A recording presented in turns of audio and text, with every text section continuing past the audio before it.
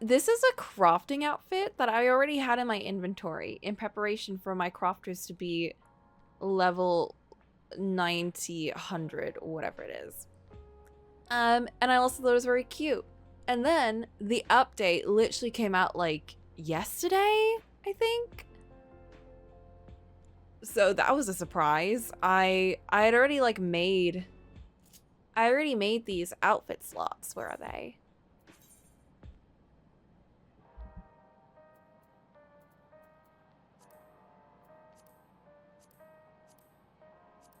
So yeah, I'd already made these in preparation. I have this one as well, which is a little bit more like techie looking. However, I simply liked this shirt too much. This shirt is just like the cat's meow. This is the look that I want to go into battle with every day. Because it is also a look that fits a Renaissance painter. Well, maybe not Renaissance, but post-Victorian painter lady. I just think it looks so dapper, and it is absolutely something that Coco would wear. Oh, that's also my favorite. Oh, I just realized I can now wear this outfit on anyone. I can be steampunk, because this was originally only scholar specific, but now anyone can wear it. Oh, amazing. I love this outfit so much. It's my crow outfit, but alas, my scholar was never high level enough for it. All of these I think are pretty basics. These are pretty normal outfits. So none of them really matter. The only thing that matters is, why is that archer? The fuck? I swear I saw archer just pop out for a second. Whatever. Anyway. The important thing today is that my crafters are all like level 73 or something. And my gatherers are like level 81. We're getting there. I have officially gotten back into the diadem, which is the crafting hellhole. And also, actually, speaking of archer, oh, that's why. It's like, why is one of them disappeared? That's weird. I know why. Where is it?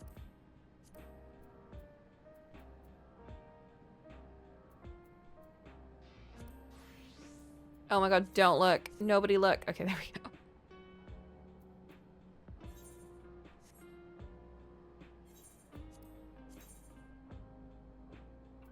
There we go. Look at my archery outfit. It's so basic. She's so baby. I have not unlocked Bard yet, so we cannot play any tunes. However, why is she looking so smug? However, I can do this. Give me a second. However, I can play a little tune. I can play a little tune. That's it. That's all I can do. Anyway. Let's get out of here. That's enough for the update. That's my Final Fantasy XIV update. I've just been grinding. I've been crafting, gathering, and leveling up Archer. And choosing outfits. I've spent so much money on outfits. On these stupid shirts. I've even... Oh my god. I've even gone back into the island restoration project to do island stuff. I've set up a scheme because there is another outfit in the island that I need to collect. However, I need to be level 20 in my island rank, and I'm currently rank 11, so we are a ways away. They got me hooked, but also I blame Nikki. I never cared, but now I do. Now I have nothing left. Hello, Black Blue. Good day to you too. I hope your day has gone amazingly and you've not been tired. I was so sleepy today, but I made it through. I made myself a coffee and I took it to my session. And the kid was very like, Yay, because it's the last week before they break up for Christmas, so they're all like super happy. And I went home and I was like, I'm so tired. And then I had to type up all the notes. And then I finished. It was a very like uneventful but long day. You know when it's like very uneventful but you're tired, so the day just stretches long and long and long. I had lunch with an old coworker today, a going away thing since I'm leaving. Oh, that sounds like it must have been a lovely time though. I do really like going away lunches because it's just a nice time to really see everyone. And it's very bittersweet, but I hope that you're leaving to good pastures. Sorry to hear your day was so long. I'm whining. It wasn't bad. It wasn't bad at all. I'm tired, so everything I say is gonna come across like, how dare the world do this to me? I'm but a girl who is just drifting through the wind like a plastic bag, wanting to start again. And we'll stop before I get into another yap fest like on Monday. We cannot have that every day, especially since Friday is going to be the yap fest. Or maybe not. Maybe Friday's going to be super chill. Maybe Friday's going to be super normal and we're going to paint and draw and everything's going to be nice. We're going to listen to K-drama music and I'm going to chill and I don't even know what I'm going to draw. Who knows? Who knows what's going to happen? Who knows? I have so many work in progresses. Who knows what I'm gonna pick? I don't know. No one knows. Maybe what Cocolamoco does. Wait, let me turn up the game. Where is the game?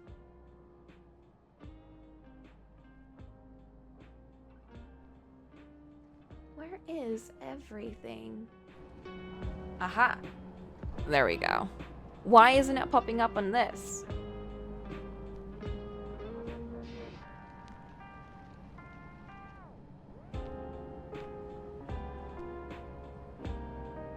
We're allowed a little whining, even if it doesn't sound justified.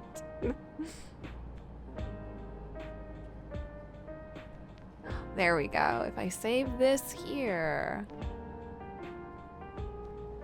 Why are you not setting up?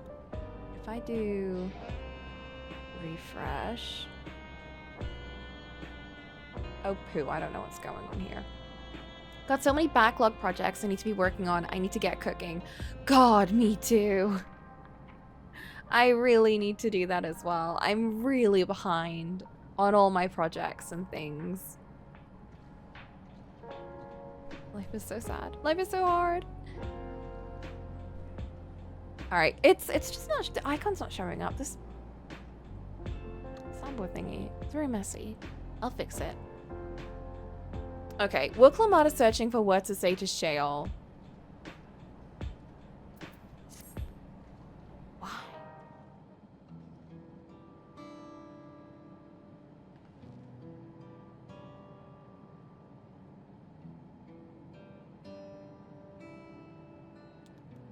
I'm really sorry, but oops, we're not sure what happened to Kafkiwa. The others are trying to learn what they can. Oh, Kafkiwa, we'd known such a day would come, but I wish we could have at least said goodbye. I don't remember what her voice was. I think Boop was voicing her. We knew then that she was already gone. We did. We all did. Kafkiwa forbade us from saying anything. She wanted to tell you herself when the time was right. I expect she was torn over how to reveal the truth to Erenville. I see.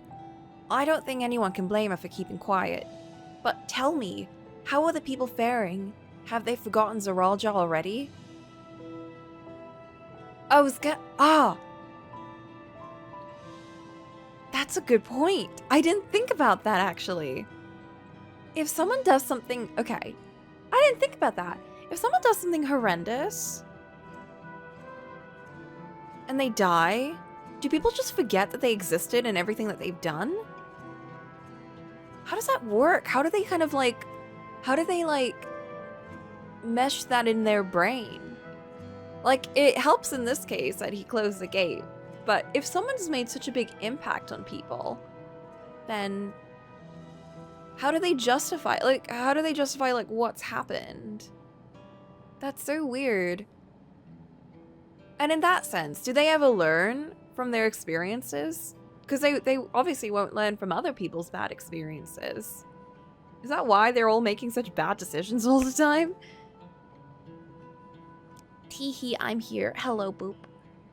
Is it just void in their memory, or do their memories get rewritten? I feel like your brain would probably, like, come up with some kind of conclusion. They don't feel the emotional pain. They have multiple soul lives, so they're good. No, but, like, my thing is, if someone has done such a huge thing, and they've had such a big impact on people's lives, and then they die, then the people just don't ever remember.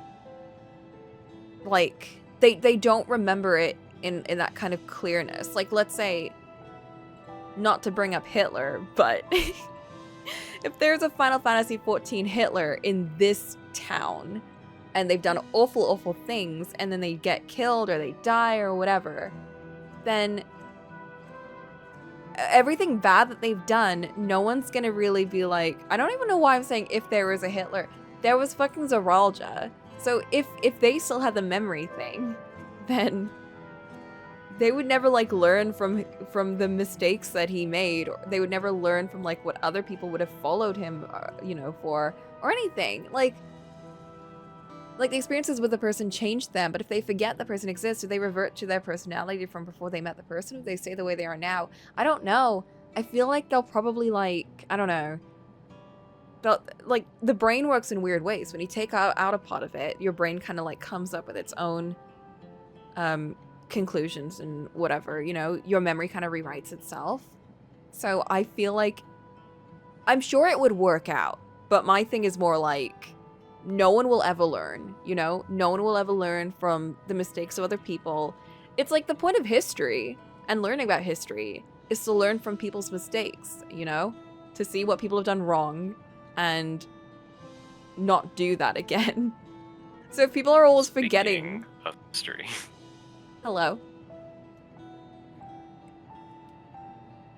Speaking of history. Hello. Speaking of history, who's ready to repeat some mistakes? No! That's a Boop jump scare! I can never tell when someone joins because I have my notifications and stuff just all off constantly. Yeah. And Discord enters a streamer mode and it just, like, mutes all noises. Even then, I'm always on Do Not Disturb because I hate notification noises, which is why I never answer my texts. Jesus, okay. Well, that could be a problem. I never know until it's too late. Damn. That's why my phone is always on silent, like perpetually on silent. Mostly because, like, I don't want it going off at work, but then I never turn it back on when I'm at home. And then when I do turn it on, I'm like, this is annoying, and I turn it back off. Same with Discord. That's why it's always on Do Not Disturb. Coco is the type to leave someone on unread for days. See, I would do that, but only because it would remind me to read the message, versus if I left them on read, then I'd forget that I read the message, and I wouldn't get back. Because I'll open messages. I don't get that. Read it. I'd be like, I'm too busy to answer this right now, and I would forget, and I wouldn't answer it again, because it would be on read. So in my brain, I'd be like, well, I've already read all these messages. I get busy. I answer messages during work, and then I never, because I'm opening them. I open them during work, and then I'm busy, so I can't actually read it, because it takes up a lot of, like, mental. Listen, when I answer messages, I put brain power in that. I think about it. Okay. I want to answer a question. I want to answer, like, a message with actual thought behind it, even if that thought is jumbled words. But I don't want to, like, you know, if I'm at work, I don't have, like, the time to do that. Like, I can't just be, like, on my phone and talking to people. So then I read it, though. I open it and I read it, and then I'm like, okay, cool. I need to get back to that later, and I forget. Which is why I tend to answer things in the moment and in the now. So whatever you get, you're gonna get. That's good too. There's, I mean, I'm telling my kind of way of doing things, which is not really the best way of doing things. My other thing is I deleted a lot of like messaging apps on my phone because I do get distracted at work. So specifically to not do that anymore. So I think I've been better about like getting back to people because I just won't see anything until I'm done and I'm at home. Mm-hmm. And you know, I'm in a better place to answer things. But aside from that, I still don't like notifications, so everything's always on Do Not Disturb. I hate ping noises. I hate pingings. Mm-hmm. It frustrates me. Do you have like a visceral reaction when a TV show or movie uses like the default ringtones or notification sounds for like an iPhone or an Android? It's just like ding ding. Not the ringing sounds, but notification. Yeah. I don't like it. I don't mind ringing. Ringing's fine. Mm-hmm. I could have my phone ring all the time. That'd be okay with me. The only thing I don't like messaging noises. I hate it. Despise it. If someone were to unironically play like the Discord notification sound, would you freak out? If you just unironically, in the wild, you're just walking around. Oh my you god! Just, like, it's happened a couple of times, and I'm like, I get like genuinely panic when it happens in like a YouTube video, and I just suddenly hear it. Did it? Some people do that as like just a normal alert or like a little sound effects noise, so it's not even like a notification. And I'm genuinely like, what was that? Oh no. Just change your messaging noise to ringtone, so it's just a whole ringtone. Ah, there you go. Perfect. Gotcha. Amazing solution. If I don't plan on replying to someone, I won't read their message because leaving the notif up reminds me to read it later. See? There we go. Someone else like me. You get me, Black Blue. You get me. But yeah, I think I don't know. I like texting people, but I don't like doing it all the time. You know when you get into like a phase of texting and then you're in that zone? But I can't do it all the time. I get really stressed out. I get very anxious. So I just like close everything. That's why I always like, I have Discord like set to close. So when I'm done with like a message or whatever, I just like fully close it. So I don't like have to see anything or like get interrupted. Cause I get so distracted. Second someone messages me, I need to go into a whole conversation. And then I put off everything else I'm doing. But as a caveat to that, I've now gotten sucked into Instagram. Oh. If I open that, I'm sucked in. I can't stop. That is the one thing that I have notifications on my phone.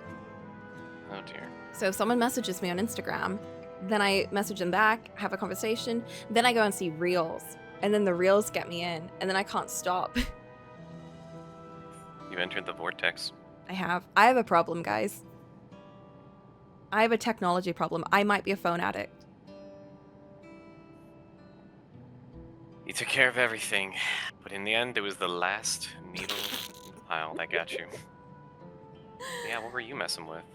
I'm yelling at a cat, don't mind me. No. Yeah. A real cat? What were you messing with? Yeah, it's a real cat. Huh? You have a real cat there? Mm-hmm. My friend decided to adopt a kitten. Oh, what kind of cat is it? It's like, I don't know, it's like a black cat. Got little yellow eyes, so he's named it Vivi. Oh, black cat with yellow eyes. It's just like Salem. Yeah, what are you doing? I already get sucked into YouTube shows, so I refuse to start the Instagram, Twitter brain rot. Oh, see. I switched one for the other. I no longer go on Twitter. I no longer go on like any other social media apps at all. But my god, Instagram has me at like a chokehold. It just like knows exactly what I want. It is all like aesthetic clothing, art, And it's like, not all the faff that you get on Twitter, like, you don't just see a bunch of people arguing. I mean, if you go into the comments, you do, which I don't. mean, that's what the comments are. But exactly. no, But I don't see that in, like, the posts. You know, like, on Twitter, you'll go onto it, and it's just, like, everyone is just arguing, and it just, like, annoys the hell out of me, because the things that they're arguing about, for the most part, is usually so stupid. It's like I don't, it's like listening in on people arguing. And it's like, I don't care. I don't care. That's not what I go on here for. But it's like, Instagram, walking past all the other rooms in the apartment complex to get exactly. to your own place, and you hear all the fighting going on behind closed doors. I don't, because my building is like really, really solid when it comes to like the walls between rooms, just not inside the actual flat. Like between the rooms in the flat, you can hear everything, but outside, you can't hear shit. Damn. That's why I don't read Reddit comments, only the original post. Reddit is actually something that I have gone on a lot more frequently. But for specific things, no, I don't go on like forums and all that stuff, but it's gonna be like things like, I think this is also because of the AI kind of search filters on Google, but I tend to now go on Reddit to find an answer because I just trust it more. Because I would rather hear a bunch of people's opinions on something, and it's usually going to be like a clothing outlet or like a product or something like that. So it's not going to be like annoying people. It'll be like real people who are talking about like real things, you know, not people like, it's not like the gamer subreddit or like the, you know, I don't care about that. I go on Reddit for like screenshots and the OMG, I never noticed it until this thing. No. Spoiler screenshot. No. I only go on Reddit when Google points me to it. I don't search. Exactly, yeah. That's kind of how I do it. I've gone on Reddit significantly more over the last year than I have in my entire life. But it's only because when I search something on Google, my first thing is like, I don't want to look at all of these web pages and like articles and things that are like, for the most part, absolute bullshit. I would rather see what a bunch of people have, you know, their take on it. Like, it could be things like, oh my god, what do you wear with a like mid-waist skirt and this kind of combo? And it's going to be like a very specific answer from someone. And, you know, you'll get cute little posts, like people posting pictures and things like that. And I'm like, this is what I want to see. I don't want to see like some kind of AI generated post on like outfit mix match and stuff, you know? So that's kind of what I found I'm doing more. Going on Instagram more and going on Reddit, because it's for the most part it's gonna be people. However, there are some reels that I'm like, how the fuck did this get on my page? How the fuck did this get on my anti-AI page? But then I remember, that's a great question. Instagram is run by Mark Zuckerberg. Mm. And it all makes sense. But anyway. That's true. Let's not doom about that too much. Mm-hmm. How are you doing, Boop? I'm doing okay. Despite everything. Despite everything. Friend Jeff left his phone out, and he has like multiple alarms set up to go off in the morning. So I got jump scared, and I had to like stumble in the dark to find wherever he like lost his phone. And I just grabbed it and I turned off one alarm. Then I slid it under his door. Just because I didn't want to deal with it anymore. Then I heard the thing go off 7 more times. And I was like, yeah, I guess I'm just not going to sleep. I guess I'm just up. What time is it? 3:30? Yeah, alright, I guess I'm up. So. He needs to get one of those, like, well, actually, if you get, like, a smartwatch, it just has, like, the alarm go off on your hand. And it just vibrates you awake. Maybe, yeah. Personally, I don't use alarms. Really? My body wakes me up. I'm a very anxious girl. Oh. Like that?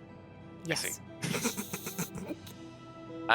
I'm either a very deep sleeper or I wake up at the slightest sound. There is no in between. It's just like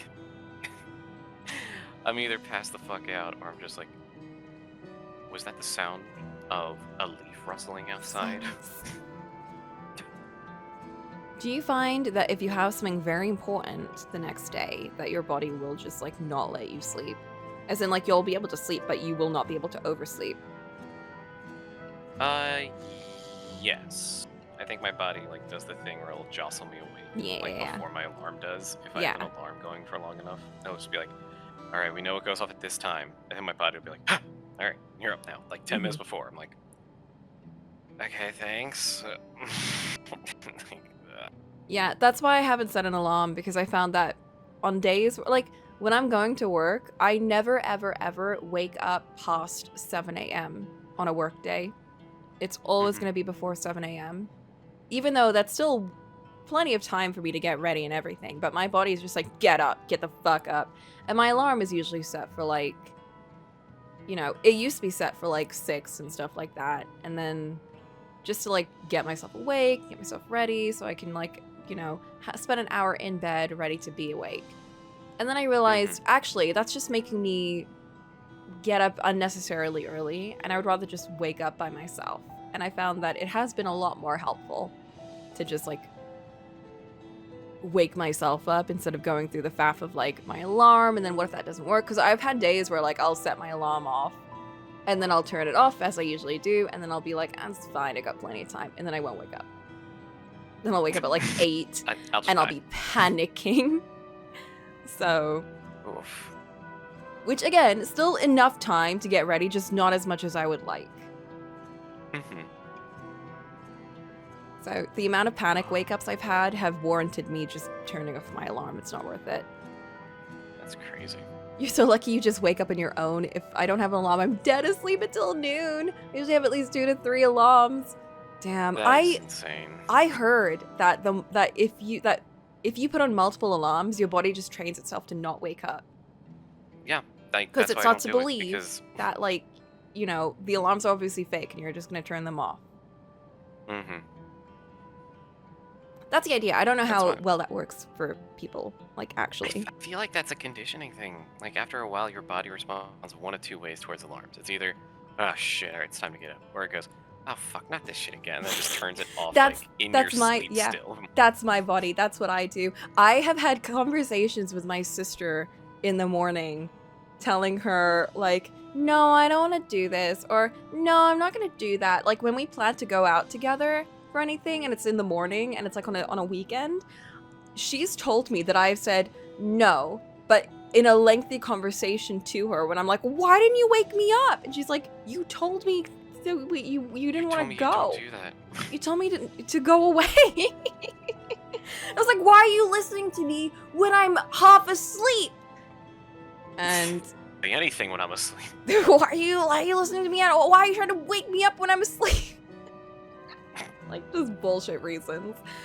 So when I realized that I can't rely on other people waking me up, I also can't rely on an alarm waking me up. I have to just go with, like, the panic in my body and soul in the idea that if nothing wakes me up, I don't go to work and I die.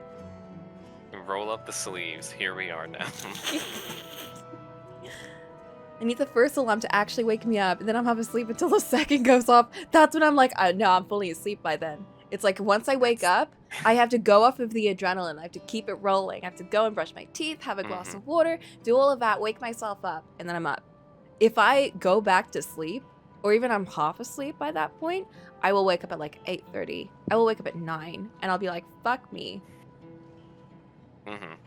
It's happened. It's happened before. My goodness. Lo-fi Coco going wild. Oh, that's true. We are in the... This isn't the lo-fi music, though. Oh, we're not on the lo-fi base? We're not on the... let me share this with you. We're in the lo-fi base, but the lo-fi is not playing. No. What's the point, man? Alright. Shale. Go off, queen. Oh, you're just tossing me right in. Yes. I see how it is. Let's see. Who is Shale? Is this one of the people here? It's just one of the people here. I feel like every time Shale's on screen, I have to be reminded who Shale is. I keep forgetting who Shale is. Apparently she's like an important, like, minor NPC character, like a recurring one in this area. So they say, so they claim. She's like the Tataru of this zone, if you remember Tataru.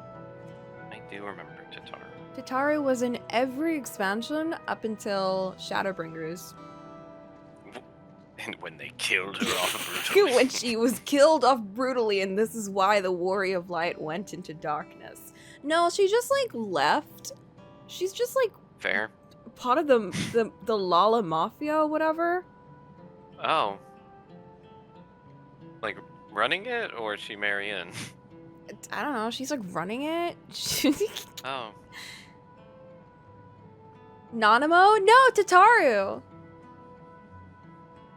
I could have swore she like fucked off, and then she always comes back.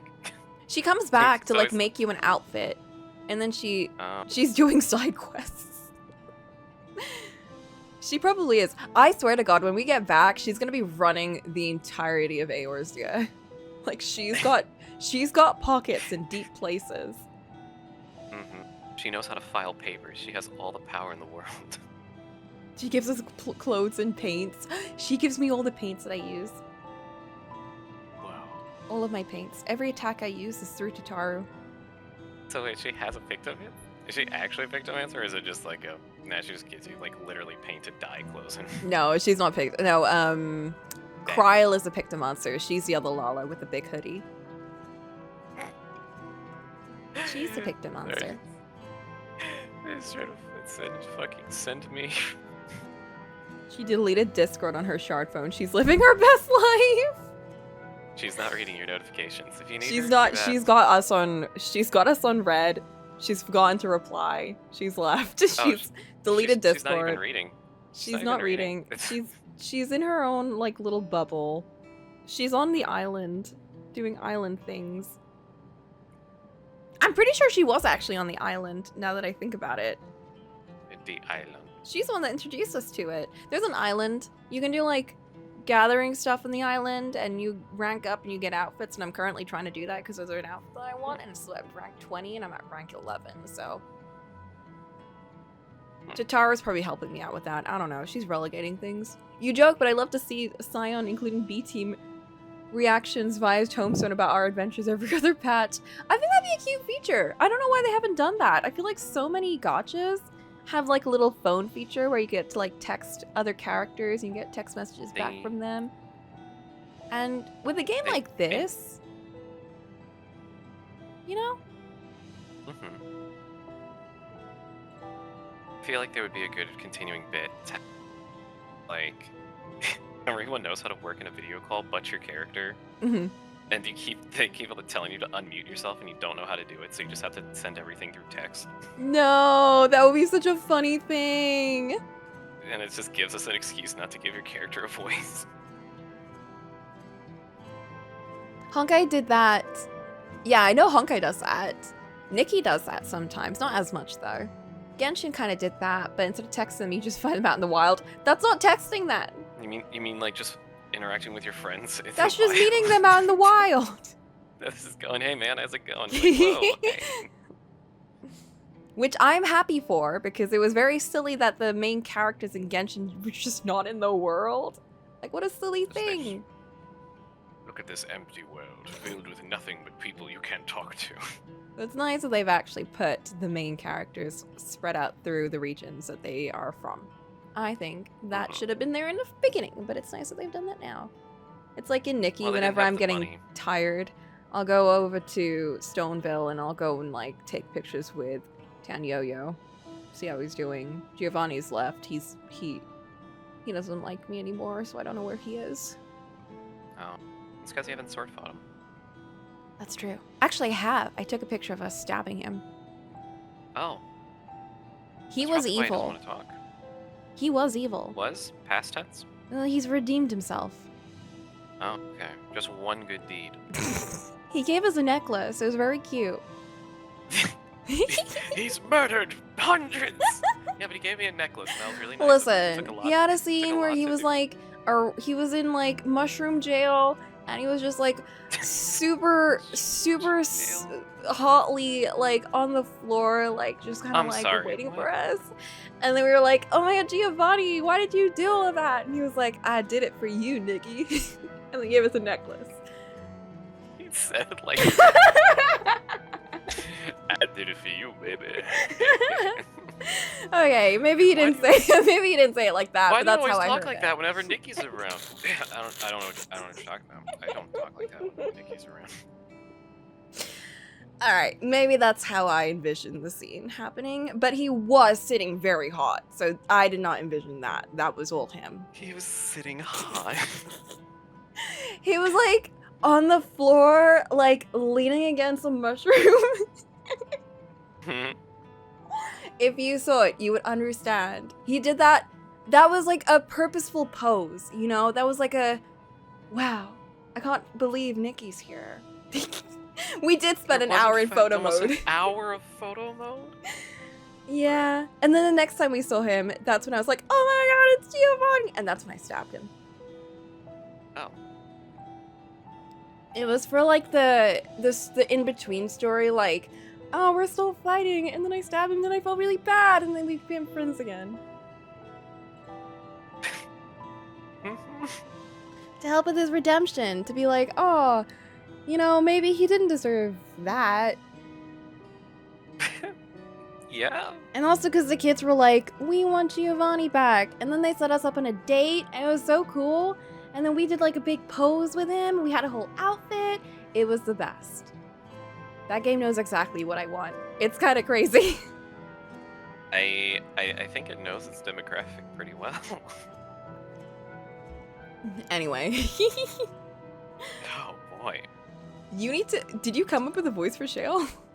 No. You stalled. I didn't mean to, but now my brain's just stalled because I'm just trying to process everything that was just talked about. Don't worry about it. How does this happen? This happened frame 1 of entering the call. Don't worry about it. How did this happen? How did this happen? I think she's Southern. Mm-hmm. Okay. We'll do the Coco Southern voice for her. What does that mean? Well, I just say we just do this. I have different Southern voices, excuse you. I'm gonna have to get excused then. Hold up 1 sec, I'm getting up. I'm excusing myself. I'm running away. There's Old Southern, there's Southern Belle, there's Hillbilly Southern, and I think that's the extent of it. Mm-hmm. So we have at least 3. There's at least 3. There's at least 3. Anyways. Let's see. Well, maybe I should... Maybe we should do some vocal warm-ups.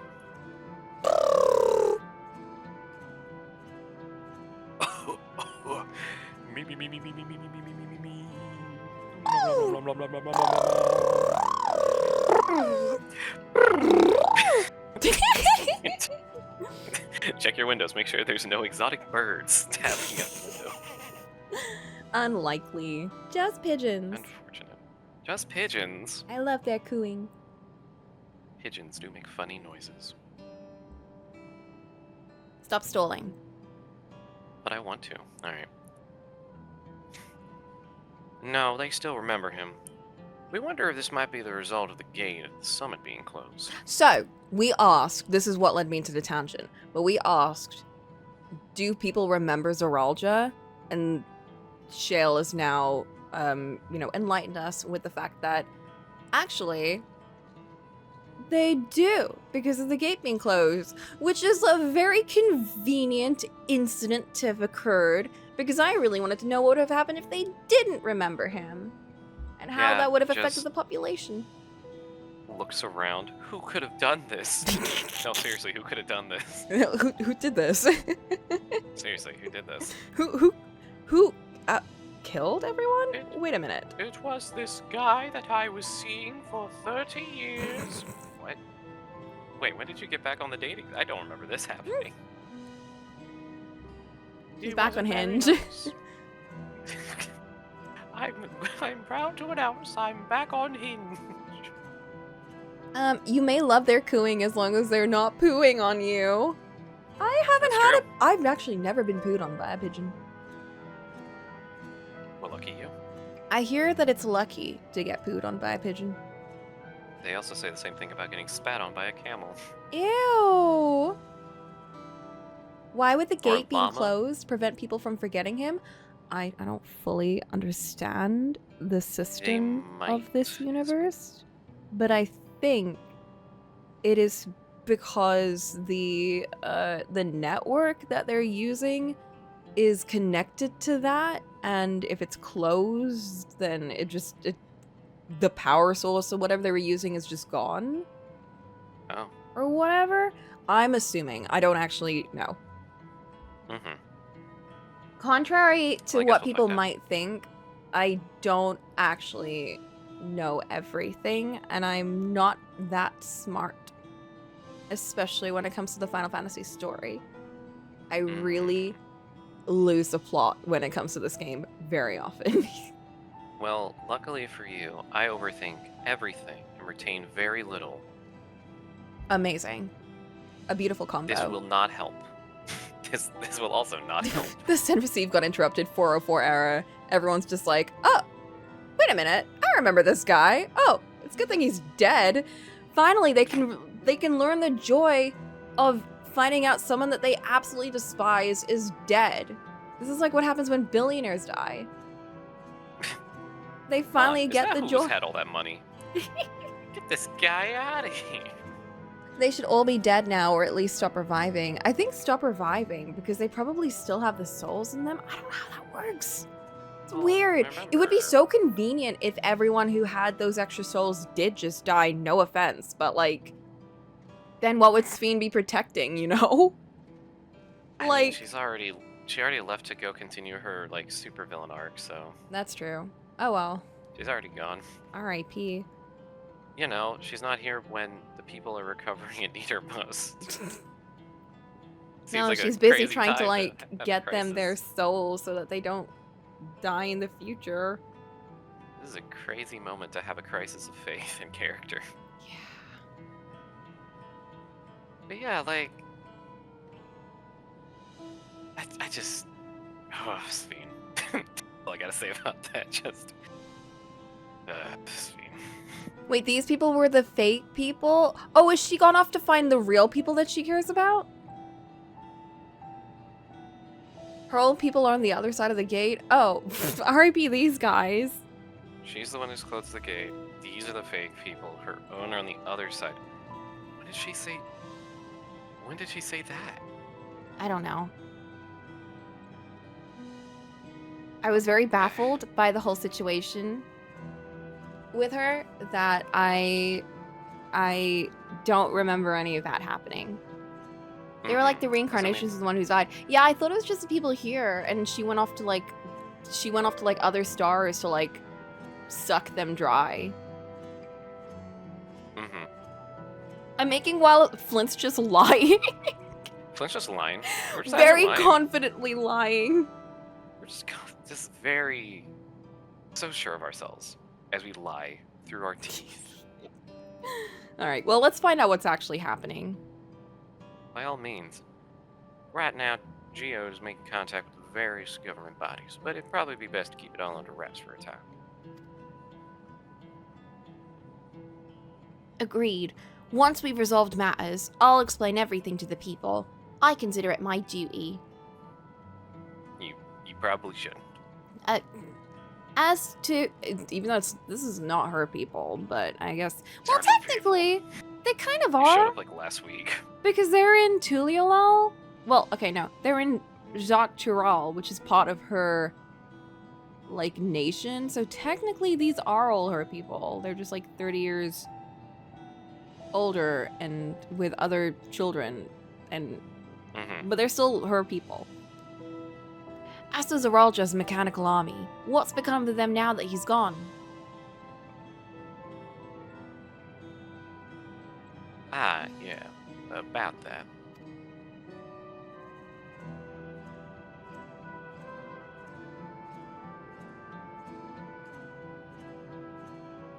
Confused child noises.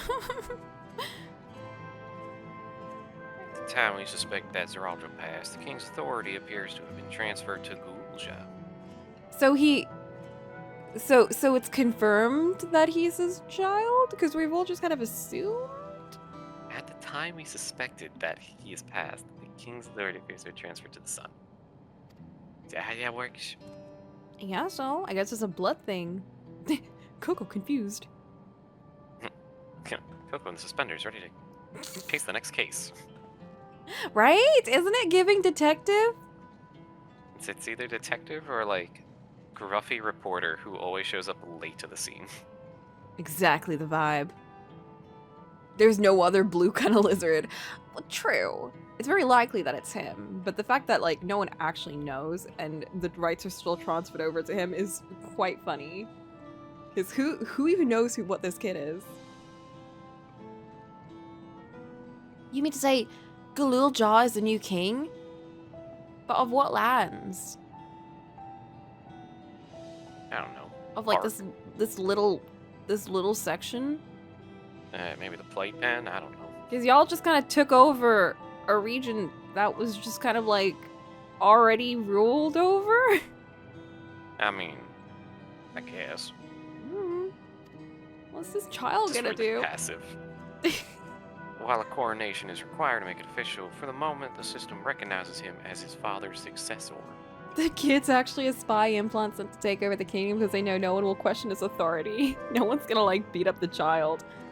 So it's good enough. Just a child in a lizard mask. Just a child. But I don't want this. I don't want to be king. Yeah, well, too bad. Well, come on. Maybe I can take over another territory. It's not your decision you have to make right away, but given the authority comes with command of an army, you can't give it up lightly either. Why are we making this child run an army? We can think on it together later, but for now, I want you to hold on to it, to what your father's left to you. If you say so. Tough titty kid. Why are we like zooming into like the fisheye lens for him? He's making his head look so big. The intensity of the close-ins show that we're really starting to realize that the kid's world is closing in around him. Suddenly he has to grow up fast. Are you alright, Lamati?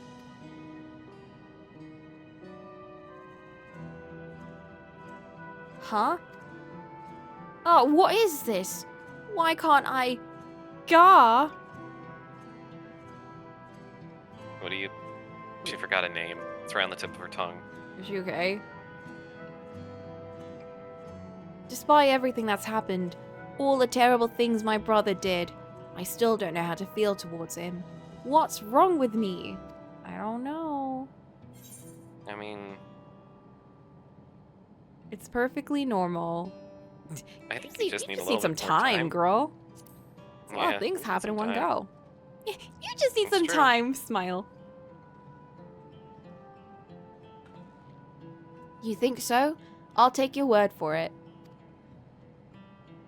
To be fair, her brother, from her perspective, did all this in a few weeks. That's true. That's true. And he vanished for like months on end, I guess.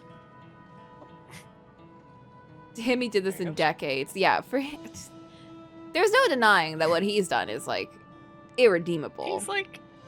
But he like didn't even bother. Like he didn't develop as a character. He just was like... He didn't. Say the exact same.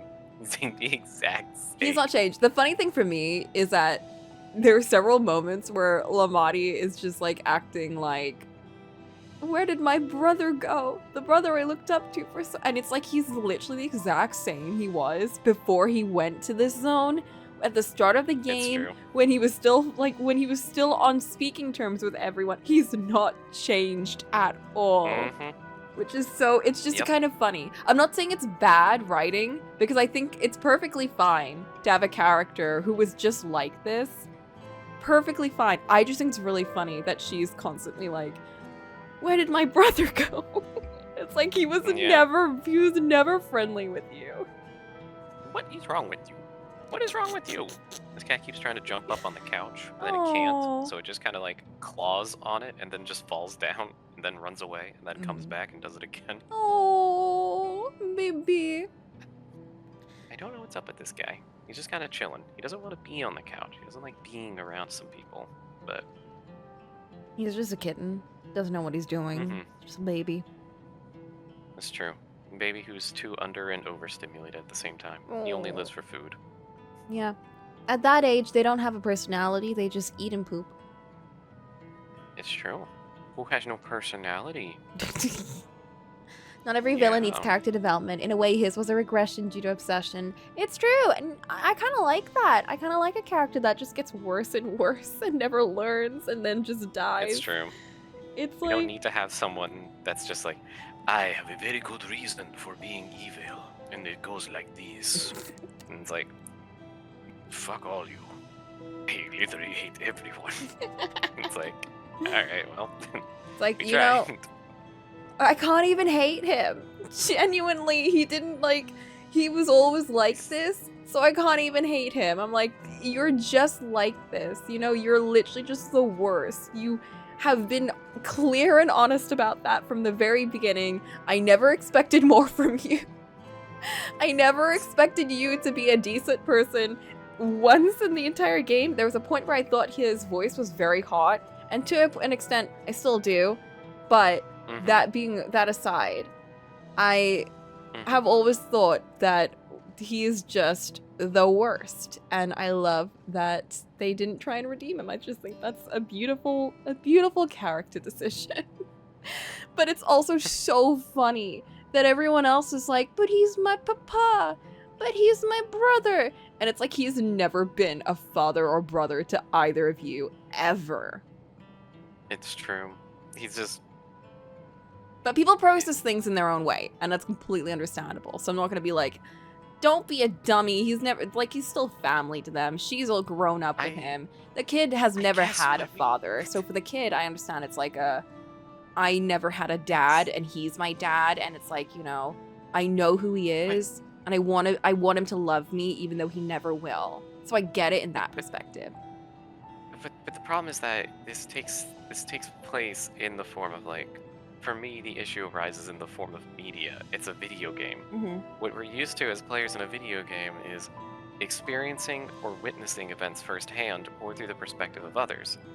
And they have done that quite for, like, everything in this game.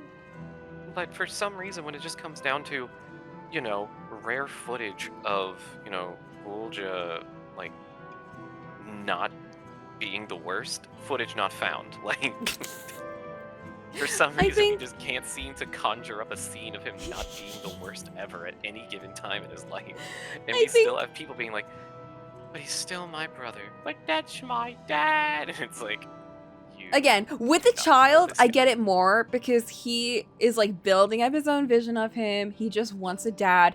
That's it. That's, you know, the end of, you know, kids form attachments to the worst people, and they will defend the worst people no matter how bad they are, because that's someone that they're supposed to care about. With Cocolamoco, it's funnier because it's like, you've seen him at his worst and barely seen him at his best, and you're still so attached to this man. But it would just be really funny if there was just like an early scene where you meet him and the first thing he does is threaten you, and then he like leaves, and Cocolamoco's like, oh, lucky you caught him during a good day. And it's like, that was a good day. I can't get too upset though, because she does straight up still want to kill him, and she does go for it. If she was like, I can't do it, it's just too hard, then I would be pissed off. I still see my brother, we can still be a family. And then he goes, no sister, don't, we can still rebuild our family. And she's like, you're right, I'm just kidding, stabs her mortally. No. See, that's when it would go a different direction. That's when like the sympathy would disappear, and I'd be like, Cocolamoco, what the fuck? We had a plan. But I get the sentimentality. It's kind of like, you know, when you know the worst person ever, but they're family, And no matter how much you hate them, there's a little part of you, a little teeny weeny part of you that will remember maybe the most base moment of them, which is maybe the bare minimum, but you'll still remember them in a somewhat positive light. You'll still miss them to a certain degree, no matter how terrible they were. It's that familiarity that keeps you binded to them, for better or for worse. It's what keeps people in a lot of relationships. It's that familiarity to someone. Like, whether it's family or, like, friends or, like, romantic partners. Like, it's a very strong bond. And there's no denying that. I don't know how deep we're going with that with this game. But I'm going to use that for Cocolamoco. Only because I like her. So I'm going to give her some grace around that.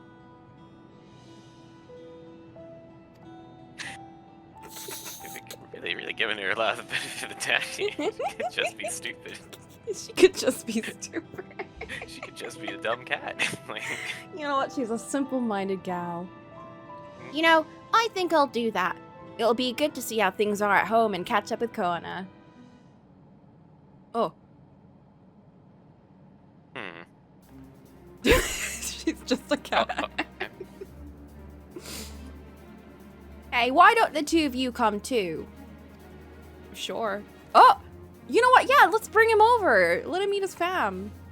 Won't everyone hate me? Girl, they don't even know who you are. Of course not. They might be a little unsure at first, but I'll set them straight. Besides, I want to introduce you to Koana as new family. Really? Really? That is if you're fine with it. all right, everyone, please meet your new nephew, Adolf Jr. I am! Let's just change his name really quick. Well, he's actually named after their dad. Why does Cocolamoco have an accent? I don't know. It's just how she was at the start, and I never changed it. And we're just even though it does not match anything. It's so just funny. Didn't we get a redeem? We did. However, the ad is about to hit. Yes, we did. Yes, we did. No, we didn't. The ad is about to hit, and that's why I'm gonna save it until right. Until you did. Wipe the locks. Let's be off. We'll have to run to the palace to see Koana. Oh, would you look at that? Quest accepted. I've been waiting to get out of the scene to do it. No, please. We can find another tangent, I'm sure. Oh, speaking of, I have a new emote. You have a new emote? I have a new emote. In game or? In real life, I can now emote in a different way, guys. Oh my very gosh, exciting. you're learning such a vast range of emotions, Coco. You're doing it. You're a real girl.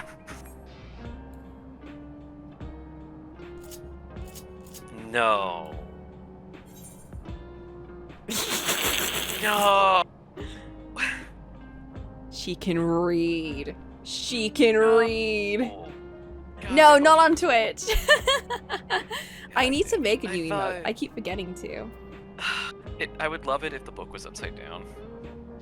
Let's pretend the book is upside down. It's just like, yes, of course, the words are made of words. Do you remember Liar Game? The K-drama. Some parts of it. Okay, there's a key Been like plot a in long that time. where the main character, he reads books upside down to process them, like, again, like to kind of take more time reading them. And at the end of the drama, the main character, she starts to do that, and like someone at college is just like, what are you doing? And she's like, I'm just trying to read it in the way it was intended. Or something like that. Some bullshit like that. Oh my god. But a lot of this was back on Vicky. Someone was just like, I think it's because she just can't read. One of those legendary comments that just stick with you. Just stuck with me forever. I will never see it again. You ever watch Romance as a Bonus Book? I have, actually. I really like that show. That was a really good K-drama because it stars Lee Jong-suk. The first actor in a K-drama I'd ever seen, and my first love of my life in a K-drama. I used to only watch K-dramas with him in it. But by the time Romance is a Bonus book came out, it was like, you know, much, much later in my life. I like the side characters a lot. The side characters were super fun. It was really funny watching Squid Games and seeing the gruff detective in that. He was the second main lead in Romance is a Bonus book, so I forever saw him as this like silly goofy guy, and then in Squid Games he's just like this really serious sad boy. I feel like my experience with Squid Games is so funny because there's so many actors in that show that have been like side characters in K-dramas who are like goofy goobers, and just knowing that a lot of people's experience with Squid Games is seeing them at like these gruff, sad, depressing, maniacal beings. And for me, I'm just like, hey, it's that girl from that K-drama, and she was so silly. And she's like stabbing someone in the throat in Squid Games. or like the guy at the start who like gets him into the games, the evil little shit of a man. And my introduction to him was in Coffee Prince, where he was this like sweet guy who's just like doing his best, and he's just so, because Coffee Prince is like an older K-drama. It's from like the early 2000s. It is like one of the pinnacle K-dramas, and that was my introduction to him. And then seeing him in Squid Games as this evil man is so crazy, because he's always been Korean heartthrob. You know, the heartthrob of the early 2000s. And then seeing him as like this evil man was crazy. He still looked very hot though, but like crazy. I hated him, despised him, wanted him off my screen. And I was like, how could they do this to this man?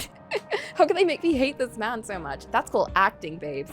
That was like, that show showed me like the peaks of those actors, because I did not realize they had that range. So many of those actors, I did not realize they could do stuff like that, because I've only seen them as goofy goobers.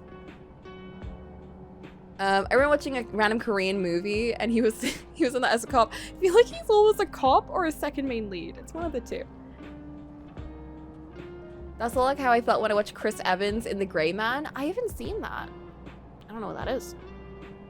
It's funny seeing Chris Evans as like an evil man. He plays a jerk really funny. He plays it really well. My favorite was in Knives Out. Like, I had a new appreciation for him. Scott Pilgrim as well. Like, it's funny. It's just funny when people are actually allowed to have range and act. It's true. They're not trapped in the Marvel minds. Oh my god. Marvel makes me forget that some of these guys are actually bona fide actors. Dude, that's what it does. Thank God. They got Pedro Pascal to be Mr. Fantastic, the Fantastic Four. And all my brain went is, man, it's gonna be really sad when he shows up in other things and he's just not acting at all. No. Like, full autopilot, just like, ah, man, this sucks. Well, at like, least, in, what was that movie? The Transformables? Was it? The, Transformables. All right. The Aviator? Yeah. The Rocket People? The Rocket People. Okay. So we have Transformables. The Rocket People.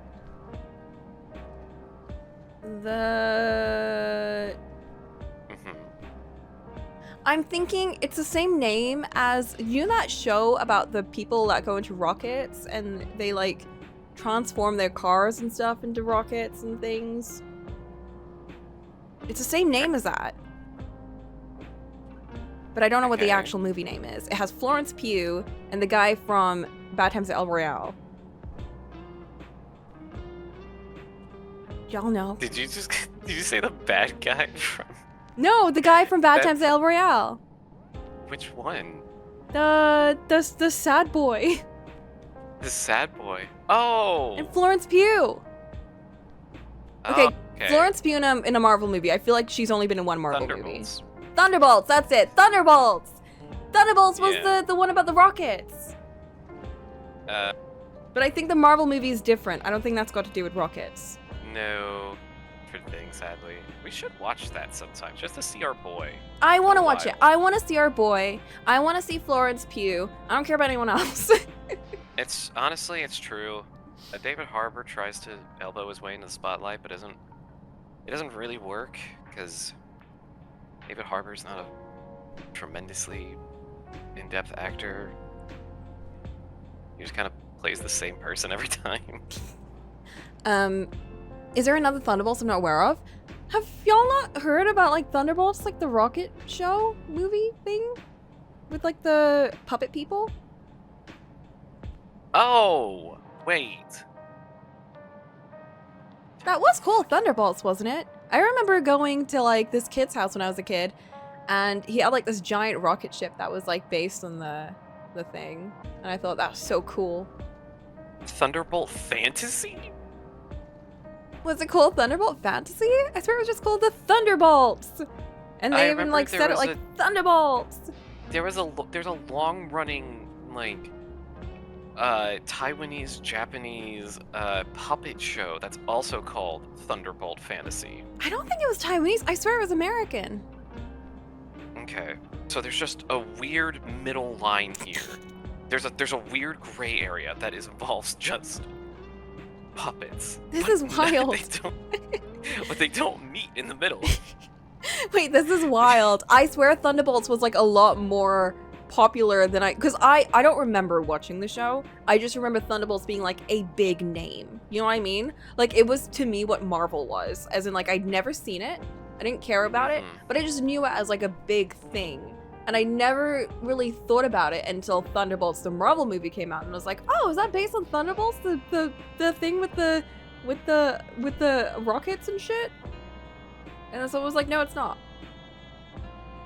So was it an anime? Was it like a live action show? I'm pretty sure it was like puppets and stuff. Like you know, We Love America, the American puppet movie. Mhm. Am I thinking of Thunderbirds? Was it Thunderbirds? Oh my god, maybe it was Thunderbirds. Hold up. Thunderbirds puppet. Thunderbirds. Thunderbirds is a British science fiction television series created by Gary and Celia Anderson, filmed by their production company EP Films, distributed by the ITC. Filmed between 1964 and 1966 in a form of electronic marionette puppetry called Super Marionation. Okay, Combined with scale model special effects sequences, the Thunderbirds. it was the Thunderbirds. It was the The Thunderbirds. Thunderbirds. Okay, I got it mixed up. Holy. This is like me with the Avengers and the Avengers, and only remembering the British crime minute. drama show. Yeah, the Avengers. The Avengers, and being very confused when the Avengers movie came out, and seeing superheroes and wondering where my bowler hat guy was. Where's Bullhead Guy with umbrella? That Where's does bowler hat guy with everything? umbrella and girl with that hair? Where did they go? Girl that Where always am I- gives him hard time. The girl who gives him a hard time. Where are my spies? Because he's so posh. But yeah, Where they the at? puppetry for Thunderbirds is the exact same style of puppetry that was eventually adapted into Team America. Yeah. That's when, oh my god, I remember Team America came on TV and I was like, oh my god, it's like the Thunderbirds. And my dad was like, we're not watching this. We are not watching We're this. not, you're not watching This this. has America. This has America in it. We can't expose you to this. Well, it's because it has swears, because it was so sweary. What? It was very sweary. I watched lots of stuff swearing growing up. Oh, How no. good I came out. No. My dad was like, absolutely no swearing in movies. No fucking swearing No in this fucking house. no. We were in a very like anti-sweary household up until I turned into like a teenager. Then they just like let loose. But when it Yeah. came to like movies, they were like, no, absolutely not. I remember that, like I said, like I think I was watching X-Men 3, and I repeated something that the girl that goes through Wool says. I think it was like she says something about the stone-headed guy, and she calls him like a dick. And I remember saying that, and my sister was like, "Don't say that!" And I was like, "Ah!" And I never said it again. I was so traumatized.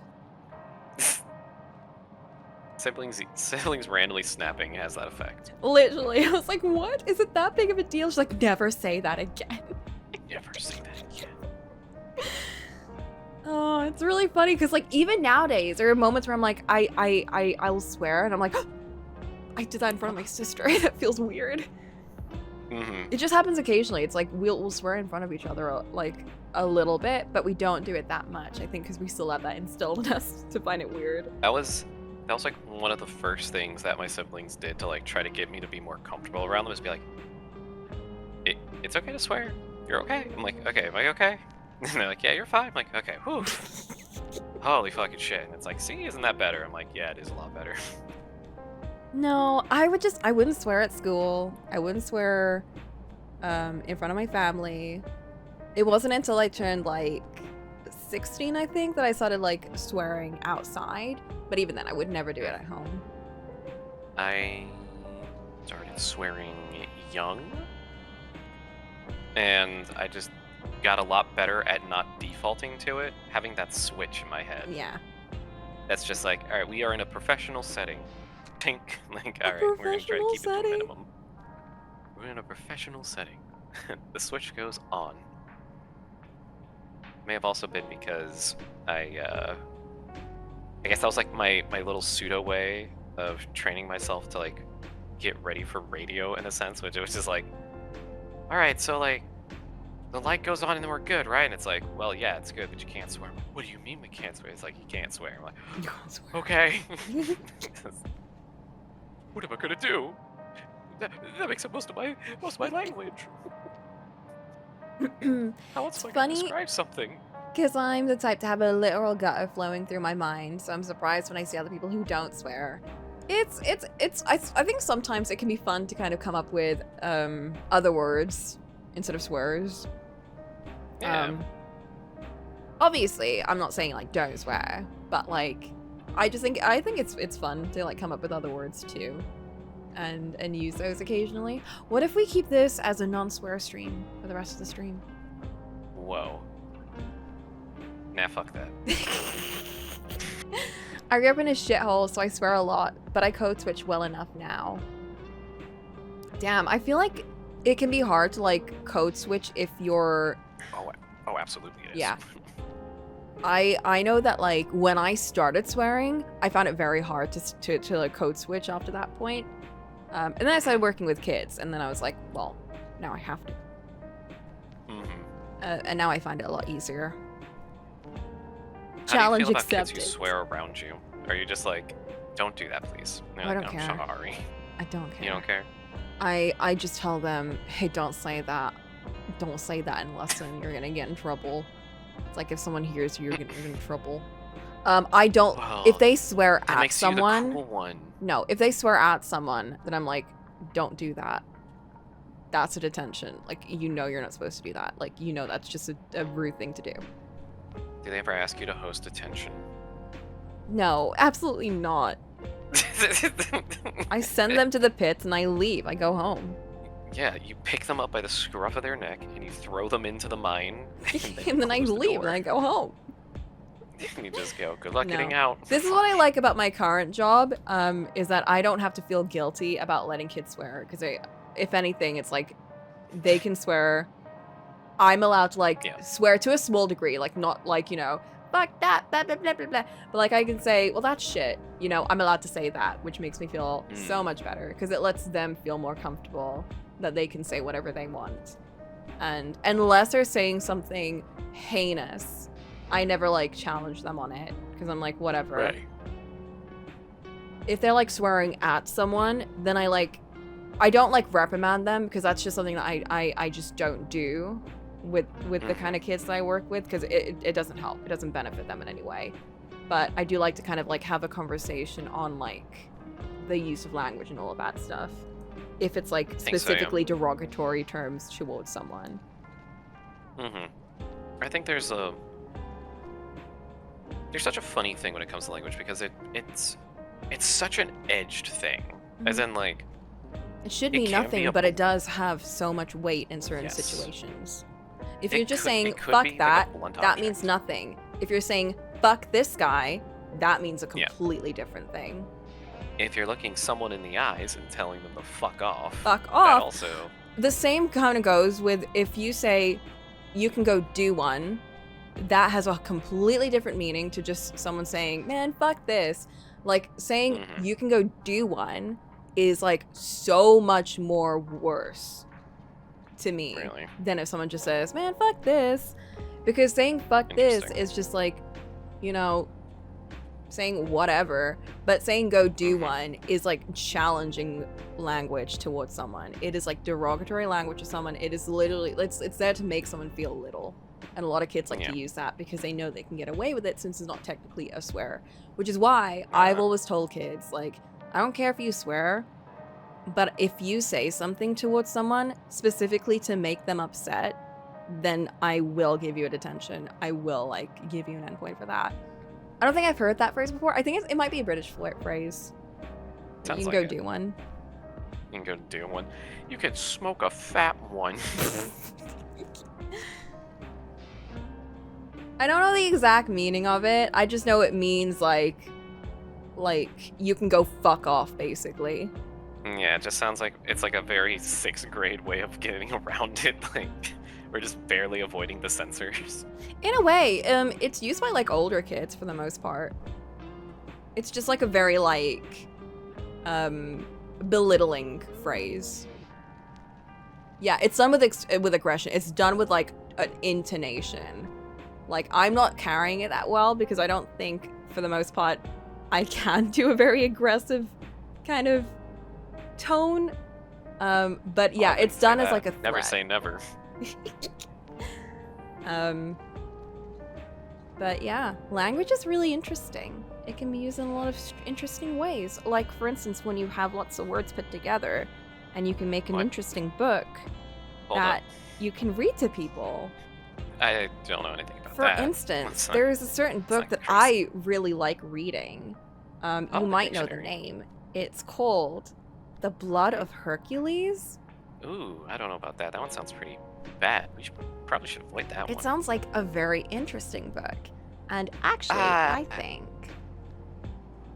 Wait, You you also don't. did this through an ad break. But wait, I'm also in the chat, You're so it wouldn't have helped anyways. It wouldn't have helped anyway. You guys sound like a podcast. I spent 20 minutes in the intro before the actual topic of the episode started. Welcome. Welcome to one of these, man. I don't know what to tell you. This happens every time.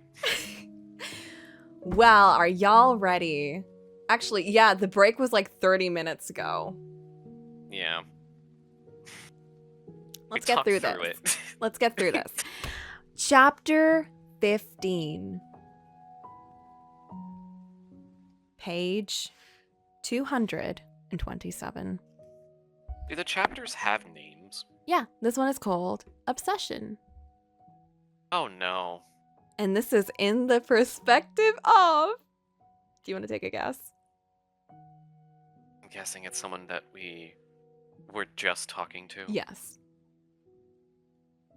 Oh joy. This is in the perspective of Augustus. There was a loud crashing noise and a thud in the other room where the initiates were supposed to be studying. Someone shouted. A grunt echoed. Cleandro and I stopped the lesson planning and stared at each other in horror. We sprinted toward the library. We skidded to a stop in the doorway. Sorry, I'm imagining the most Looney Tunes-esque kind of sequence. Just the screeching brake sound. What's going on in here? I fisted my hands. It was the bane of my fucking existence. Why is she constantly causing fucking problems? Real. Speaking of using too many swears. Oh my god, we're gonna get inundated.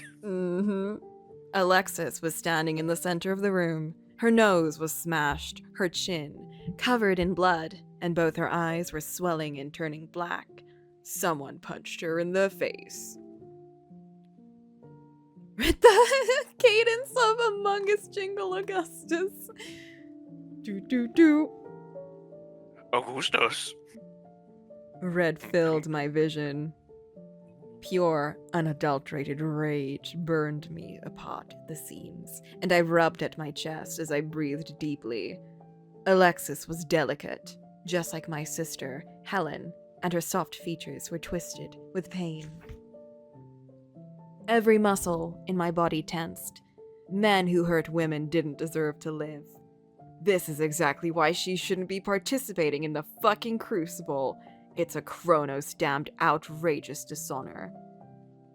My hands itched with the urge to snap someone's neck, and I trembled from the force of trying to keep myself together. Cleandro gave me a strange look, like he could see through me. I ignored him. He couldn't see anything. He was just an Olympian. He would never understand what it felt like to be me, the power, the rage, the weight of responsibility. Chthonics were an endangered species, and it was my duty as the eldest to keep the next generation safe. They were all depending on me. I wouldn't fail. Alexis's lips trembled. I will not fall for her games. What does that mean? Bro, what does that mean? Also, I want to point out, up until now, that entire, whatever you want to call that, that's just how I feel every time we do Blood of Hercules. It's just, this is just how I feel. I'm just filled with so much rage. Hatred and something unidentifiable burned in my gut. She was opening up to the possibility of Helen having to take part in this depraved nonsense. I wanted to kill her for it. When Karen had told me just what she was, the hatred had intensified exponentially. How dare she? She was a mockery of everything I stood for. No woman, no matter how strong, should ever endure the crucible. It was dishonorable and wrong. I didn't fucking care if Aphrodite and Artemis said I wasn't progressive. It wasn't about women being as tough as men. It was about the fact that they shouldn't have to be. Spartan women were rare and needed to be protected at all costs. The future of our society depended on keeping them safe. Now Alexis's two-colored eyes were wide as she stared down at the floor. This guy is Cleandro so awesome. and I stalked forward into the room. At Alexis's feet, Alessandro was unconscious and bloody. My jaw dropped as I took in the broken pieces of wood all over the boy. And the piece of wood clutched in Alexis's hand. She'd smashed him with a chair. Holy Kronos! Fury warred with grudging Holy respect. Kronos. Holy Another Kronos. figure moaned. Titus was on the ground, blood pouring off his face as he clutched at himself like a weak coward. She destroyed the sniveling pussy. Both of them. Good. Sharp emotions strangled me, and I didn't know how to feel. Everything about Alexis was confusing. No. She was Stop. shy and timid. Stop! Stop! Calm. She was shy and timid, but also bloodthirsty and savage. She made idiotic comments, but according to Pine, was a prodigy at theoretical math. I hadn't believed it when Karen had told me what she'd done on the circuit. Now, I believed him. She was clearly here to make a statement about women in Sparta. There's no way. Not on my watch! Keep those women. It was completely fucking unacceptable. My fingers itched and I fisted them. The urge to kidnap her and lock her away, then break Titus's mind into little pieces was overwhelming. Do it later. Now is not the time. Pain radiated through my sternum. I breathed deeply and fought against my debased urges as Cleandro let the girl off the hook. He should be punishing her for her lack of self-preservation, not fucking rewarding her. She is one wrong move away from death. Alexis stared at Cleandro with wide, grateful eyes, but there was a dimness in her gaze that was uncomfortably familiar. Life had hurt her badly.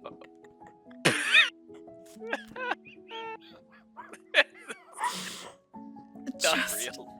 Just like it had hurt me. There's no way. There's no way we just did that. There's no way. It really did the. She's been hurt by life, much like myself. Seeing her damaged on the floor reminded me of me being damaged on the floor. It doesn't matter. I had been hurt. Don't feel bad for her. That's what she wants. This is all a game to her. She didn't make sense. Holy. From what I'd seen, Alexis blundered through life, naive and frustratingly innocent, with no thought for the consequence. Mix in her sanctimonious need to prove women should fight along Spartan men, you had my worst nightmare come to life. But I was here. I was the consequences. I was going to keep her, and all the women under my charge, safe, whether she fucking wanted it or not. Cleandra walked away, and I lingered at the door, fighting the urge to do something. Instead of following him out like I should have, I stalked forward across the library, unable to avoid the pull in my gut. Alexis's delicate features blanched as she saw me coming. You better be afraid. When I stood a foot away, I leaned close, discreetly inhaling her intoxicating scent. No fucking way. Growl burned the back of my throat, and my No. fingers itched to find out if her golden curls was as soft as they looked. Concentrate. Blow the whistle. Blow the whistle. Blow the whistle. With a low growl, I warned her to take better care of herself. Holy. Warned her there would be consequences. She glared up at me with horror. Kronos. She made me feel like a monster. Like she wasn't the one setting Helen up for pain. I was the one trying to keep everyone safe. Did she think it was easy? What did she think? That I'd fucking coddle her? Welcome her with open arms? Applaud her as she risked her life like an idiot? As Alexa stared up at me, her long, dark lashes fluttered. Up close, I could see the gold flecks in her midnight-colored eye. Her tongue flicked out as she licked across her blood-covered lips. They were curved perfectly. My silk boxers grew tight, and I instantly loathed myself! Fuck, what am I doing? I was older than her. This. And I was her professor. This was Oh, wrong on boy. so many levels. Folks, we avoided it. We avoided it for this long. We avoided it for this long. But here we are now. Now Coco is stuck reading smut. Something about Alexis made me Smut. lose control. She made me feral with rage. Sure, just rage.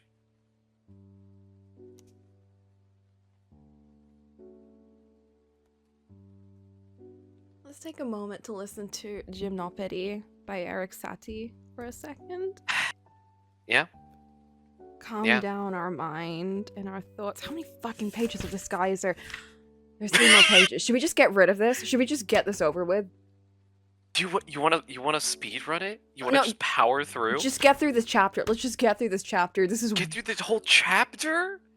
holy Alright, fine. Kronos. This guy is worse than Karen, and I don't know how that is. Holy Kronos sent me. And then he started going on about protecting women, and I said, holy shit, we're actually doing this. And then he got a boner, and I just went, aye, here we are. Okay. Thank you, Eric Satie. If I stay in this library another second, I'm going to murder both those boys for touching her, then kidnap and handcuff her to my bed. I stalked away.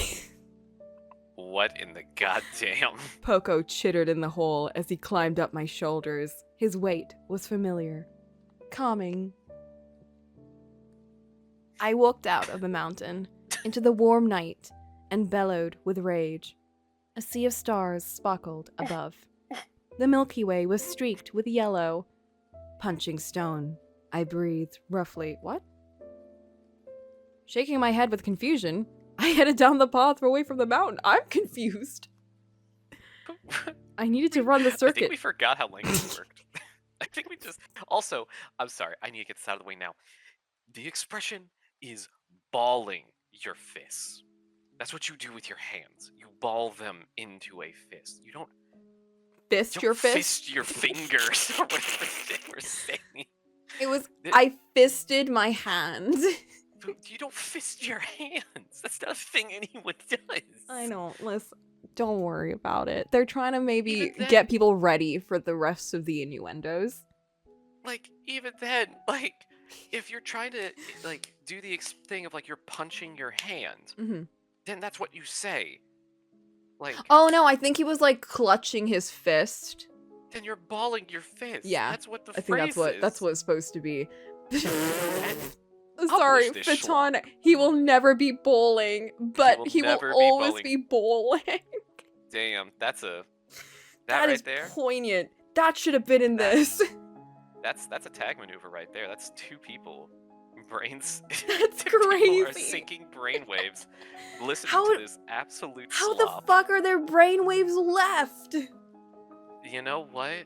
This is what it means to be radicalized. Women Okay. are animals that need to be protected and penned.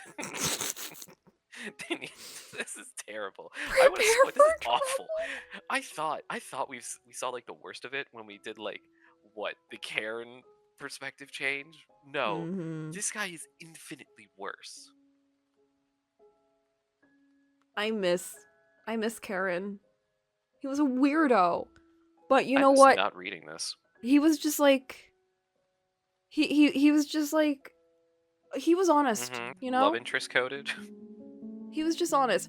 I'm just saying, call me basic, but I like Drex. If I had to have a love interest, I just want it to be Drex. He just seems normal, dude. He just I think I'd seems just be like dead. no. I don't think I'd live long enough in this world to see any results pay off. Oh yeah, I'd be dead. You'd be dead. We'd all be dead. But for the ones that are alive, I like Drex. He's on our level, you Mhm. know? We're studying with him. We're teaching him math. I think that's cute. He's Mhm. protecting us. You know, he's protecting us in the field. We're teaching his maths. It's cute, okay? I think, you know, you ruined it. You were supposed to say make it double. I know, I saw Black Blue say that thing after and I was like, oh no, you ruined Oh, it. we're- the we're missing the wavelengths keys. are broken. Yeah, well, the thing from Pacific Rim was being drift compatible. We are there is no drift compatible people in this channel. No. It's fine. You can let's blame Augustus for that, shall we? I'm gonna blame you for reading this shit. No! Let's blame Augustus for this. This is terrible. It's all Augustus's fault. I'm so sorry, guys. I didn't mean for him to do this to all of us. Uh-huh. Okay. Let's get this fucking over with. Shaking my head with confusion, I needed to run the circuit to regain control. A few hours later, my muscles burned from exertion, and a facade of calm was once again plastered across my face. Cleandro announced to the library that it was time for a break, hit the buttons on his pager, and then leaped away. The initiates startled awake. Pedro and Achilles arrived first and grabbed a barely conscious Alexis. My knuckles cracked. Why the fuck are they touching her so familiarly? Why do I care? I glared at them, and they looked at me with confusion. Then disappeared with a loud bang. This guy sucks. They're literally her mentors. What are you talking about, dude? Like, This they've literally guy- been taking care of her since the start. What we're reading right now is the diary of a man who's about to crash out and kidnap someone. Like, It's if you hear true. your This is phone the go diary of a off- serial killer. if you hear your phone go off, that's the Amber Alert of letting you know that a child has been kidnapped in your area This by is this guy. this is the inner workings of the guy from You. That's what this is. I glared at them, and they looked at me with confusion. I barely stifled the urge to follow them. You need a distraction. The rest of the mentors started arriving. I grabbed Alessandra and Titus by the front of their togas and dragged them behind a bookcase. I threw Not them for the forcefully to the two. ground. They yelped in pain. Good. Agony exploded in my chest as I activated my powers, yanked them both up and stared into their eyes. Pressure burned into my skull. Their mental defenses were non-existent. I stabbed into their pathetic Olympian minds. Unlike chthonics who fought back, Olympian minds were soft and malleable. They fell Shut to their up. knees.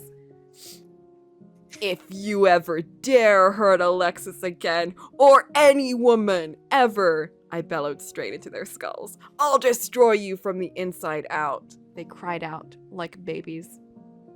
I made it hurt. Blood poured from their mouth, eyes, noses, and ears. It covered them in rivers of red. They choked and gagged, unable to breathe. If they were human, they'd be dead. As Spartans, they'd live. Unfortunately, I straddle them. Spartans don't hurt women, or I hurt Sorry, what? them. Understand? This That is has just an interesting way of driving home discipline into the youths. I'll say that much. It's just a taste of what I can do. Oh my! The minds trembled with agony and started to crack.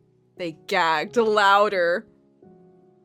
I rolled my eyes because I'd barely used my power.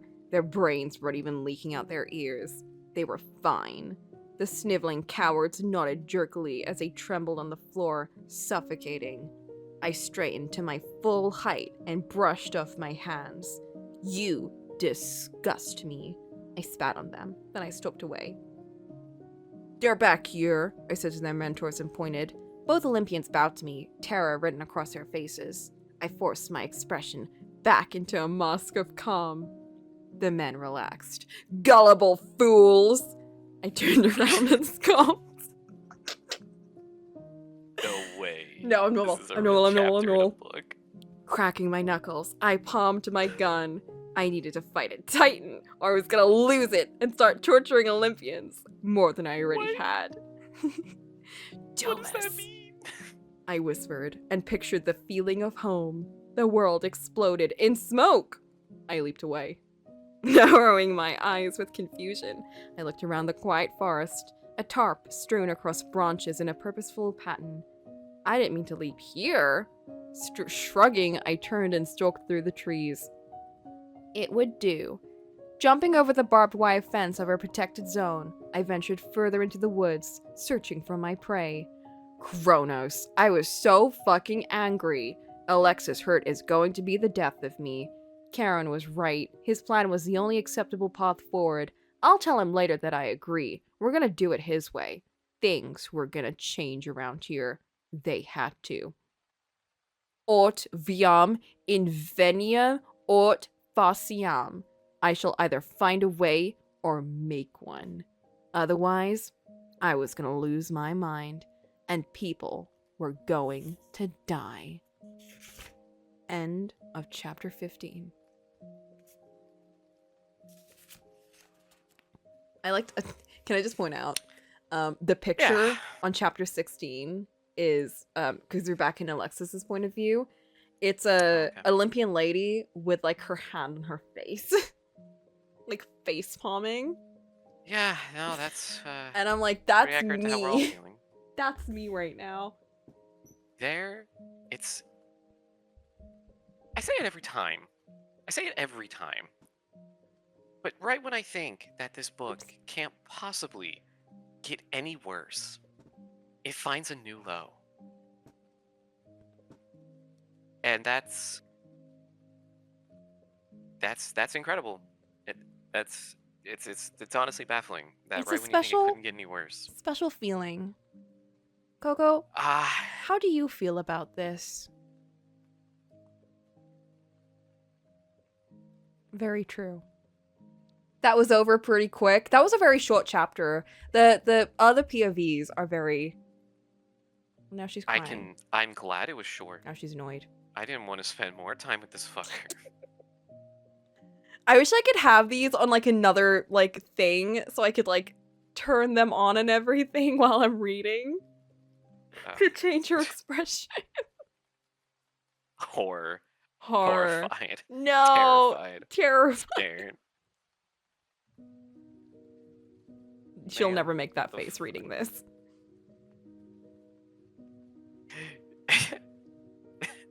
Just, I've almost killed 2 kids. What's my message to them? Don't you dare harm women again. Wait, I love the Like- side eye. What the fuck is this? I don't want to read this anymore. Yeah. Endure, Coco. Endure. You can do it. Is he ally? This is like, he's a radicalized, that's for sure. There's no way he is. There should be a There's command no panel? way. What do you mean? A command panel? We're breaking new ground. What does that mean? Explain. Anyway, I think it was for the best that we got through it now. Wait, what is this? Command panel? A new interface that allows you to register various actions and commands. Each panel contains 25 slots and a total of 4 panels are accessible. Any actions or command that are registered to the hotbar can be registered to the command panel. The command panel can be found under the Extras tab in the Actions and Traits menu. How does this work? A great question. Keybinds?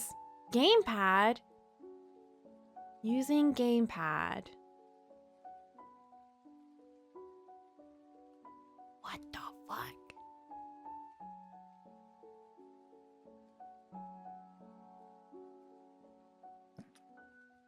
Close panel upon executing actions. Okay, I don't know how this works, but I'll figure it out because that'll be really fun to use next time. Mm-hmm. Because there will be a next time.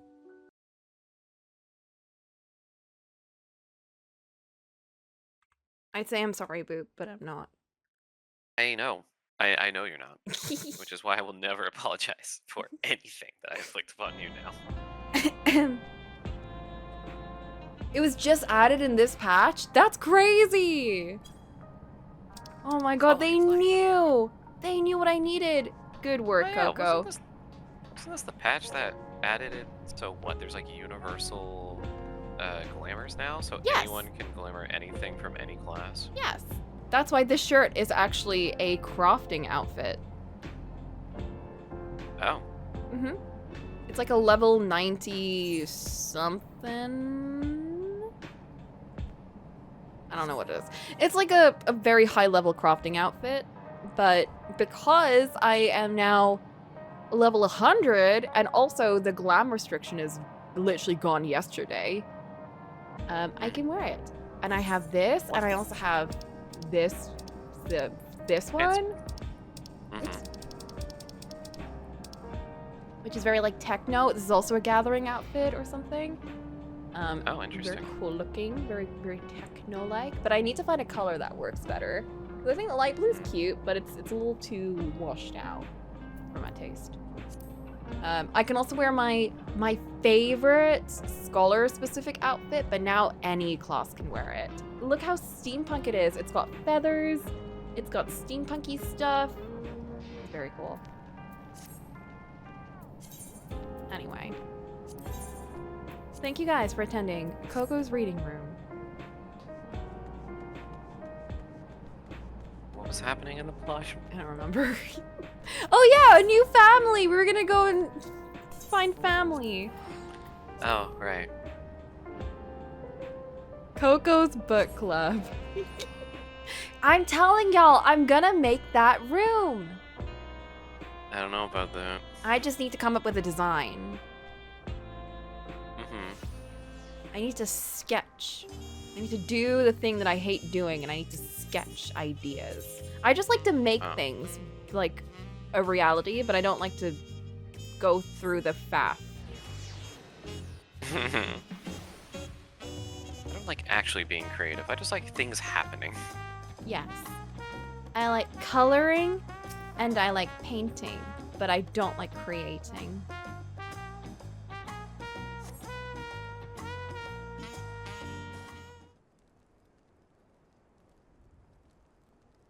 you go. It's Nerd Bunny.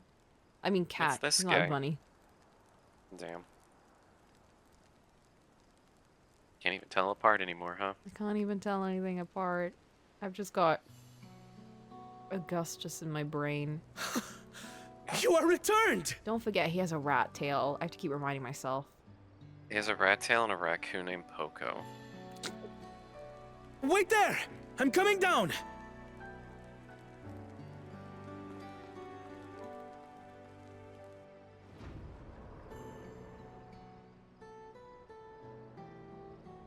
Damn, he ran all the way. Wow. Whoa, okay. If it were Hi. me, Where's I would have Lama just Chi? jumped off. What You can come up happened here, inside the right? dome?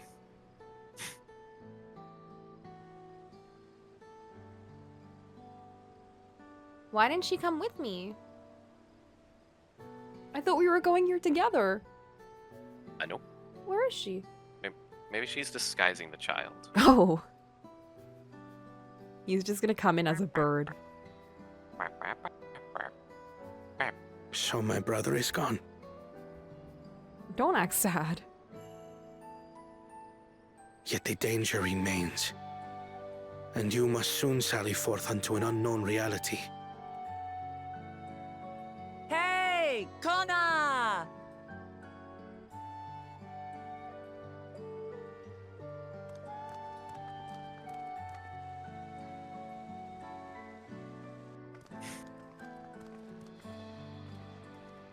Who are these random people looking at us? Lama Chi, is this boy perhaps?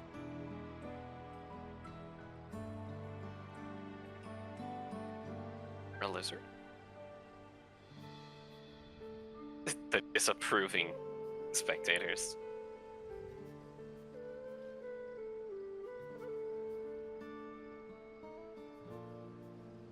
They're ready to jump this kid. Guys, it's just a child. This is Zorolja's son, Galoolja.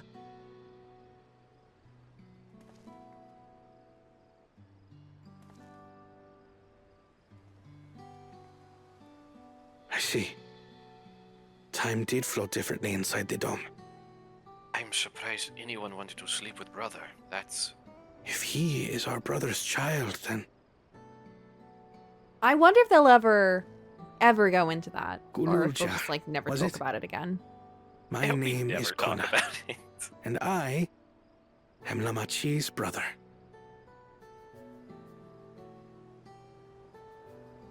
You're her brother?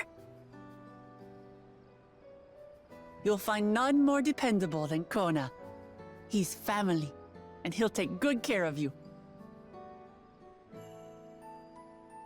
A pleasure to meet you, Galoolja. Well, at least I'll have a responsive Pleasure dad. to meet you too. I suppose Uncle so. He'll have a Kona. present male figure in his life that isn't a robot. A positive male role model. Well, Oh, but he is a nerd. I suppose I am No. your uncle. But he does think that women should be protected. No, it's fine. He doesn't have a rat tail. Simply Kona. Okay, will do. okay, we're fine. They're all adopted, right? Other than Zoralja? Yeah. So maybe he just picked up a lizard child and just went, "You're a mine now." You're all confused, and little wonder. Yeah, maybe Rest Zoralja assured, was like all will be explained in due course. adopted, and just, same with like Galoolja. But for now, I want to make one thing clear. I want to point out, Coco has never been this smug, and also never this aggro. I don't know what's happened to her, but it's not my fault. I didn't do this. Maybe she's on her period. Galoolja is his own person. Oh, Patch. He had no part Oh, in his Pat. father's crimes. Time dilation is crazy things. If you have anger towards Zorolja you need to express, Kona and I will gladly hear you. But you will treat Galoolja as you would any child, with kindness. Oh, that's where you're Foreign wrong. lady. concept. I'm actually aggro on all children. As we should. The boy's done no wrong. Okay. Yes. The vow of resolve speaks true. Oh, so weird. Sorry, it's just the American.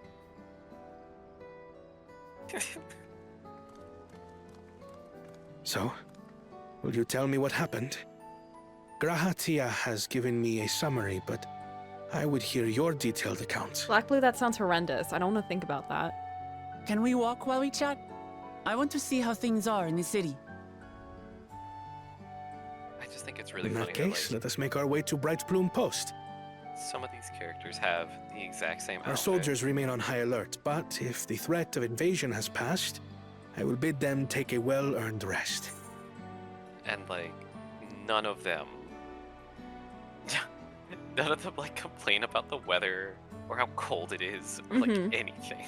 They're There's just like, only I guess we're just here now. one point in the game where they did, and that was when we went to what were they called again? The Garlemald, which was like the Russia, the cold, and the Tataru made us all fuzzy outfits, and everyone had a little outfit change. That was like the only time they talked about like weather conditions. That's so funny.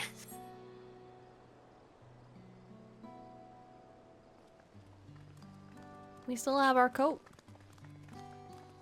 For you. Alphino had a cute poncho when he went to the other universe.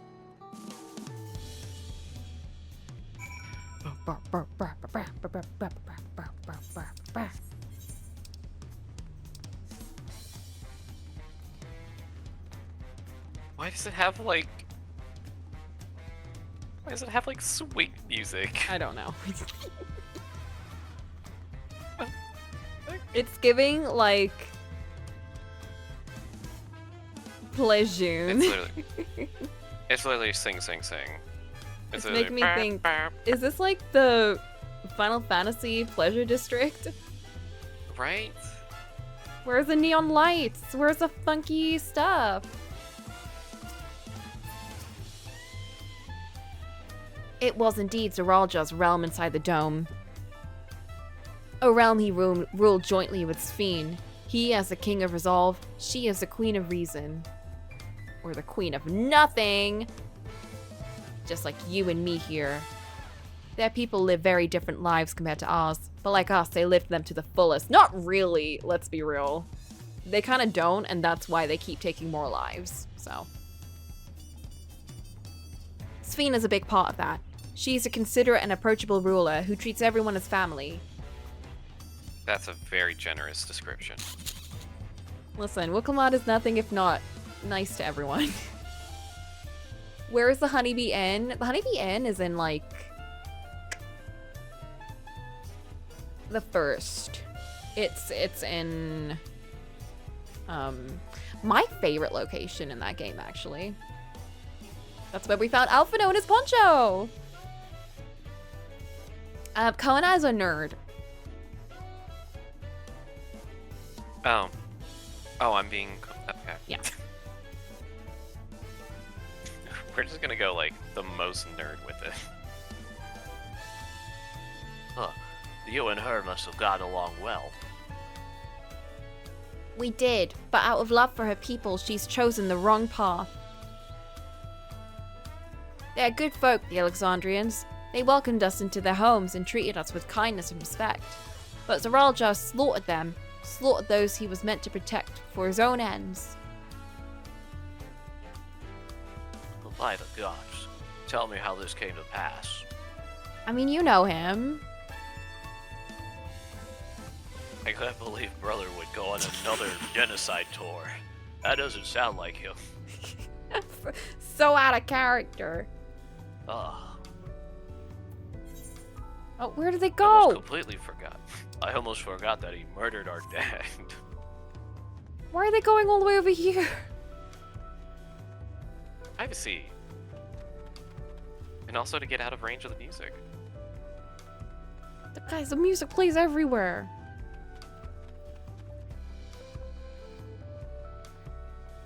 You just want me to work up a sweat. Oh, sorry, I'm too close. When his attack on Tulialal failed, Zeralja sought to gain more power, so he ordered his people to execute and harvested their souls. I want you to imagine you're trying to do something, and then someone just like saunters right up and just stares at you. You're trying to have a conversation, so just looking right up at you. It's like, With the raccoon. hey, I redeemed Blood of Hercules. Hey, this is what you look like, Chad. This is what you all look like. I'm Hey. streaming and you just come up to me with your raccoon. Hey, hey. When you get to that redeem. What drove him to commit such an atrocity? He claimed he really- wanted to you bring really the don't entire know. world under his dominion, but that was just a means to achieve his true desire. My grandfather, he was a great person, right? Maybe my father wanted to prove he was his own person, that he wasn't just a great person's son. I dare say you are right. As the resilient son, our father's true-born heir, he bore the weight of expectation, though it was clearly greater than any of us had imagined. We are really apologizing for this shit, huh? That's probably why he was who he was, and why he didn't want me. Damn it all. If only we tried harder to reach out to. No. No, sorry. If he doesn't want to listen, he's not gonna hear anything you say. Nah. Sorry, them's the breaks. Especially when he just says, like, maybe that's why he didn't want me.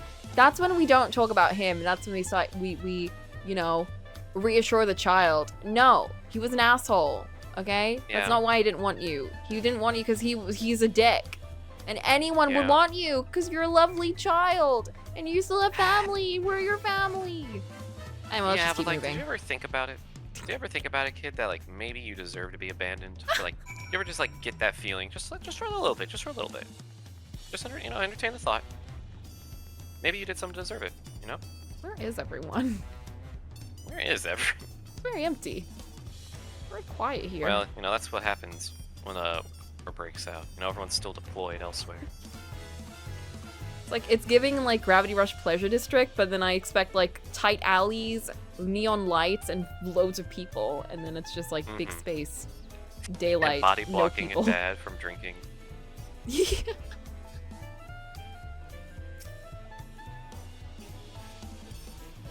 Zeralja had become unimaginably powerful. It was only with Coco's help that we managed to defeat him. Now I have a responsibility to the people of Alexandria, and above all to Galoolja. Oh! I promised, didn't I? I wanted us to become family. It is only out of obligation. Since I've got to know you, I've come to like you. You might not be my nephew by blood, but we're family to the end. We'll always be there to help each other. Isn't that right? Right. You too, Coco. After everything we've been through, we're as good as family. Oh, okay. Okay. What? What?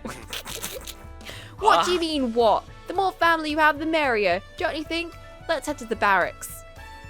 I'm not sure if you're aware of this, but this whole issue came from family. The more the better. The more the merrier. Yeah. I need to go Right. pee. BRB. It's not Dead Man Wonderland. It's not Alice in Borderlands. It's not Borderlands the movie with Jamie Lee Curtis and the girl that was really bad in Now You See Me, Now You Don't, playing Tiny Tina. This was Wake Up Dead Man.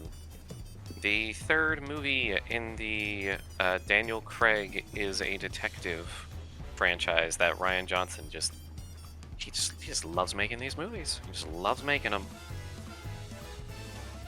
Wait, there's another Yes. Mm-hmm. Yep, it's the third one. There was one? It's out? yep, it's out. I already watched What? it. Yeah. There's I Knives need Out. to watch it. There was Glass Onion back during COVID era, and now there is Wake Up Dead Man, Oh my god. which is a much different one than the other two. It's much Oh. more of a mystery this time Oh, around. interesting.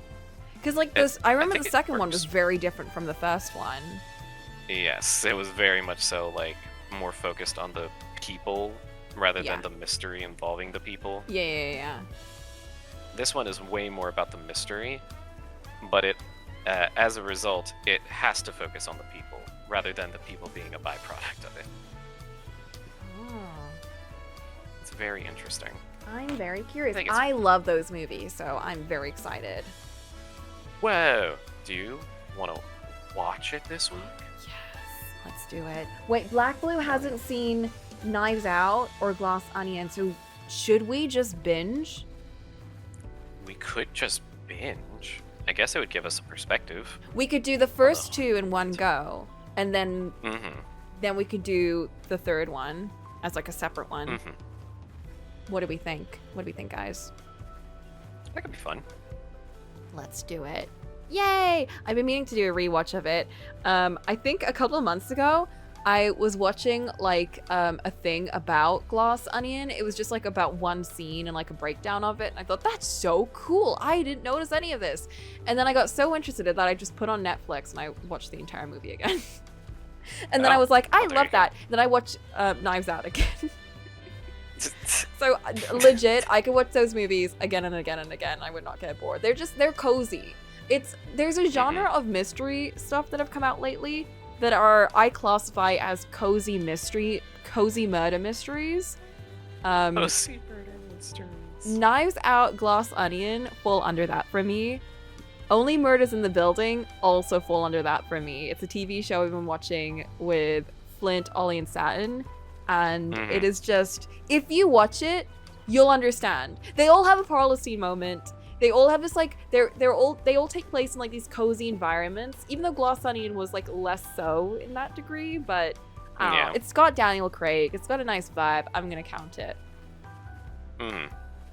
But it's How do just you like feel? cozy. How do you feel about the two remakes of the Agatha Christie mysteries? There was the Murder on the Orient Express and Ooh. then Death on the Nile. Have you seen those? Have not seen the remakes. However, I've never read Death on the Nile, so I don't know that story.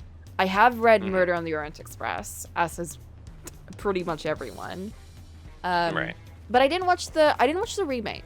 I watched the the TV show, the BBC TV show for Agatha Christie. Oh, she had a whole TV show. Yeah, It there's was a whole, like an anthology thing. specifically for Poirot. It was for Hercule Poirot. Okay. Yeah, because that's the and- thing that confused me. I didn't Yes. know that they actually had like a central character in them. I was very Yeah. confused by that. So there's Hercule Poirot is one of the main characters. He has like, I think the most of the mysteries are around him, and there tends to be a little progression in terms of his like character over time, but for the most part they are just all standalone. David Suchet really embodied that character. He carried it. We'll talk about that in a second. There's Miss Marple, who's like the old lady who solves murder mysteries. And then some of them are just like random people who are just involved in a mystery. So there's no central character. It's just going to be like a kind of a cast of different people. Like, and then there are none. There's another one that I don't remember. I don't know. I read those books when I was really young, so I don't remember a lot of like the side cast character ones. But Hercule Poirot was a very prominent one, to the point where he often gets compared a lot to like Sherlock Holmes, except they're very different. And I read both those books. I really enjoyed Sherlock Holmes. Sherlock Holmes as a character, though, is very different from Poirot. Poirot is like, they also have very different crime-solving styles. Like, if you read an Agatha Christie book versus a Sherlock Holmes book, you can piece together the mystery a lot easier in an Agatha Christie book because there's evidence, but most of the evidence, Hercule Poirot's style of solving mysteries is more based around like psychology and the things that people say and the things that they do, which they will always tell you. Anything that Hercule Poirot asks them, they will tell the reader. Anything that he notices on their face, it'll tell the reader. Anything like evidence-wise, he doesn't really care that much. So it's usually the police person telling you about the evidence. As opposed to like how a lot of people who don't really do mystery that well tend to do parlor scenes and stuff like that, where they just go like, Remember when we talked the first time we met? I noticed your bottom lip twitched. And then again, when we just got talked in the kitchen, unnervous habits, and it's like, oh, okay. You could have just told us that in the moment, but Exactly. I guess it has to be revealed for now. And it's like some shows and movies will actually show you that, like, you know, very slightly, but they might like focus in on it or something. But I like that Agatha Christie books tend to, for the most part, it's not to say all the time, but they tend to, for the most part, always give you all the information. So the books are like, they tend to be like, you know, baby's first mysteries, because it's like, you get to really just have fun and like solve the mysteries yourself. But it's also just written really nicely. And like, it's just interesting. The characters are just all really fun. It's also one of my favorite Doctor Who episodes is actually an Agatha Christie episode. He goes back in time to when Agatha Christie was alive, and the whole episode is just a big Agatha Christie mystery, and it ends with a big parlor scene with Agatha Christie, and it's really fun. And about a bee. Exactly. And what I love about like Knives Out and Glass Onion and all of those is that they're very like following that kind of formula. I remember that one. It's my favorite episode. I had that series on DVD. I would watch that one so much. I was such a Tio-boo as a kid. A Tio-boo. Damn. That's crazy. Meanwhile, the fetish sizing. Doctor Who was really like a... I remember them by Doctor Actors. So it was in series 4 because it was with Donna, with David Tennant. And I feel like I remember, I think it was disc 2 of series 4. And I only remember that because I used to rewatch that show so much, and specifically the first 4 series. The later ones I don't really care too much about. I don't talk about that one that much because it'll get me into a whole tangent. We don't need that right now. We don't need me being a hater right now. We need me to bring joy. Oh my! And talk about how much I love series 4 and before that. Talk about love. Don't talk about hate right now. Don't talk about hate right now. Let's talk about love. Speaking of love, talk about love. The Hercule Poirot TV show is really fun. It's really good, but it's also really interesting. So it's performed by David Suchet, who does an incredible job as Hercule Poirot. He has like the Belgian accent to a T, and he has his mannerisms exactly like how you expect him in the book. Because the difference between Sherlock Holmes and Hercule Poirot is personable. People like him. He's a likable person. He's this lovely, jolly old man, and he's just a comforting character, which is why people tell him stuff, you know? He gets things out of people because he's a comfy guy. He's a little guy.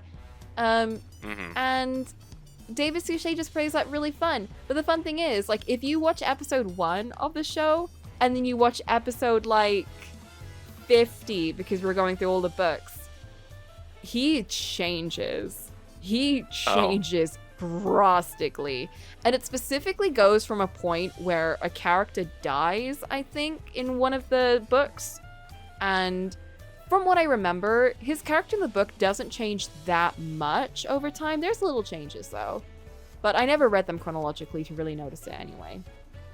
But Interesting. when I read Murder on the Orient Express, I didn't remember him being the way that he was in the TV episode. And the TV episode, I really love it. I think it's really, really good. He is so jaded by that point. And it's really funny because I was watching like one of my favorite episodes previously, which was like 5 Little Pigs, I think. And in that one, he's just like a jolly guy. He's just having a good time. It's one of the earlier episodes. Then we go to Murder on the Orient Express, which is one of like the later episodes, like season 11. And he's upset. He's like stern and strict. And it is a beautiful episode. I think it's just really well done. The pacing is done beautifully. The story is carried out beautifully. It does change from the story. They do add lots of changes, so it's like interesting in like a different way from the story was. And then I did see clips from the movie remake. I don't know who the actor was in it, but I don't know either. My God, it was terrible. It was horrendous. I hated it. I actually despised it. The worst thing I'd ever seen. Everything was overacted. The kind of like point at the end of the novel and the TV show kind of aligned similarly, where it is very much like Hercule Poirot is not God. He doesn't like have the final answer. You know, he can't make someone do something. He can't make people follow the law. And maybe the law isn't always the right approach, you know? The law doesn't account for every factor. And it's a beautiful kind of a storyline where you kind of see the reasoning behind why the killer does what they do. And the final decision at the end is like a big pinnacle point. And in the movie, they very much make it like the killer is evil, bad, Irredeemable. and then irredeemable. And Hercule Poirot is gonna like kill himself to like get him out. It's like, what the fuck? Hercule Poirot would never do this. It's just very like silly. It's and also he takes a very like comedic approach throughout the whole movie, and it's like, this is weird. Like, Hercule Poirot is a silly guy, but in this story, he's a lot more toned down. In the TV episode, he's really toned down. He's jaded, so it's a lot different. But the movie was just like, he's weird. He's weird silly. I need to check who directed it, because I remember very distinctly watching Death on the Nile and going, wow, this is awful.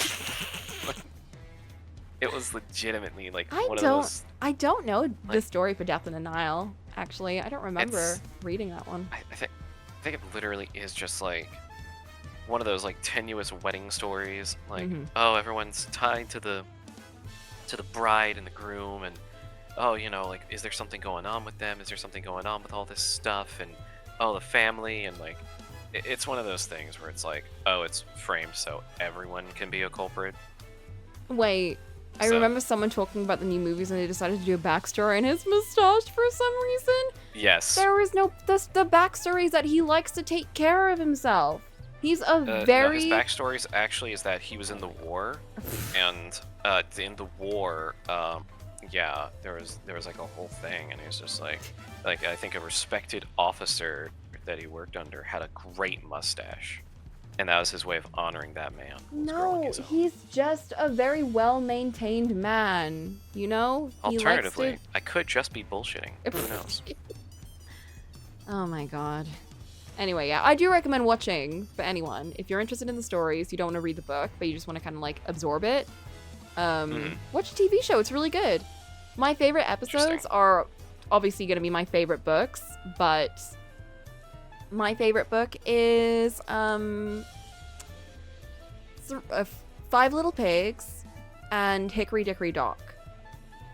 Those are just two really fun little stories, very self-contained, just very like, they've got parlor scene moments. They're just like nice, fun. If you want like obviously the kind of weightier ones, then Murder on the Orient Express is really good. The Murder of Roger Ackroyd is also an interesting one. Those are the two popular ones. So I gave you my favorites. I gave you the two popular ones, but they're popular for a reason. Right. And yeah, there's lots of other ones, but I mean, those are my go-tos. They're all good. They're all fun. All fun little episodes. All right, everybody. That's the first part of the book club. Here we go. Oh my goodness. Well, I was not expecting that in depth of a tangent, but here we are. Listen, I was such a mystery reader. I read so many mystery novels when I was a kid. You're still a mystery girly. I still am. It's true. It started with Nancy Drew. It moved on to Agatha Christie. And now it's back there, actually. It's still back there because now I'm playing Nancy Drew games and I'm watching Agatha Christie. Back then when I was a kid, I remember thinking, wow, it'd be so cool if Agatha Christie had a TV show or a movie. I didn't know that there was one. That was out for like literally decades, because the TV show, by the way, is from like the 80s and it went on to like the 2000s. It went on for a very long time. That new trial has hands. The new trial is bananas. Oh no. Oh my god, I thought they were talking about like a murder trial. I was like, what? That sounds so cool. What the fuck? It's just like in Nikki, where we had like a whole crime sequence and we got to like cross-examine terrible. people. That's crazy. This is I'm so terrible. sad. More people are showing up. I'm miserable. More people are showing up and they're lying to me, This is telling me terrible. about trials when I'm talking about They're Agatha telling you about Christie. trials and tribulations. It's not the trials and tribulations that I wanted. Oh. Shut the fuck up, Cyber. Wait, I said I wouldn't swear. That didn't last long. It's too late. Well. I already said it. The game Oh, turns into Ace alright. Attorney 7.4. What? Let's get through this and get there then. That's where the real shit is. That's where the real stuff is. It gets North dragged Field. back to Genshin. Anything to prevent going back to the Genshin mines, please. I don't want to go back. We're gonna have to. Well, I'm glad I could hear what happened in the dome. The dome. But I'm sorry that you had to bear such a heavy burden. Lamatil. Like I like Lamati. Wint. Mm-hmm. Don't be. As a vow of resolve, it was something that I had to do. Besides, it was your ingenious strategy that kept Tuliolal safe. Asking you to rule with me was definitely one of my better ideas. That last brain cell really came in handy. I mean, it helps if, your last one's on rent. I have a few I could spare. It was because we all fought as one that we could repel the invaders. And then only with the aid of Vitra and his kin. That's a dragon. Ah. Oh, yeah, the dragons did just kind of come in and just destroy everything. I like how we very occasionally have to cut back to Coco reacting to something just to remind us that, oh yeah, Coco is paying attention. She's definitely paying attention. Oh yeah, she's definitely in the story still, guys. Don't worry. Yeah, no, you're an active participant. I You're wish watching things happen. at one point they would just show her like curled up in her sleep taking a little cat nap. God, in Paper Mario: The Thousand Year Door, you could talk to Luigi in between chapters, and he'll just go on these really long stories about like what he's been up to during the time Aw. that you've been doing your adventures. But here's the thing: the game treats it as like really long-winded and boring, so everyone falls asleep. No! So you just watch like within seconds, Mario just yawns loudly, and No! he just passes out, and then his companion will do the same. It's like, damn, alright. Luigi. And then the extra joke afterwards is, you could talk to Luigi's newest companion on his journey, and they'll tell you that everything he just said was bullshit, and that Oh. they're actually there to make sure that they get what they're owed, which is usually like money or Oh. like a revenge thing. Of like, Oh. I'll make him pay. You know what? That's fair. Luigi's the little bro. He's got a lot of boots to fill. We don't want him to like start, genociding nations or anything. Sure, God forbid. So easy to fall into that trap. Behold, bro, my child, Luigi Jr. How did this happen? Thanks to Alphanod and Estinian interceding for us, we were able to swiftly forge an alliance with Razahan. Okay, so that's how that happened. Because suddenly That's how it dragons were happened. come out, and I was like, okay, cool. We didn't Nice. feel the need to show you this. I'm sure it was a big deal at one point, but we simply don't care.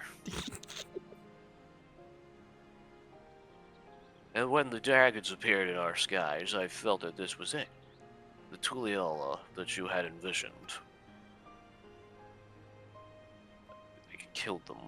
Oh, We owe our new allies a great debt, and I hope we can repay them one day. Just not today. I'm not good for today. we're bleeding money. We're Indeed. horrifically in debt. It's like the post calamity of like any kind of nation that gets hit with like a hurricane or something, and then they're Oh, God. forever ruined. It's like, yeah, well, gotta ask for a loan. Once I've dealt with matters, we should go and thank them in person. Oh, I don't think we should do that at all. Oh. Yeah, we're actually gonna declare war on them. Oh. and take everything back. We figured you were okay with this. Okay. Well, anyway, I need to find Sphene, so... Who? She harmed our people so that her own might live. But as I was raging at her, I realized something. What? Just because Tulial is safe don't mean I can ignore what becomes of Alexandria. That's the kind of thinking that led to conflict in the old days. Yeah, but, like, you can't be everywhere and you can't do everything. I want to help the Alexandrian people live in peace and happiness. The only way to do that is to stop Sphene from walking her path. I mean, I guess that makes sense, but I feel like you're skipping a step or two. Yeah, Coco, you agree, right? Yes, we must go wage war against everyone. No? Wait, hold up. That's not what I'm proposing at all. Whoa! Very well. Lamotil, just promise me you will take care. Promise me you'll take the heads. I promise, Kona. All the heads. Very good. Yes. Good plan. Blood. Yes, bloodshed. That's what ties us as family. It's our one trait that's passed on between all of us. It's just like, oh, Galool just looking at us like, what the fuck family is I this? think I want to go home. I want to go back to the demon land. I think I'm okay living in a canyon somewhere with a tin can man. He's dead. Oh. I haven't processed all the loss I've suffered. That's true. Oh, baby boy. I'm so sad. I just realized how much he's gone through in the span of like 3 days. You did become Well. king after a battle tournament, didn't you? It's true. But that was also the way that their kingdom was actually laid out, so... Well, Well, it's true. The Hildebrand crest lines is very, like, detective-y. Mystery-solvey. Yeah, it's very mystery-solvey. At least the ones I remember. I remember them being kind of like that, yeah. I knew Galool would one-shot Coco. Works every time. Give me an orphan child. That's all it takes. Behold, this wet, sopping child. Feel bad yet? It's because Alice and Alphino have, like, run off. It's true. You need to project your pregnancies. While I had anticipated this, I still can't help but worry. I'm sorry I have to go away so soon. But even setting seems... Sorry, hairball. Even setting Sphene aside, some of our own people may be among the endless. Oh no, I feel that. I've done that. Yeah. Family hairball spitting. Coco's just sitting there like, I don't want to do it. I don't want to do it. Okay, that's cool now that we've done that. I can't just sit around and leave everything to the others. Galool with his scales. It's like, what? Why is everyone hacking? I don't understand. I am a child. I understand. I have matters here well in hand, so do what you must. Or not. Coco, Oh. for all you've done for us, for our nation, and our family, I fear I can never express sufficient gratitude. Oh, thank you from the bottom of my heart, and have this $25 V-Bucks gift card. Whoa! There you go. You kids like Fortnite, That's right? Here crazy. you go.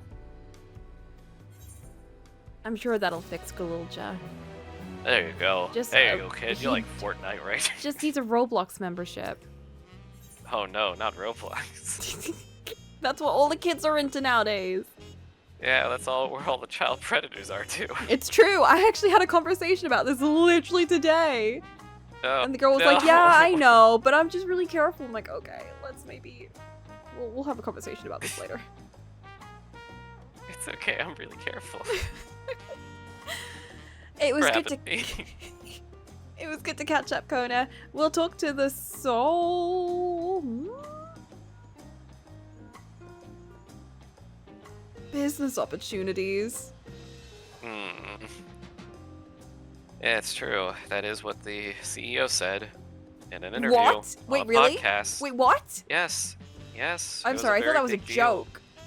No, he actually said that because it was a very like, hey, we're gonna get up in your face and we're gonna ask some like very hard questions and we're gonna need some answers. Are you okay with that? And he's like, yeah, I'm okay with it. And they're like, okay, what are you gonna do about all the child predators? And he's like, okay, well, you call them child predators. What we see are possible business opportunities opening up. What the fuck?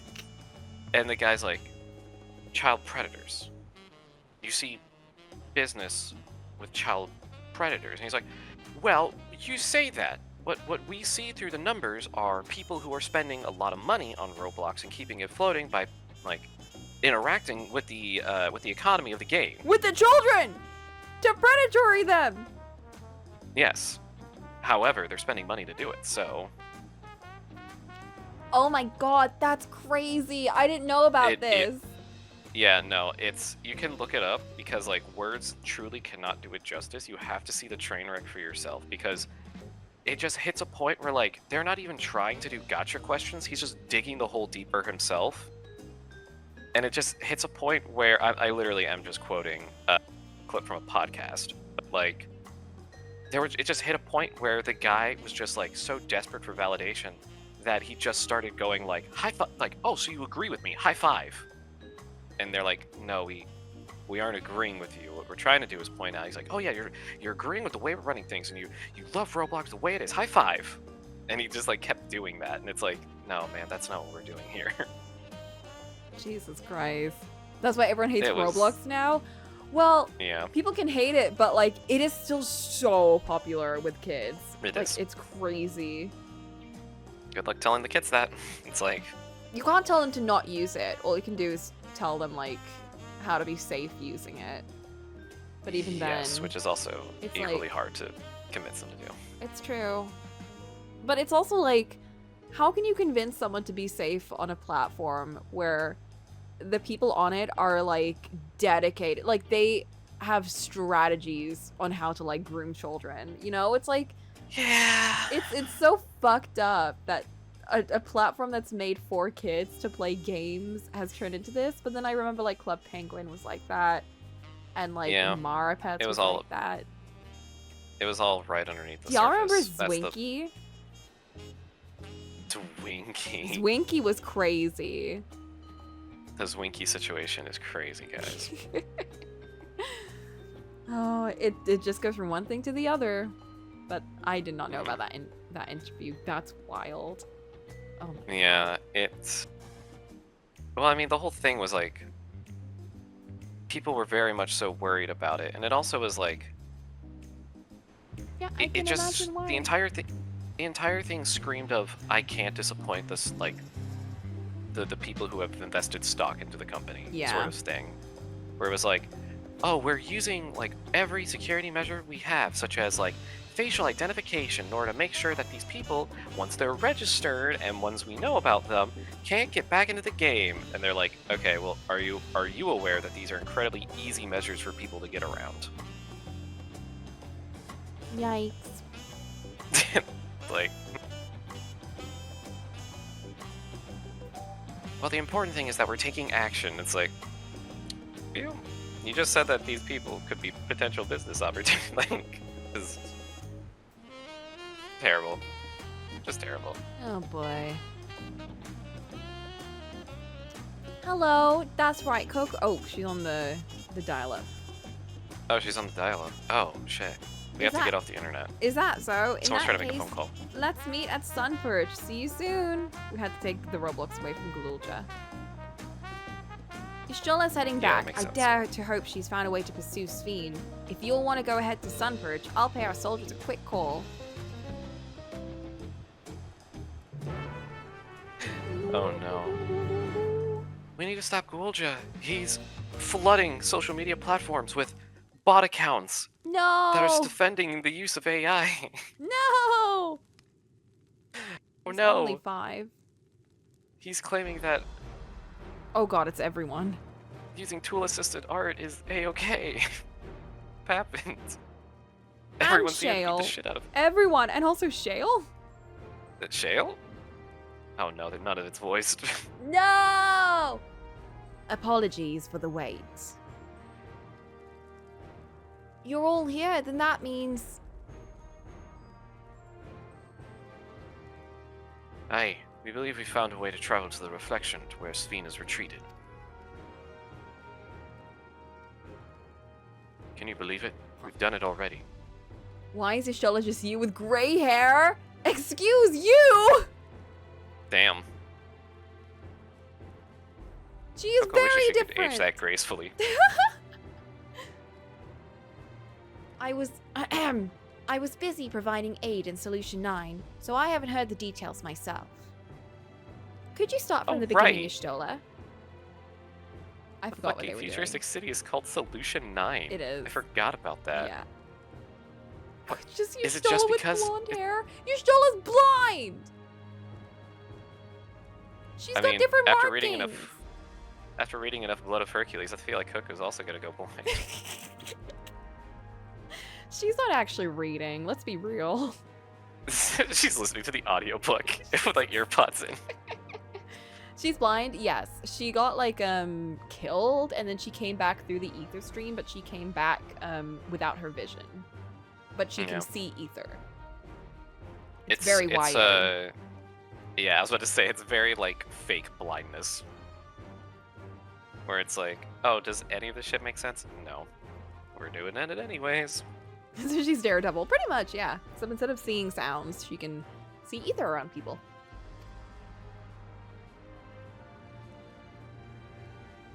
Per Sphene's own words, the gate atop Everkeep was opened and closed by the power of interdimensional fusion. And it was the artifact known as the key that allowed her to control it. Oh, they did talk about that. According to Ket and Rob, the key was brought with me to the source 20 years ago. It was then kept here in the palace until its theft by Zaralja, who used it in Yasulani to fuse a portion of our world with this reflection. Following Zaralja's demise, Sphene claimed the key and disappeared through the gate. But where exactly did that gate lead? In seeking the answer, we took another look at orogenics and made a startling discovery. I forgot Kryl was at the start of the entire quest. Yeah, she was kind of the reason we came here. Aside from wanting to, like, you know, hang out with Wicklemon and do her whole thing. As you all know, there should have been one more level at the summit of Everkeep. The 12th level, the King of Resolve's royal abode.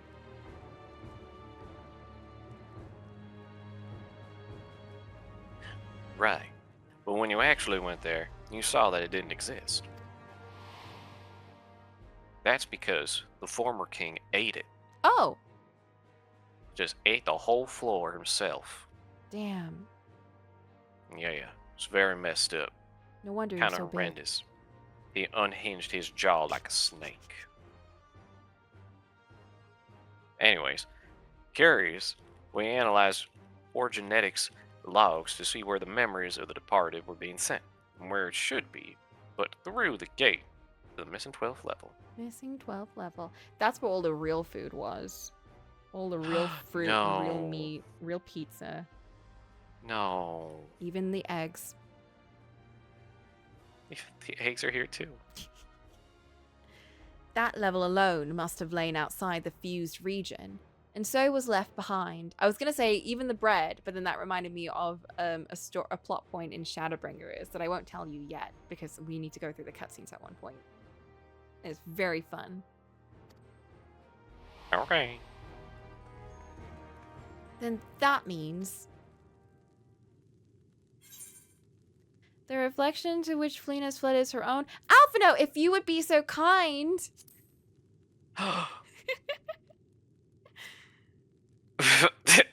What? I don't know. Just completely set him up for nothing, and he's just caught completely off guard. Like, if you would be so kind of what? What? I don't know what's going on. I It's wasn't there. Calling up this sleeping child in the middle of lesson. It means that beyond the gate lies not just any reflection, but the one from which Alexandria originally hailed. 'Tis Sphene's homeworld, and she has returned there to join the memories of her departed citizens. Exactly what I would have said. Precisely. Very Reagan move you just pulled there. Just, Mob, and why is that?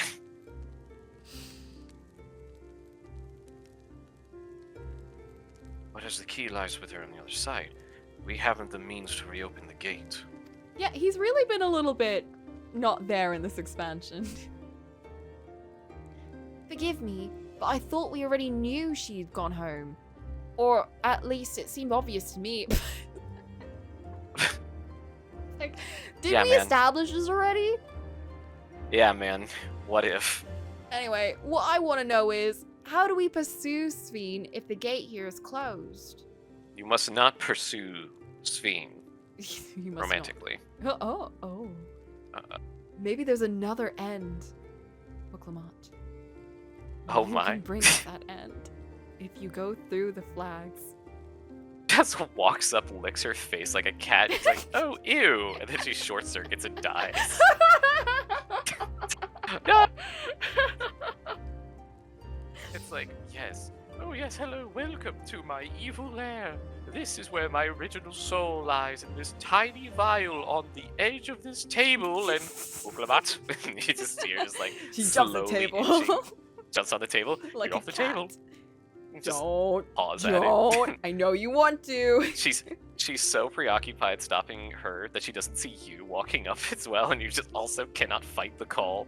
No! You just And we both swat it smack off. things off the table. Mm-hmm. I There's only one of Um, her.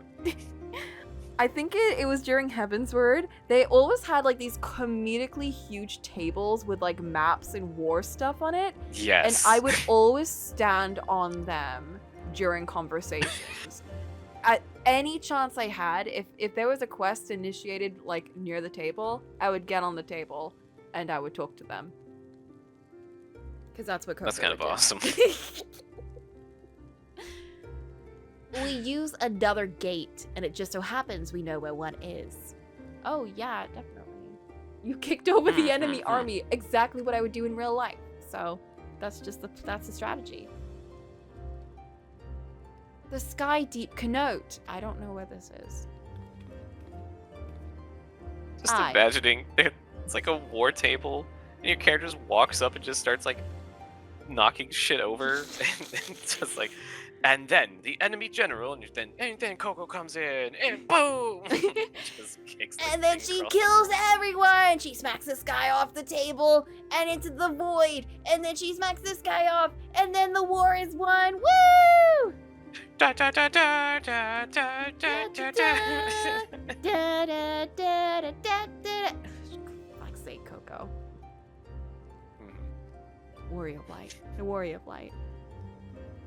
All evidence suggests that the gate there leads to the world whence the Alexandrians and I came. But assuming that's true, how can we open it? That is what we shall find out, using the code in this earring. Oh my! The, hmm. Oh right, she came through the portal as a baby. She did. With the code written on her earring. Man, you would think that would have played a bigger role. We spend most of the expansion just trying to figure out what her whole thing was. Yeah, well now we spent most of the expansion wondering if Galool got laid, so... That is true. Some mysteries took precedent over others, it would appear.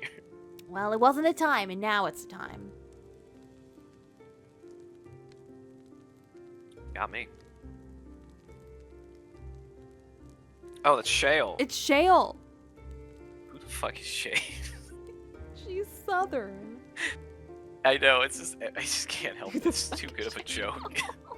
Every time she shows up, just... like a Shale. As you'll recall, Crayley's earring is in fact a data storage device. Sorry, I Not a forgot. I looked signifier at your that she's name. Irish. Sorry, I looked at your name and I just my brain completely short circuited. I was like, what the hell is that name? Prelay? What in the goddamn?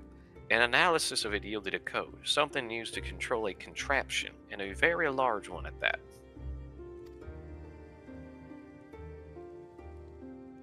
Given the circumstances of Krill's arrival at the source, we believe that said contraption is the gate to the Golden City. This is admittedly an educated guess, but we are quite hopeful that it will work. And if it doesn't, well, shit. To make such progress in so short a time, you're amazing! We couldn't have done it alone. The credit must go to the members of the Oblivion for acquiring the information we needed, Shale especially. Remember her name. Remember. Remember, Shale. Right then, it seems the plan is set. To the Sky Deep Canoe.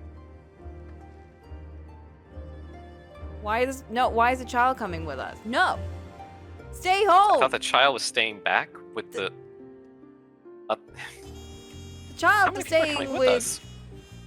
Koana. Your eyes are different in Okay. shape. No, in shape, not blindness. Yes, they are different. Coco's face is like, she's got like the, I gave her like very soft features, but also like curious and still enthusiastic. I gave a very particular face. And I do know yes, it is curious. different from Y'shtola. Because Y'shtola is more like old and severe. Old? She's just great, dude. The way they keep talking about her, it's like she's 50. That's... Okay, that's awesome. But also, Like, I thought, this hag. I thought they were just, like, trying to make her appear older. Because it's like... I don't know. They knew what they were doing. They knew who would like this character. It's so wild because I saw your Stairs. Pinktuber because before I saw you play this game, so it's strong to see Coco in FF14. Isn't it crazy that this is her origin? My god. Isn't it crazy? And I made her ears 10 times bigger, and I made her pigtails 10 times floofier. This is actually subdued, by the way. If you saw how I used to draw Coco, oh my god, her pigtails were bigger than her entire body. We need to go back. We need to go back. I wish We they must gave me return. that in game. That would be pretty awesome, actually. Begging your pardon, Coco, but might I have a moment here setting forth? No. Oh, you're already gonna give her the thing? The thing? Yes. I had thought to save it for later, but in light of these developments, I feel now is the time. Alright, you ready? What's this? That is a great question.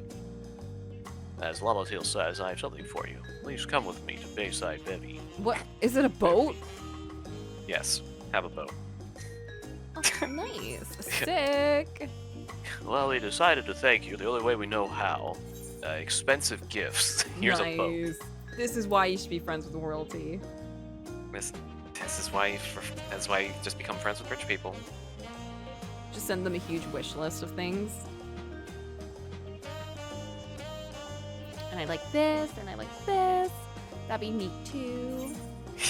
Oh goodness, I really don't know what I'd want, but I have some ideas on Furl's list. Just like occasionally drop the list near them. Oh no, what was that? Oh, I'm so sorry. That's just every gift I've ever wanted since the age of 6. That's, oh, I feel so silly. Let me just pick that up. Oh no, But if you're ever my curious, I Amazon can wish leave a list. copy. Oh no.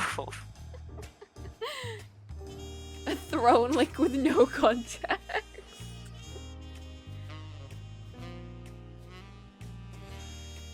Ugh. Sorry, I wasn't looking. Tuliola is safe in no small part. While it's inadequate in expression of gratitude, I appear able to serve you well in the coming mission. That won't be Fruit Loop here. It apparently incorporates foreign technology. Leave it to Kona to request such a thing, eh? Oh, is it armor? Mewa Zunte honors the equipment in his keeping. Just say the word and he will bring it out. What a name. But I just... Job specific gear. Equipped at level 99. All stat... Blah, blah, blah. But look at my beautiful outfit. Yes, but what if? No. What painting outfit will they give me?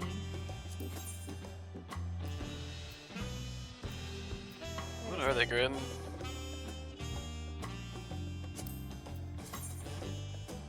Oh, wait, that's kind of pretty. Weapon. Okay, I guess I should switch out my default basic brush with something I else. suppose so. I guess. I guess if I don't really twist my arm here. Okay, let's get these. Let's get these. Guys, are you ready for... I don't know what this is gonna look like, but... What does the red mage one look like? Why are you naked in the preview? Um, Now you have a hat on. because they only put in, like, each individual outfit, but now I put it so that it puts in... It saves it. Sorry, I'm putting everything together. Don't mind me. Oh, is that as big as it gets? Damn. It's alright. It's not really my style. I don't like capes. Or cloaks. I like small capes and scarves. But I don't like that's not my thing. Okay, what does this look like?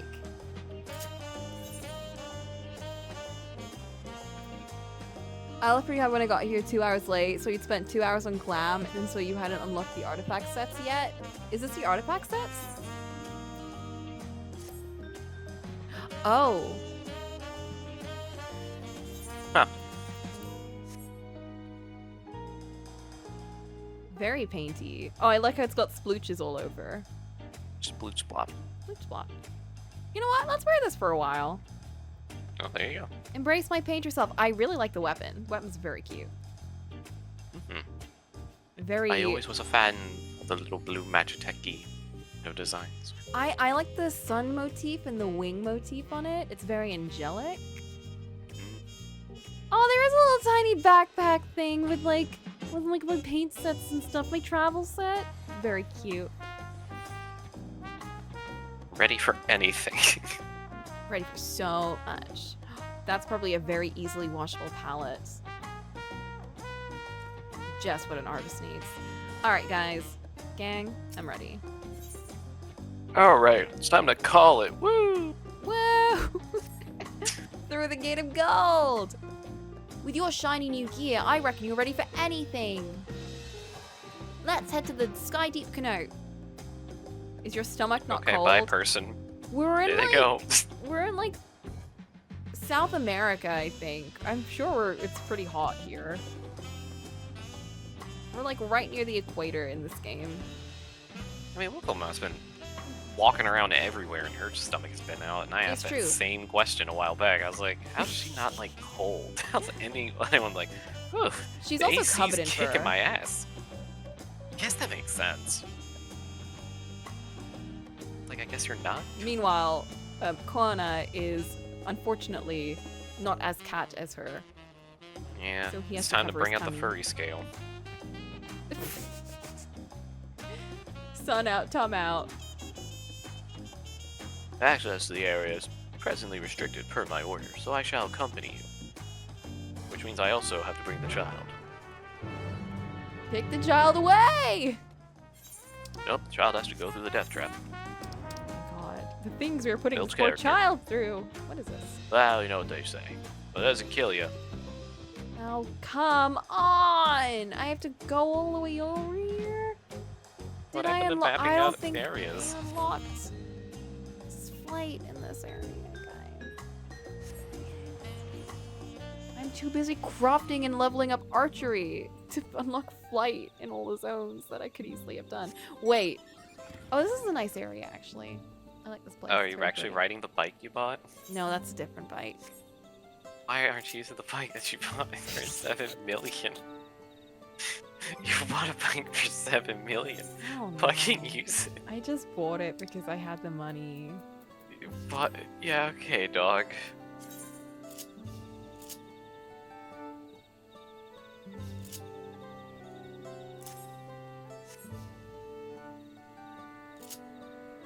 Here we are. With a collection boop. It doesn't match.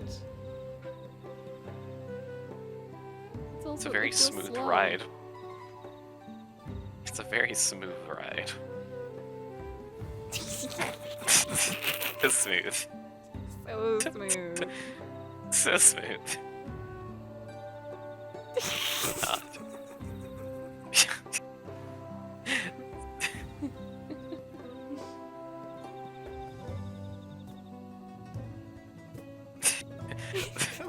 Looks at the speedometer. This thing go any faster? This is why I use this one, because it automatically has a speed boost. That's so ass. It's a fucking bike. Why It's a can't you pay-to-win rip it bike. up? This is the real money bike. Mhm. It also spits out so much exhaust. It's kind of crazy. Oh, yeah, I am it's polluting this place as Killing we the speak. environment. This beautiful This land. pure, unsullied place. Destroyed. Destroyed. kids We are have never had to literally breathe in exhaust. Avatar. This is why Advent Children is so much cooler. That's crazy. Whoa! Oh my. Oopsies. Oh my god. All the way down. This location really reminds me of Satoral Marsh from Xenoblade Chronicles, if you remember. It's a very pretty No. map with very pretty music, and the trees are like bubbles that glow. Oh, that's fun. Say what you will about Xenoblade Chronicles, but the environmental design and music, stunning.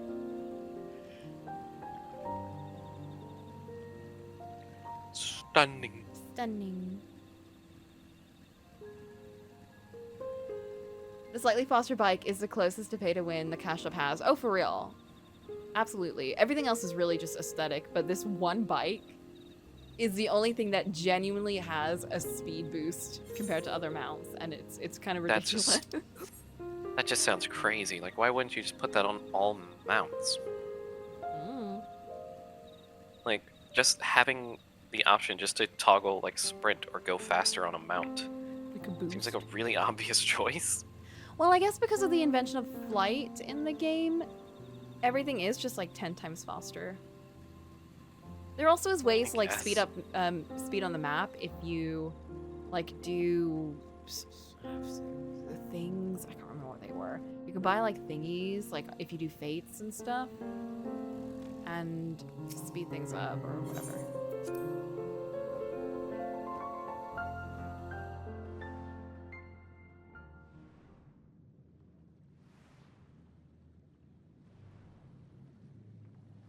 Yeah, flight is always max speed, so regardless of what mount you use, you're always like going as quick as possible. Yeah, but it takes forever to get flight unlocked. It's true. I guess that's supposed to be the payoff for it, but like still. It's true. I mean, Like- unlocking flight is definitely like useful for sure. Travel is like infinitely quicker and easier. But I don't want to do it too long. I have things to do, like look for Chess and Nikki. Whoa. Khan has already gone inside, but I couldn't help but take him. And he left Galulja out here. What? This is best uncle. Best uncle. Feeling sleepy, gonna bail one last gift. Why? God damn it. Oh, beautiful. Ugh. We're right at an ad, Little- actually, so we'll finish this. And then we'll do a page. It's true. It wasn't even that long ago that we visited for the rite. So much has happened since then. Truly, guided by my grandfather's letter, I crossed the seas in search of answers. What awaits us on the road ahead, I know not. But I shall walk it to the end with you all.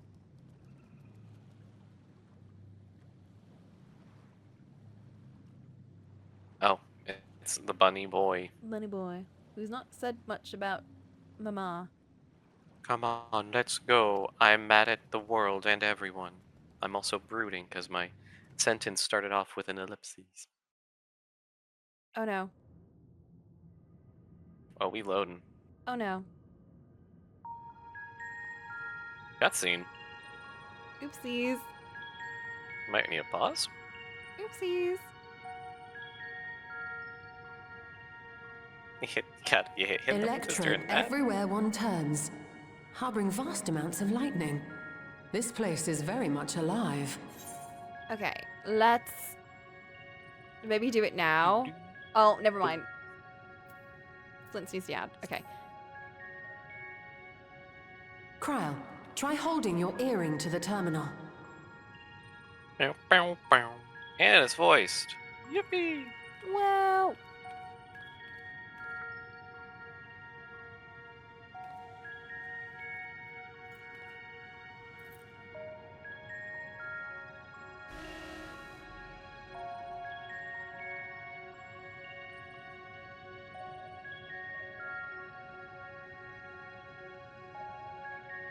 No luck.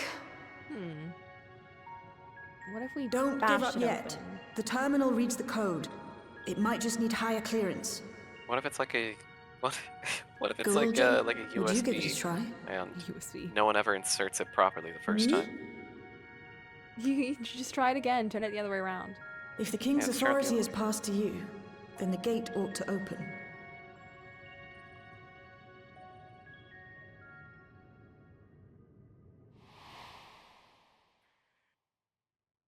But I leave behind that which I've gained by the sweat of my brow. It is yours to embrace or spurn.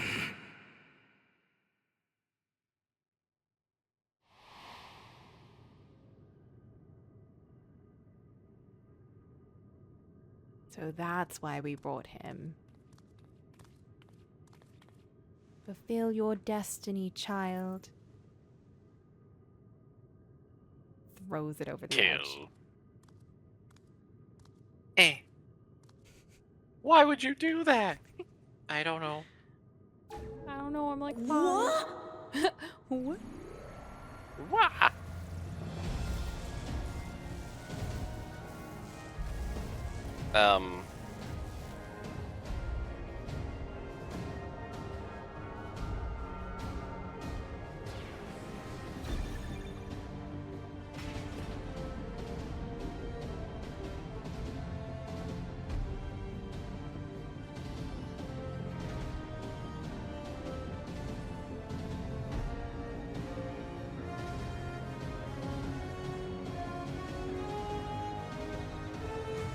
They were still irresponsible. It's true. These guys and taking care of children? Yeah. Never had a good track record for that.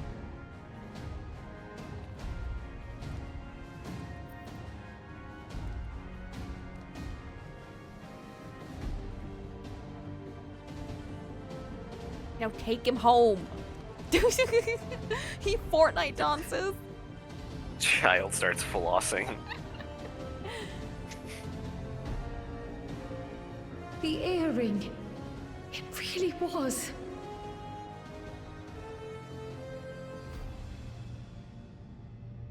And then he bites her ankles. Remarkable. A void gate is forced open with a blast of ether, and thus appears as a tear in the fabric of reality. God, whatever's happening in the game is causing my GPU and fans to go In contrast, crazy. this is the stitchwork of a master. Hard Neatly crashing hemmed, coming. without a thread out of place. A power to be reckoned with.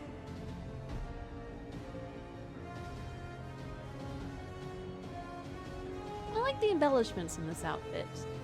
But now isn't the time to marvel. The turquoise gems. If Galool can open the gate, then so Turquoise, too not can the time to Sphene marvel. close it. 'Twould be wise to employ magics in its defense, both to maintain its stability and ward off interference.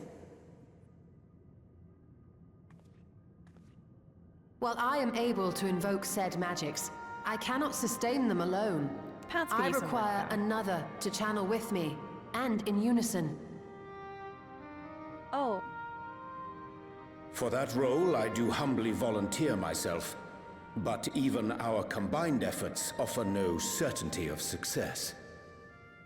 Might we prevail upon the two of you to lend your support? The children? Of course. Um, If coordination between mages is required, few would be better suited than Alize and myself. I guess they are mages.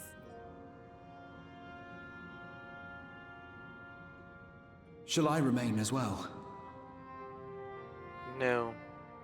While your presence would be welcome, I'd rather you Oh, join it's the the people staying expedition team. behind. I see. For despite our earnest efforts, the gate may well end up closed once more. In such a situation, it may fall to those on the other side to devise a method to reconnect our worlds. A task with which you are not unfamiliar, as I recall. I have faith it will not come to that, but should it? I will endeavor not to disappoint.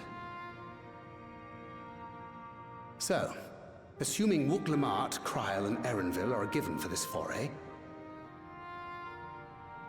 I'll make myself useful here by guarding those who are maintaining the gate. Whoa. Should any threats emerge, from the world beyond or otherwise, I'll deal with them. He's gonna deal with them. As will I. And I feel like so you're will here, he. Estinian.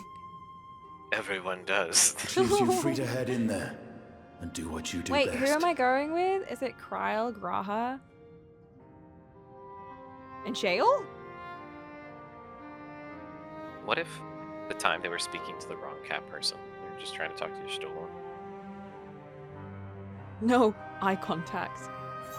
And it just becomes like a weird thing. Oh, we have things. I'm sorry. Make sure we can return while we're still young and beautiful. Damn, okay. With you holding the fort, I know we'll be alright. These are such strange things to Why say. these responses? These are such strange things to say right now. Can I just say Time do and your place, best? Coco. You got this? You can do it. Let's make sure we come back with well. We need to have cocky Coco. Absolutely not. No. I'm gonna go with like, you got this.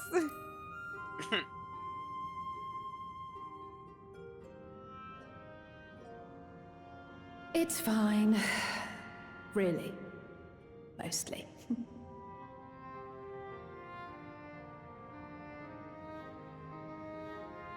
Just don't let her bear the burden alone. Do you hear?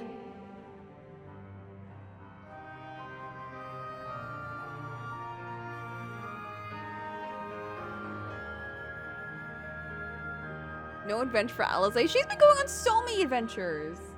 But I guess it is a new location. So that's probably the Adventures big in the thing. financial district. Adventures in file sorting. She went to the ends, literally, she went to the ends of the universe. She's fine. She'll live, trust me. I feel like if anything, some of these people are like, I don't want to go out again. Can we not do I this? think, genuinely, this is what's happening to Alphino. I think he's genuinely, like, coasting by. He's like, I've seen the ends of the universe. I want to get a desk job. I'm done. I'm done with this shit. I'm actually out, you know? This is my last mission. I'm retiring. I'm gonna go home. I've got a childhood friend that I'm actually in love with. We're gonna go get married. Oh my. Oh my. That's Thancred. Oh, for sure. Thancred is like, I want a desk job. Oh. No one wants to work overtime. No. What happened to the worth ethic of the Scions? What happened to working? Oh my god. Okay, now that we're gonna get the ad, let's take a little break. I'm gonna get a snack because I'm getting very snacky. And we're gonna go into like big story stuff, I think, or like a whole new thing. And I figure now is as good a time as any. So guys, let's get our snacks. He's canonically puppy with the ladies at the studio. That's true, he is. Damn. Such a funny little. Not the piano prog. Not the Oh, detail. brother. Oh, brother. Everything.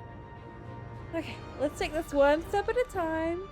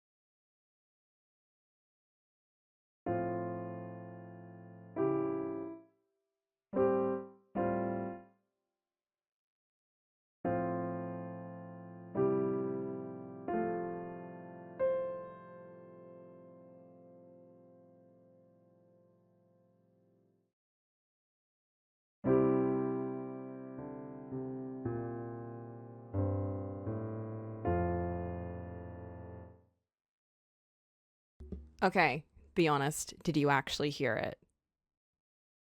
It was absolutely amazing. Did you hear it?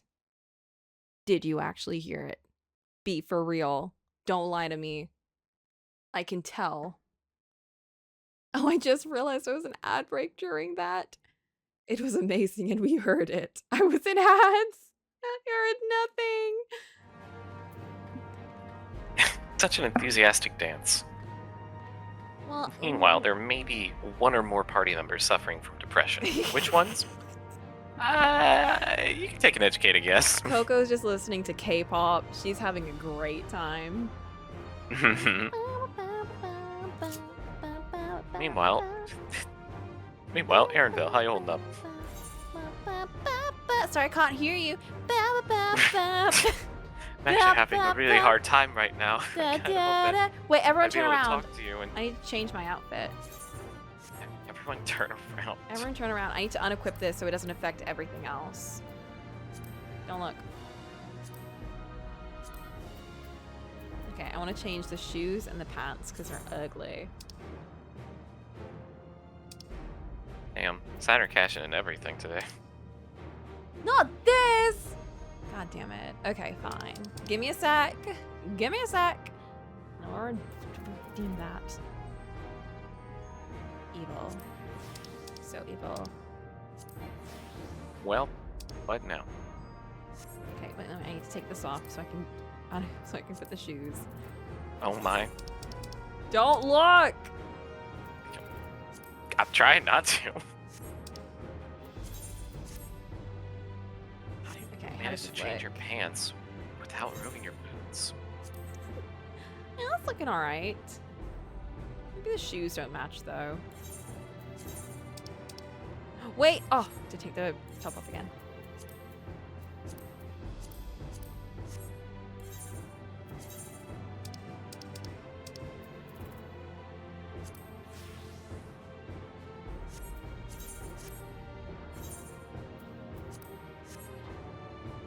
Okay, cool. Let's go with this. Erinville having to cope with the fucking ordeal he's about to go to, and Coco's doing a jaunty little dance. She's like listening to a tune. Oh. Having a chill time. We got one.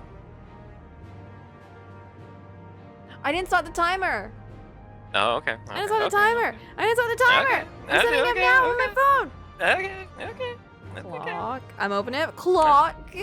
I didn't. No, I didn't start the timer. Mm-hmm. Okay, it is starting now. I need to like have a little Yes. timer thing to pop up on stream for these kind of situations. I'm pretty sure there's a plugin for that, right? There There's gotta be, definitely like, a timer is. plugin. I just don't know, like, fuck.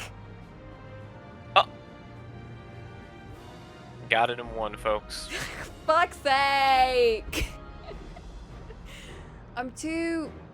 I said it twice again. Did I say it twice again? 2 seconds. Fuck. It's a good day, folks. It's a good day. It's a good thing I didn't set up a no swear counter alongside the no like counter. Oh, God. That would have been the worst. One is push-ups, one is one is... I don't even know how to do push-ups. Genuinely, I just have no clue how to do it. You do brackets with your arms, you point your toes, I don't know, something like that. The pointing toes bit is impossible. It would just hurt. Another like in saying no like counter. That doesn't count. Because that's saying the counter. That doesn't count. That doesn't count. Reading Doesn't comments count. also does not count. Reading things, Whoa. remember? Reading things never counted. Oh, yeah? Guys, this doesn't count. Shut up. Shut up. None of this counts. None of this counts. Oh, We'll extend those none of arms. this counts. This whole stream Absolutely doesn't not. count. This whole everything. You know what? Let's just end the stream right here. You know what? Just You know, everyone, fuck you take a guys. look- Actually. Take a look right here. Take a look right here at this light, and You know what? Let's just watch the cutscene. So I can stop cutscene. speaking. Ooh, 8 there's minutes 10 left. minutes of cutscene. 8 minutes left. What? That's crazy. There's 8 minutes of cutscenes exactly from this point. Ooh, that outfit definitely fits better. Nobody tell them. Tis done. Whenever you're ready. He's Avengers standing. He's Avengers posing. We'll protect the portal. Keep We it are open no posed matter in a what. similar fashion to that of the Avengers.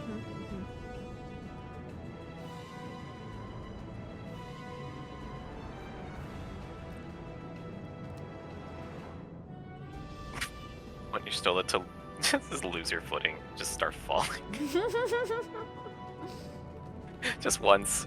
Just like a slight elevation Beyond change. lies an Standing unknown on reflection. Short of asking an Ascian, we unfortunately have no way of identifying which one it is. I still say it as Asian in my head. Well, what we do know is that it's Sphene's domain. A place where she brings back those who've been lost. So for now, why don't we call it Evil. Spheneville. the Unlost World? Okay. Oh. I thought there was gonna be a little more creativity there, but I mean, it is one of them. Right. Let's go. she tried. She took many, many hours to come up with that.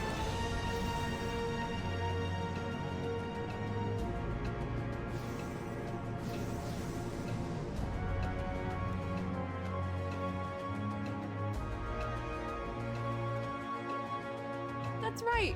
She doesn't know what Ashians are.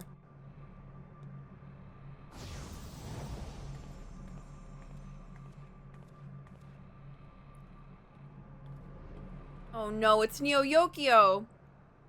Whoa. Hi. This really is just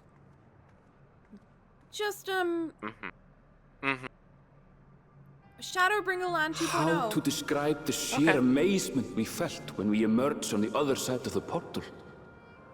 Oh no, I it's fear Venice. words do not do it justice. Oh no, it's Final Fantasy 15. Before us was a No! vibrant world where the memories of the departed does feel like abided they're and personal. reveled in bygone days. Living memory. Got him. or so the Yeah, Endless Twilight called it. Town. How they laughed and smiled as they reminisced upon unfulfilled dreams. Are these memories or are Alive they alive? in all perceivable ways. Yet, This knowing seems to no be a totally loss. separate realm. So resplendent was every ilm of this paradise. The words rose unbidden to my lips.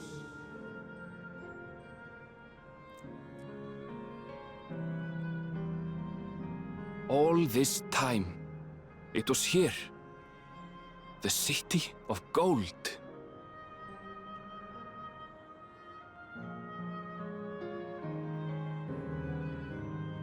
Oh, living memory. Oh, wait, those are so pretty. There's a Ferris wheel. Mm-hmm. Music Would is you so say you gentle. are? Would you say you are an enjoyer of Ferris wheels? I do enjoy Ferris wheels quite a bit, Boop. Do you have any affection to spare for such rides? I would even say I love Ferris wheels, Boop. Oh, love is a very strong word. I would go much more mild than that, but Oh, really? What would you say? I could say a lot of things, but that's neither here nor there. Right. Well, my love for the Ferris wheels transcends anything else. Much like Whoa. into fuck! I tried so to! I tried so hard! It's just in my vocabulary! I can't get away from it! USA! USA! I fucking hate you! Oh my Oh! god! You set it up! And I dodged it! And I set my own trap! Like a fool! That was awesome. I gotta get my kicks in while I can. I got emotional because I was thinking of Terran Resonance. Oh, I can see that too. So I lost my train of thought. Mm-hmm. I could hear Boop trying to get you and you ruined it yourself. I know. Honestly, I'm like to so think disappointed. My intentions were very clear. I would like to think that. They were very clear. They were very, very clear. I'm a quite transparent person, so. Damn. This place, though, very cool. I would go to say I like it almost as much. Fuck. Got him. Almost as much as Amarot. it. That's the place. That's the name of that place. Almost as much as Amarot.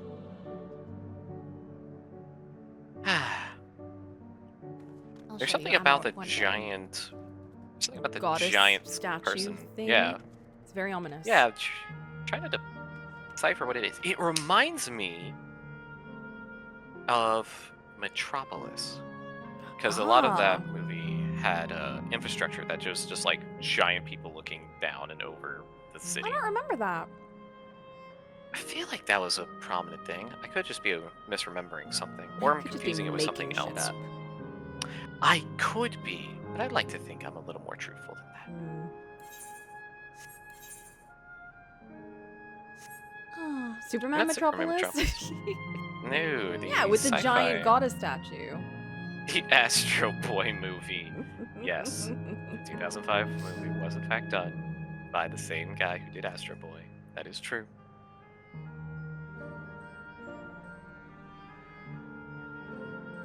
The big statue was consistent.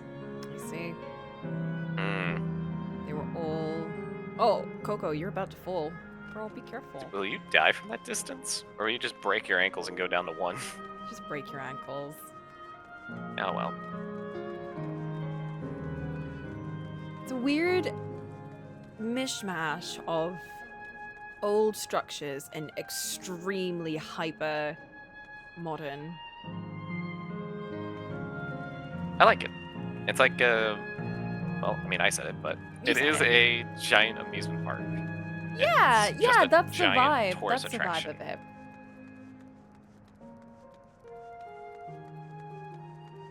Because I was almost going to say it's similar to the kind of dichotomy between old buildings in England in a city that has a mix of very, very old infrastructure and then very, very modern new buildings. But Yeah, there is a bit of that. it is much too spacious for that, and also much too colorful and playful that it is more reminiscent of an amusement park. Too plentiful of parking. Too plentiful of space.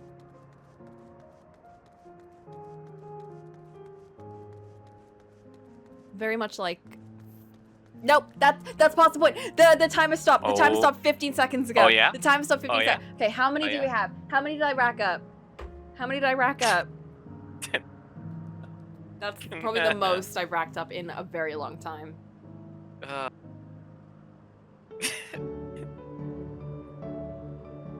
This is why the timer isn't on the screen. At least 4, 3. Let's go with 4. I'm being generous. Okay.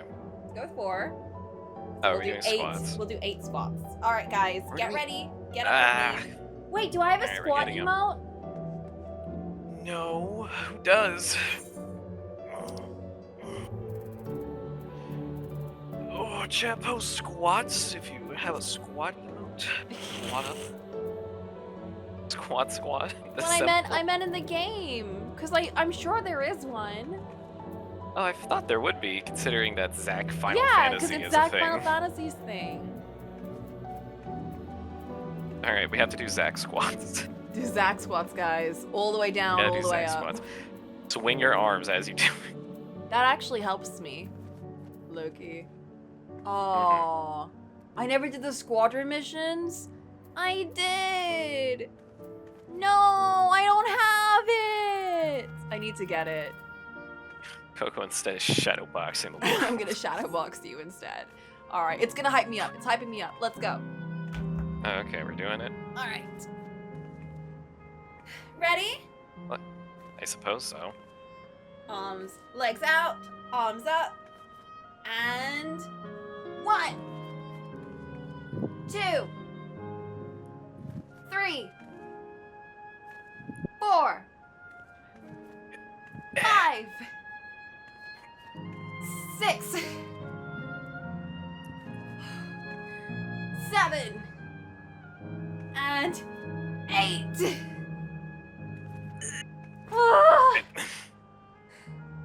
Yeah, that last one was a little rough.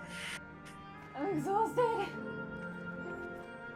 The arm motions helped a lot more than doing it slower, but I think slower squats actually help more in terms of like engaging your cores. Sound like I'm dying? I always sound like I'm dying when I'm doing squats or any Pilates. My mentioned I hate legs Pilates? are going to hate me tomorrow. I once did 20 squats in one day after not doing any at all. Oh, I'm sure And- that must have felt great. I was out of commission. No, it was 30 squats in one day. I was out of commission for the entire week. I could not move. I was dragging myself to work. I just sat down all day. Oh no. It was the worst. It was the worst. Don't do that, guys. Folks, don't do 30 squats if you're not used to doing 30 squats. Were they proper form squats? Probably not, but at the same time, my leg muscles were not used to that and they were not prepared for it.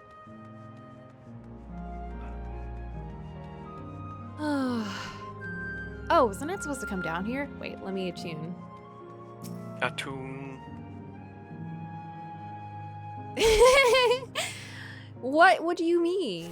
I'm simply helping everyone. Mm-hmm.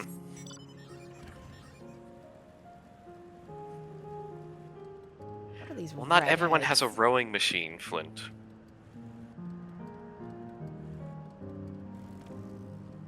Some of us have to work out the old-fashioned way, which is to say, not at all. This is so funny. This boy's outfit is dressed like those 80s children, like BoJack Horseman and all of his like flashback episodes where he's wearing like the little sailor Oh, like uniform sailor. and all that.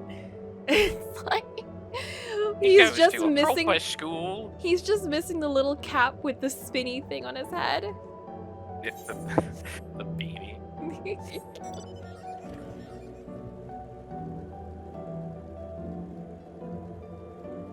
The propeller beanie, excuse me. I have to make that distinction very clear.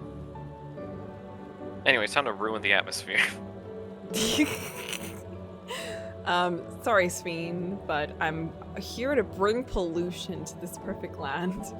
Is that an ozone layer without a hole in it? That's no good. Oh, you just fix that for a second. Hey guys. Haha, just taking a look around, you know? Sorry, I got distracted.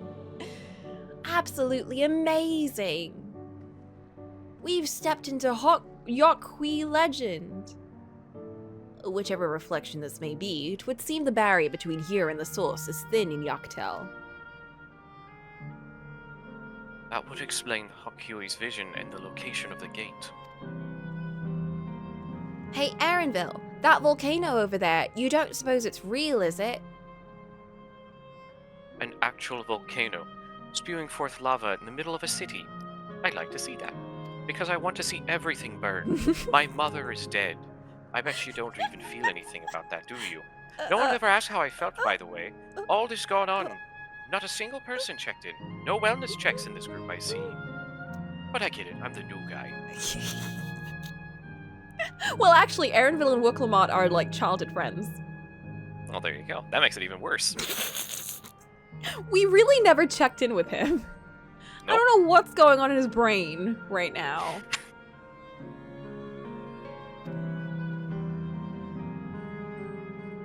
He wouldn't answer if you did.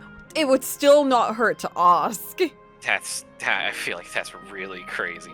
Most of the time, people in a bad situation will probably not want to speak to you. Most people who are sad don't even want to look at you. Or at least I certainly don't. When I'm sad, I don't want anyone to look at me. But it's the intention behind it that is lacking right now. No one is even reaching out to this boy. Everyone's just kind of really going with the flow in a way that seems like really unnatural. Even if they don't answer, they know that you care exactly. And that's really important sometimes. Like, when I'm sad, I don't want people to like look at me or talk to me, but I do still appreciate when people reach out. When people are like, "Are you okay?" Yeah. Even though I'm like, "Get away from me." Oh my. Get away from me. His computer face mom just collapsed in front of me. Exactly. They know she's dead. Anyway, let's just see where this goes. It seems like a very Wooklamot thing to check in on. Just be like, "Hey, sir, are you okay? Your mom just died. Like, it are you does cool feel with like that?" a thing that she would do. It's like, I just want to make sure you're cool, because like, that was really messed up. Like, my God, I know I wouldn't be okay. It takes 2 seconds, guys. It's crazy. A checkup can go a long way in a situation like this.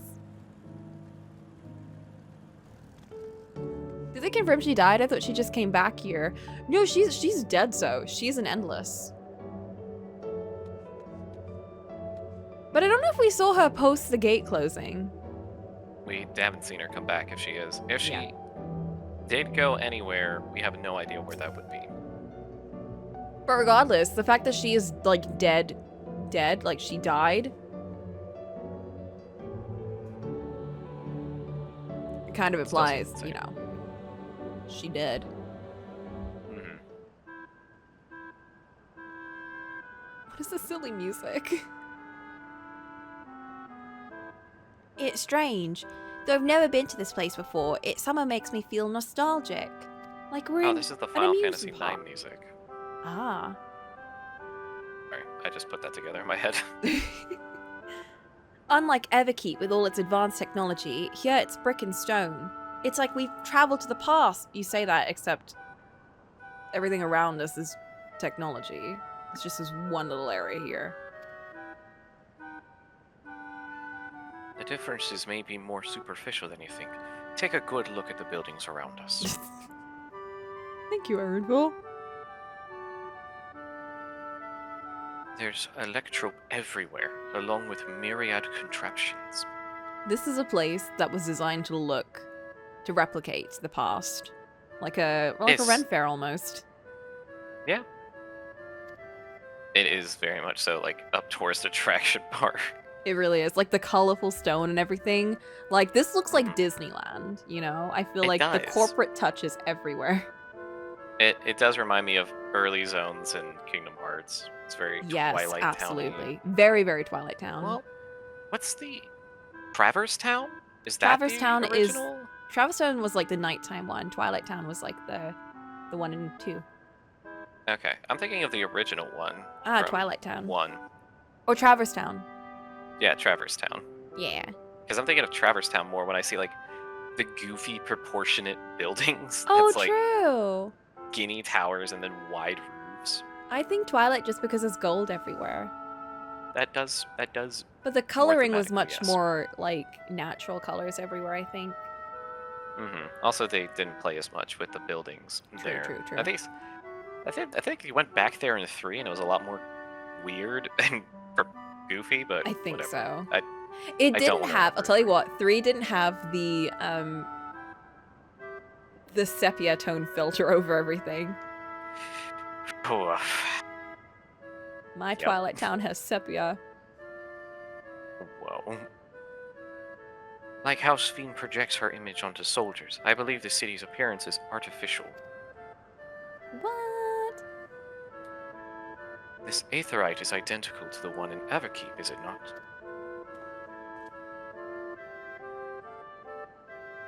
This suggests that this place is Alexandrian.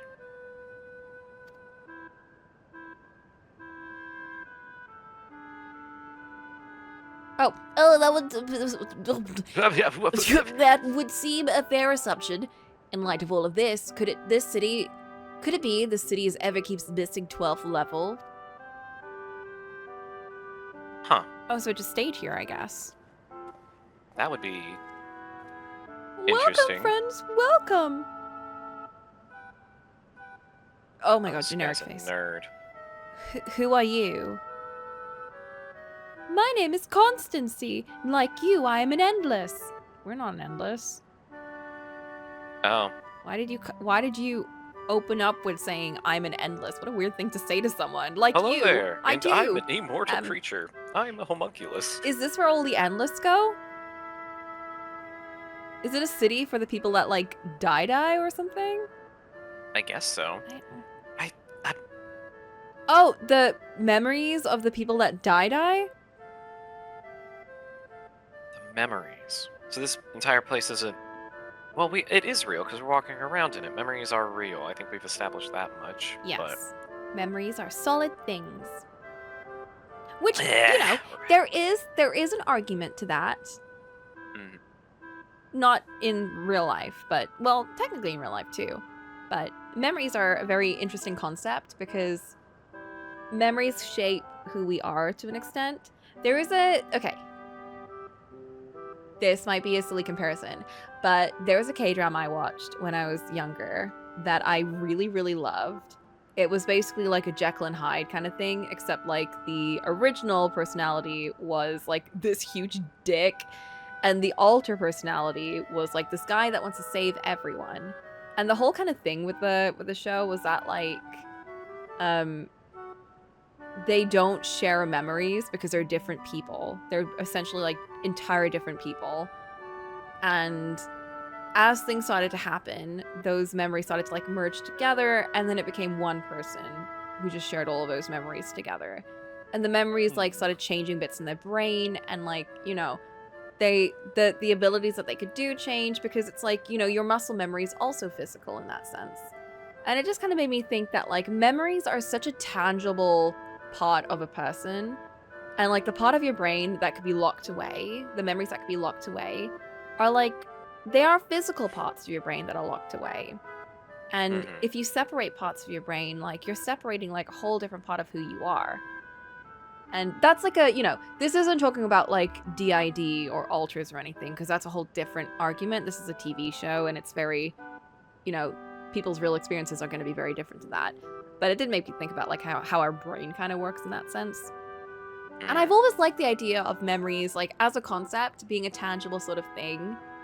And like, I don't know, like if you've played the To the Moon games, there's like this kind of idea that like, even if you haven't done something in real life, if you like if you've had someone change your brain and like change what you've done in your head, if you've created a person in your head as like a, you know, an imaginary friend, that's still real to you. And once you're dead, there's no one to like, it doesn't matter who you're proving that to. That's still an important part of yourself, even if it's a whole other person. I don't know. I just think like the idea of like a whole world being made out of memories, I just think that's a cool concept. I like that. I don't agree with the creation of it or the maintenance of it. However, I like the idea of it. I think it's very cool. However, I like the idea of all these dead people living in this like creation space where they can live. Great effort is taken to ensure the integrity of your memories. It will feel no different from when you were flesh and blood, except none of your loved ones are here. Oh. Let's go along with it for now. Yes, hello, fellow Endless. It is I, also an Endless. I am caretaker here at the Living Memory, City of the Endless. It is my pleasure to provide guidance to newcomers such as your good selves. City of the Endless. At a glance, there seems to be many different facilities. What kind of place is this? Simply put, it is a recreational attraction. The city is divided into 4 areas, each of which it captures scenery that once defined our continent. Ah, I see. And that one over there is Twilight Town, and that one over there is Traverse Town. That's the Tangled Lane. Oh. We go very okay, into over Disney. there's Frozen. It's right there. This is what I was referring to when I mentioned the resource drain, basically how AI is, but this actually works. So odd. He's speaking like you don't know any of this, and yet he assumes you're an Endless. I'm assuming because, like, she doesn't tell anyone what's going to happen once they become memories. So when they die, they just appear here and they're like, what the fuck?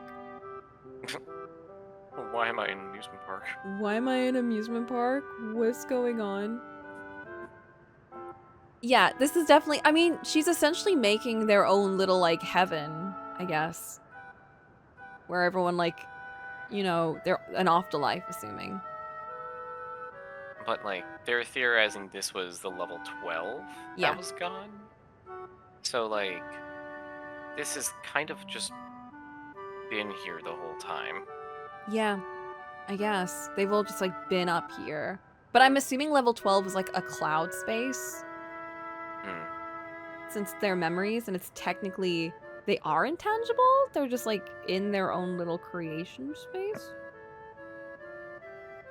They're in the Matrix. Yeah, I think he thinks that we're new here. She ensures him that death isn't the end. You know, she doesn't explain what the fuck that means. Yeah. In this way, we ensure that what is lost is not forgotten, that all precious memories endure forevermore, because they don't endure in people, so they have to endure somewhere. They have to go somewhere. In Everkeep's early days, this place was used by the living, but it was made a haven for the Endless hundreds of years later. Even the cloud still needs a physical storage location for all that data. Yeah, I guess it's like, in this case, a cloud, quote unquote, isn't like a data cloud, it's like a place in... I don't know why I'm trying to explain this. I don't know what this means. But I'm assuming since it got cut off in the void area, that's where the gate is? Something about the key and the earring and Key Gulja of all unlocks people. the gate that goes into Like the... Why? How is it that the king has access to? Is it's a king and queen thing? Like I think because when he originally went to the Golden Gate, she let him in, and he just has permission as the king. So did he end up in Alexandria, or did he end up? He came here. He came He came here, yeah. Okay. He got here before, because when we like defeated him and Wiclamot became like the king.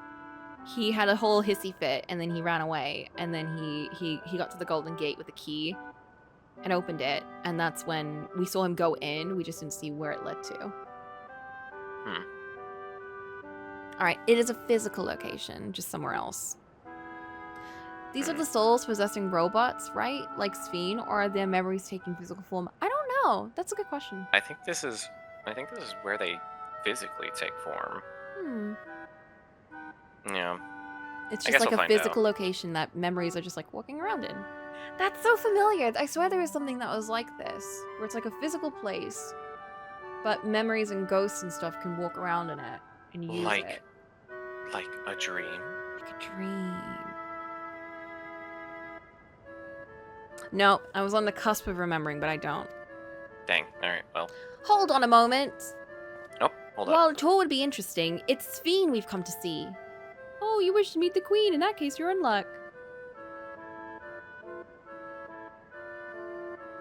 It was just announced Her Majesty will enter into a slumber, but there is still time.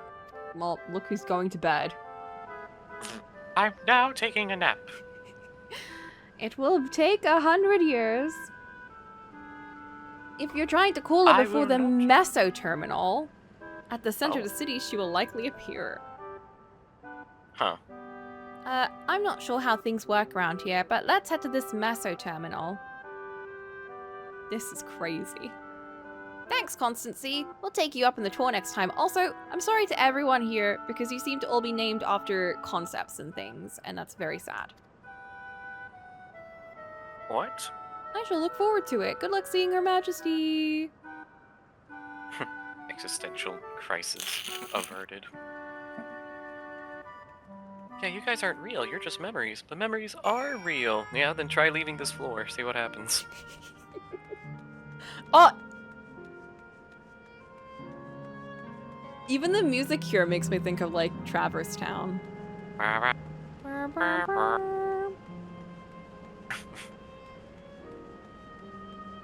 No! I want to go on the ride! Dang. Close. Can't believe this. Can't believe the game is railroading you like this. Fuck. I hate this place. Sphene? Where are you? Turn your rides back on. Or I'll continue to... Or I'll pollute this land. And then where will your memories go? That's right. Gra, what are you doing? Use a strong golden light. The difference is energy levels, perhaps. Yeah, okay, nerd.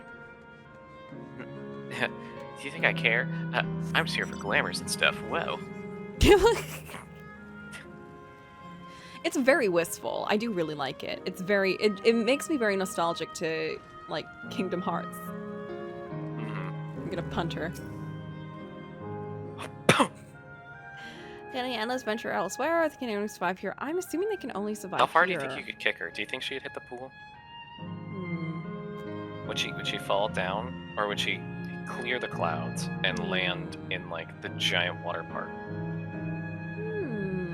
That's a good question. Much to think on.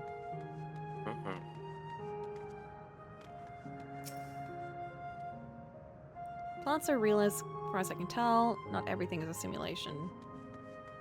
After someone casts a raise spell on their old bodies while these endless forms are still around, will they both be alive? I guess it's a deal of memories lingering, and would the memories go back? Would we be creating like a Soma-like situation? Well, how many more endless do we know of? All the ones we know of.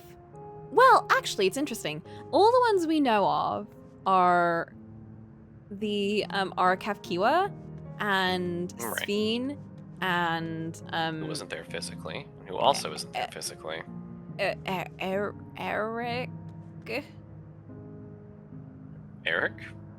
Let's call him Eric. And Eric. Okay, Eric. Okay. Who was the only one that was in his physical body, which was a robot. His soul and everything about him was in his physical body. Oh, the robot guard guy. Yes. Right. Sphene and Kafkiwa, however, were projecting their souls onto robots. Otis, he wasn't an endless. He was powered by a soul. He said he was a robot. He said he was an endless. Well, I guess he lied. Well, I guess his end did come. He's I was fucking about to dead say, kid. the robot guy you met with a kid, but he technically wasn't an endless. He said he was. He said he wasn't an endless. Okay, never mind. Anyway. Anyway. He said he was a prototype. He was a prototype, but I assumed he was still an endless. This person has a fox. And an umbrella? Is their weapon an umbrella?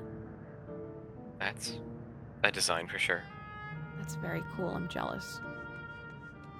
Anyways.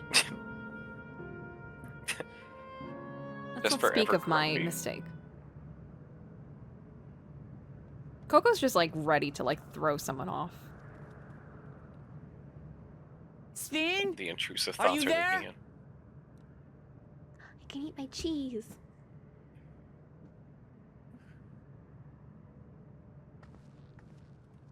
Let's yell louder. If you are, say something. We need to talk.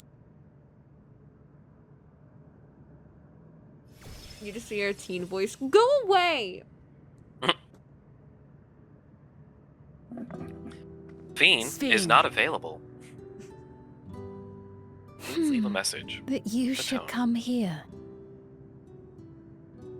I haven't known you long, Sphene, but I know you have a good heart. Your love for your people is proof of this. I can't let you do what you're trying to do. And deep down, I don't think you want to do it either. This is interesting because the last thing Cocolamoco was saying to I her was want like, a you're the world worst. without suffering. A world where nothing is lost. Would that such a place existed. But the endless only grow in number, and ever more life forces needed to sustain them. Okay. Maybe they shouldn't be endless then. If we're sacrificing a bunch of people just to keep maintaining the souls of people who are like long since dead and have, for the most part, all lived full lives. More than full lives, yeah. More than full lives. And you supposedly do care about everyone. This is my thing. Because you can have someone who's like doing this and they're so single-minded and just a couple of people that they actually really, really, really care about. But with her, she supposedly feels really bad and she can see the weight of her actions. I just feel like this is all Has just chosen crap. to Like, double down. just like, you know, fuck off with all this other shit. Just tell us that you don't care about anyone else. Like, because you don't. Because you think your people are more important than everyone else. That their lives should be kept forever. Much. I care so much about the environment, but I also understand that this parking lot isn't going to build itself, so we got to get all these trees out of here. It's just... Within the barrier, we have managed to curb the cycle of rebirth these few hundred years. Black Blue, I like to think it's a bit of we've both. reached the limit.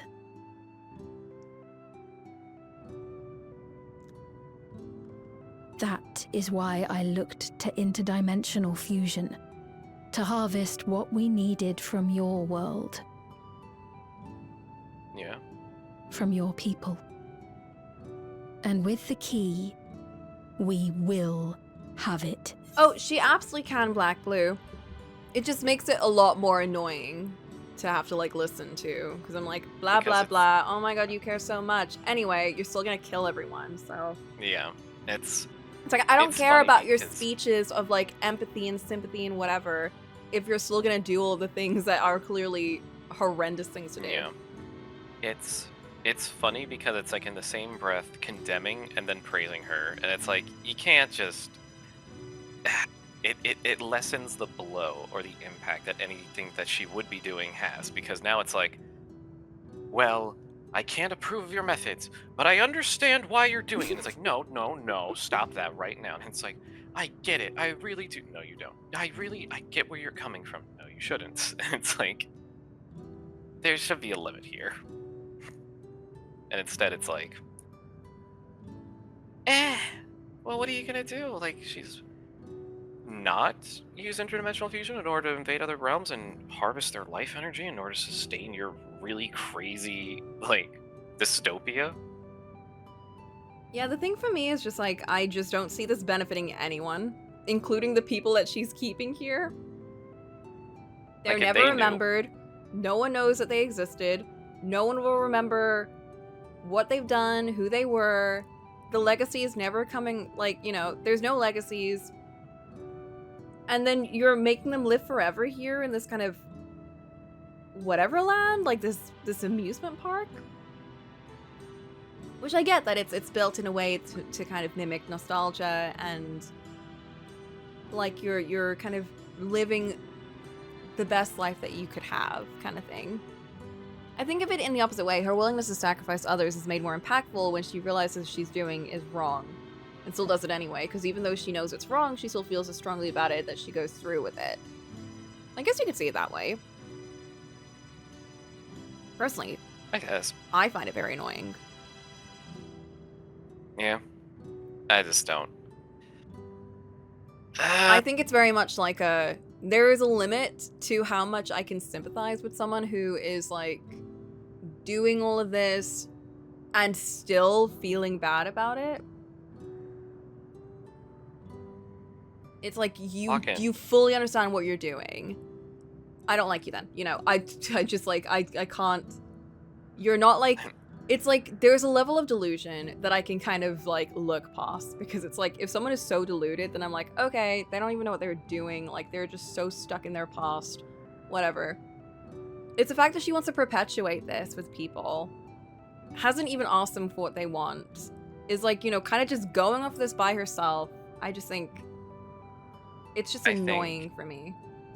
I think personally, what would make it a little more interesting is everything about this is exactly the same, but she refuses to acknowledge the very true fact of the damages that must happen as a result of keeping this lifestyle alive. Mm. Like, oh, so you'll have to invade us, and you'll have to take our life force, and you'll have to do this. And she's like, oh, no, like, well, I'll have to do all that, but it'll be fine, because eventually the life force will find its way back to your realm, and your people will be saved. And it's like, no, that's not how it works. She's like, that's how it works. Like, I should know, I've done this before. And it's like,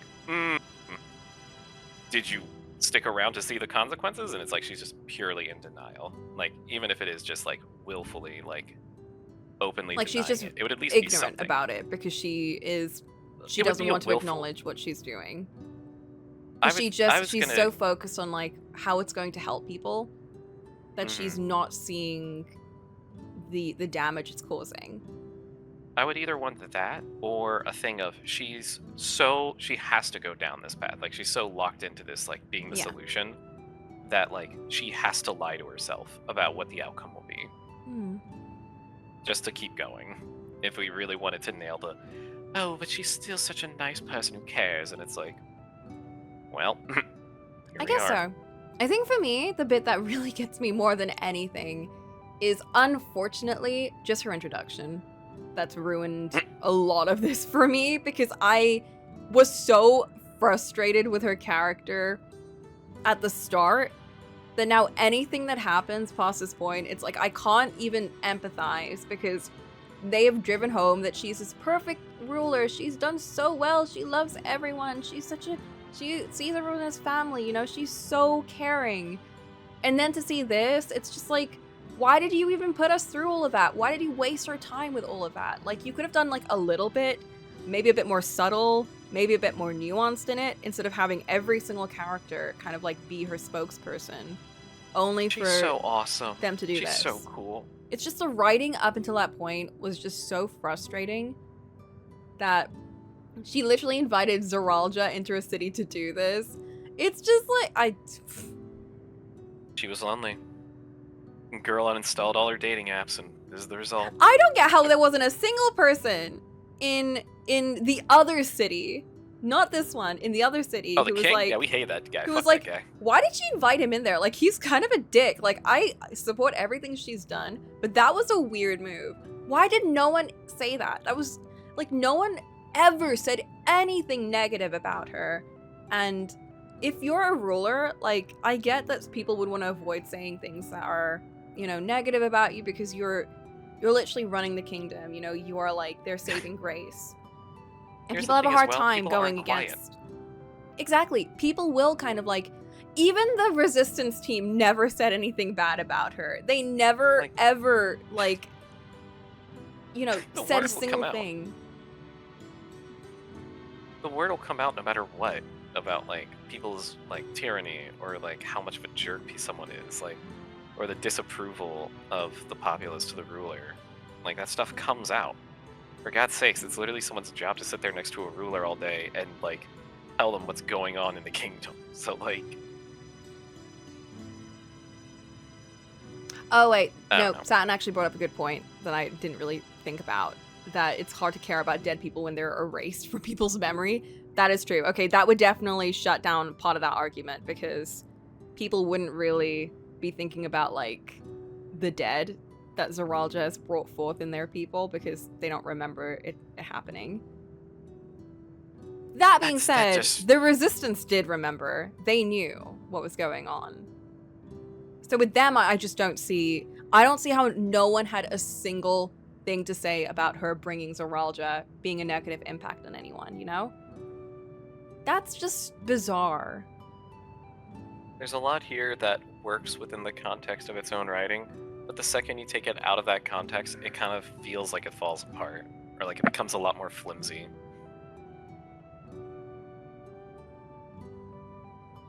Ugh.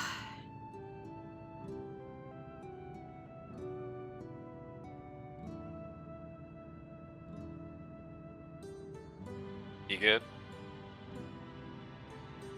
The sleep deprivation is hitting. Damn. It's okay, we're in a cutscene. Good for her for sticking to her goal. We love a queen with goals. We support goal-oriented women. We support goal-oriented And once you've thinking. plundered our world of ether, what then? Will you do the same to others? It's too late. I've got to pause it. All men eventually die. If you make endless of everyone, you will never have enough ether to sustain them. You but prolong the inevitable. Sphene, if you would nevertheless persist in this folly, we must stand against you. For we too have people we cannot lose, places to which our hearts belong.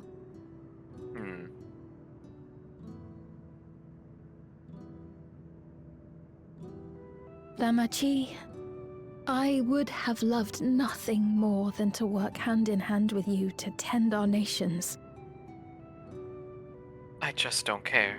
But fate is cruel. By the time it had brought us together, our futures had already been written. If you really want, we can try and change it now. Right? The kind and gentle Queen Sphene was too weak to serve her people, and so she will serve them no more. I will erase all memories of the living Sphene, she who has cursed me with this soft and powerless nature. Oh. Is she like fixed to be this way?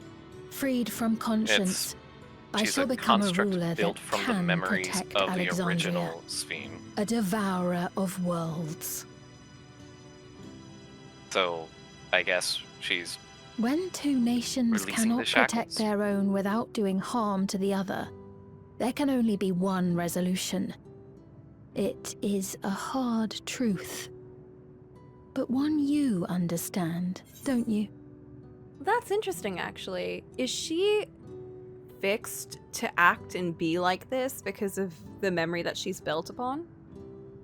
It sounded like she wanted to separate herself from it so that she wouldn't be held back by it anymore. Yeah. So a lot of the way that she acted and did whatever was because she had, like, no choice but to be that way. Endless doesn't age and evolve, right? I guess. I don't know how endlesses work, TBH. I don't know the physiology and all of that. But it does seem like they're made to kind of just stay the same forever. Which sounds like hell. That sounds like the worst. That they're all like AI versions of themselves. Yeah, that seems to kind of be like it. It's like a snapshot of someone during their life, and it's just built off of that. Just like AI people. Yeah, gross, but I guess that's true, yeah. And they're using considerable amounts of energy to keep the AI people alive. Oh no, this was all a statement about It's all a statement AI. about the AI culture today. No.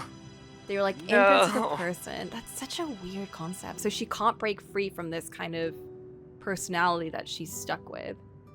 I guess not, and I guess the only way she can do it is if she gets rid of the memory of the person that she was based off of, so that she could just be an open AI. So she just becomes like, I'm trying to like disentangle this from reality and like how our AI works, which is literally just like copying other things, and you know, the way the AI works is just like do all that. I'm trying to see it as like she is forming her own person. Maybe. So the way I think I understand it is, she is like a base program. The base program is to copy like and emulate someone perfectly from memory. The only problem is that the person is dead in question, so they only have her memory. So this program is just working off of what was fed to it, like what it has to work with. Yeah. And as a result, Which I'm that's assuming kind are of all the dictated. endless, right? Yeah. So, I guess like what she's aiming to do is delete the memory of Sphene so that this program can no longer be associated with the Queen, and do what it thinks needs to be done to secure the future of like all the people here, which is, I guess, taking and killing entire worlds just to absorb the essence so that you can keep the endless going. Yeah. So she's essentially fulfilling her like prime objective in whatever way she thinks is best. It's kind of like the Yes. You haven't seen much Doctor Who, have you? Not a tremendous amount, no. No. There's an episode in Doctor Who where a ship has been programmed to keep running at all costs. And eventually they find out like weird bits attach to the ship, like a heart and an eye and like other bits keeping it functioning. And they realize that the ship killed the crew to keep the ship running, to fulfill its prime objective or its prime directive. Okay. And I just thought, oh, it's gnarly, but it's a very cool concept of like being told something, but obviously the thing that you're telling is not clever enough to make the distinction of what, you know, the actual intent was, because it's AI and it's just doing what it's told. It doesn't have like the foresight or creativity or, you know, critical thinking that a person would have. My favorite version of that is someone who just like, you know, programs something with a single-minded focus that's supposed to look out for humanity. But then when the problem is humanity, what happens to that initial like programming? Is the thing smart enough to override it? Does it go its own way? Does it malfunction? Does it go crazy? Like, we're dealing with some very sci-fi elements now. It is actually. This is actually going in a very different direction than I thought. And now I'm actually having to rethink a lot of what I just said about her personality, because I was going on the logic of a person making logical, critical decisions. But this is a machine. A machine acting literally in the way just that it thinks. Following orders, and in the dumbest way possible, but in the way an AI would, I guess. I mean, it really is just like I mean, okay, roll your eyes as much as you want here, but it is like how a lot of people get their break in like role-playing games. Like, it's like, oh, well, I don't want to do the mean thing because being mean isn't, like, interesting. And it's like, yeah, but it's more human. You're not going to be perfect all the time. Like, you're going to stumble. You're going to make a mistake. If anything, that's a good thing to have something with flaws in it, you know? Yeah. And I feel like that's kind of the problem we've been having with her this whole time is Yeah. people's memory of her is like, oh, this perfect benevolent ruler. And then it's like, what happened to the real her? Oh, she died. She got sacrificed. Pretty sure. So it's we've hit a funny point now where it's like, it's not actually her. It's not We're judging her, this no. machine. There's a funny little thing that's kind of running around acting like her, or thinking it's acting like looking, and thinking kind of like her, but in the way that they think she wanted them to act. Mm-hmm. Going, The mean oh, option- well, this is what a proper ruler would do. This is what someone who cares would do. This is what someone who cares do. They would kill everyone else to keep their people safe. And Nice. pretend There we go. that they actually care about everyone else. But they haven't been programmed to have any sort of reason to care about anyone else. Which makes so much sense. This literally makes so much more sense. Mm-hmm. Now it's just like, well, I can't care about your people. And the only thing holding me back is the very baseline thing of, well, Sphene wouldn't do that. Sphene would put her And it's- people above everything, even if she hated it. So I can, maybe I hate it. I don't know. I'm just a robot. I don't know. Maybe I do. Maybe I don't. I don't think I have the It's like- capability for these feelings. Imagine, if you will, you were someone like programmed you in a sense to make it so your stomach would emulate that of someone with lactose intolerance. No. Even though you yourself are not lactose intolerant. Horror. So you would have those moments where you really want to do something, but you find yourself hesitating because, well, I can't because tummy feel funny. That's such a weird idea. Mhm. I see people not pick the mean option because it's not what they would do IRL, which defeats the point of RPG. Well, yeah, I think Yes. that's what Boot meant, because it's like when you're playing a role-playing thing, specifically if you're doing like D&D, you tend to kind of like, when you start off, and I'm still in that phase because I don't play much D&D, of defaulting into options that I would do.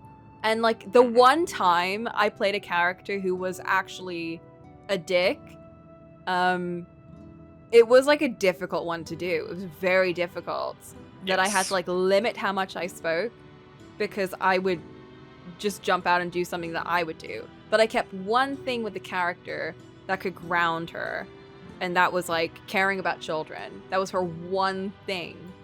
And I remember when I did one thing that fell in line with that, everyone was like, oh, she's playing like to like, she's playing the game. Like she's doing it to kind of like help everyone. And no one even thought that, oh, this is just the character actually caring about kids. They were like, oh no, this is Coco like wanting to kind of help the team.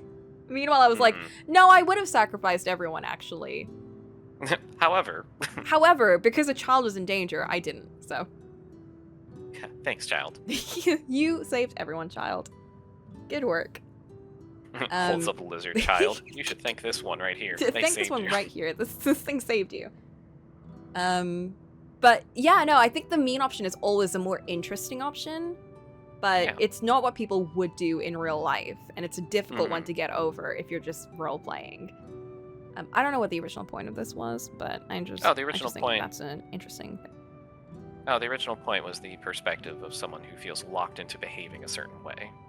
Oh yeah, and they really want to go against it, but they can't. Yeah, because it's like, okay, well, the thing I need to do is something that Sphene wouldn't do. So the only way I can see around this is I gotta get rid of Sphene for good. And it's like, I gotta be mean Sphene. Okay.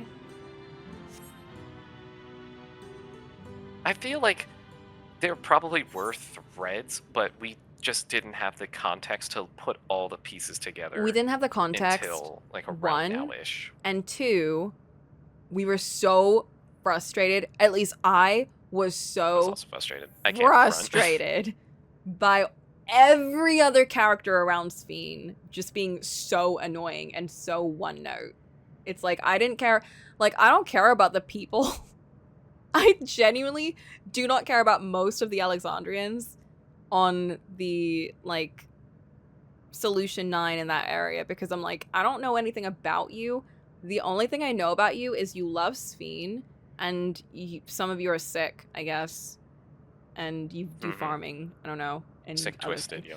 Like that's all I know. It's like your personality is love Sphene, farm, be sick, like I don't know, deep frozen space food.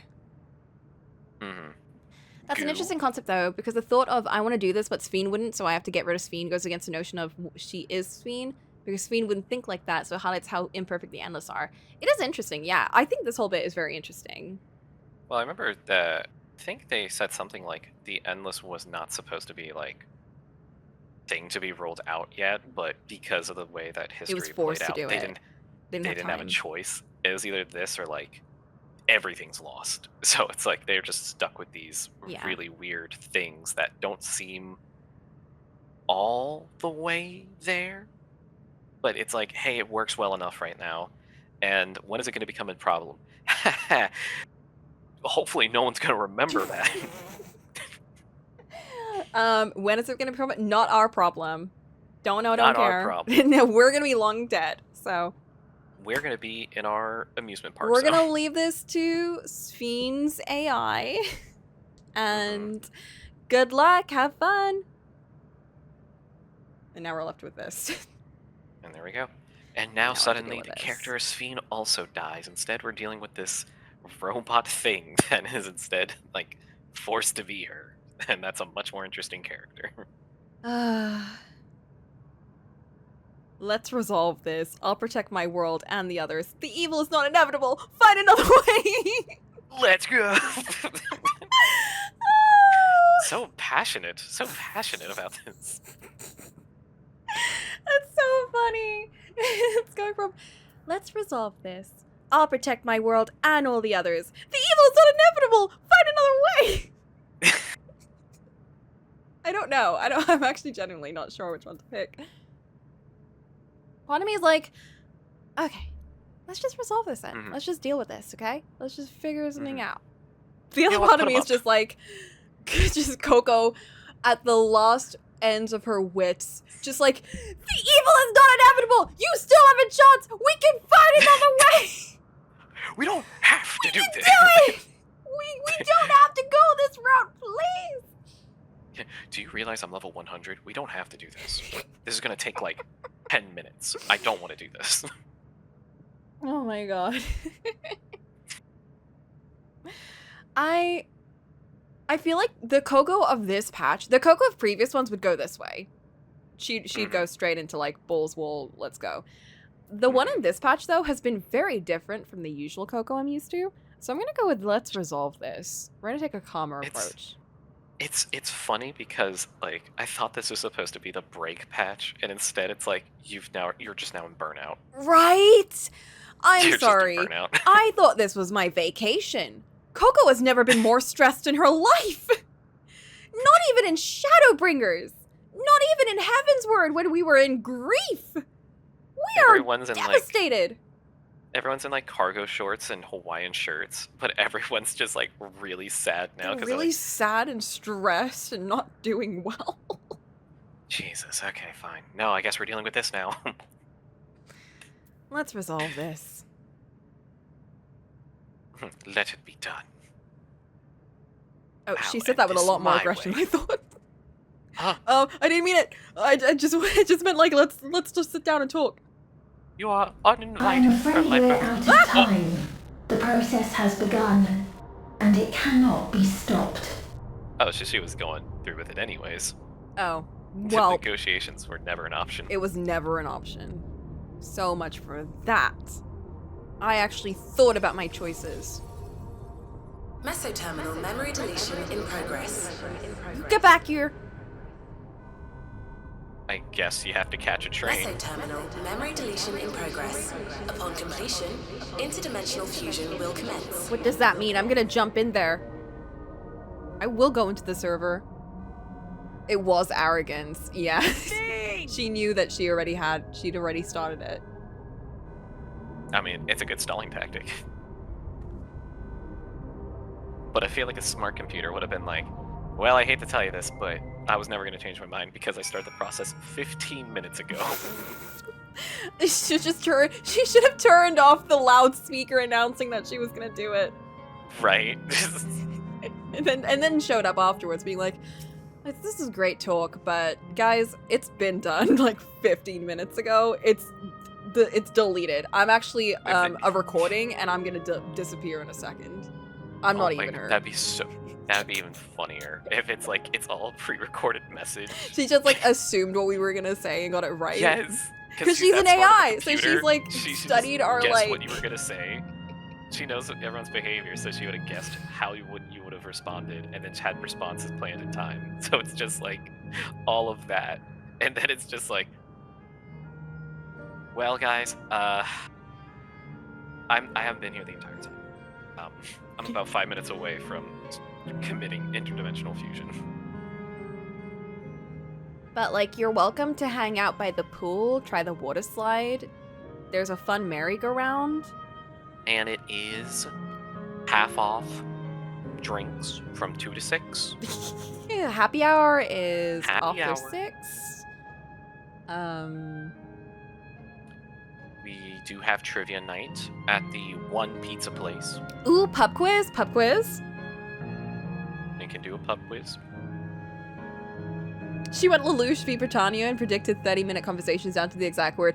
Did he do that? I don't remember that, but that sounds like something he would do. That's crazy. It's definitely something. That's crazy Oh if he my did God. that.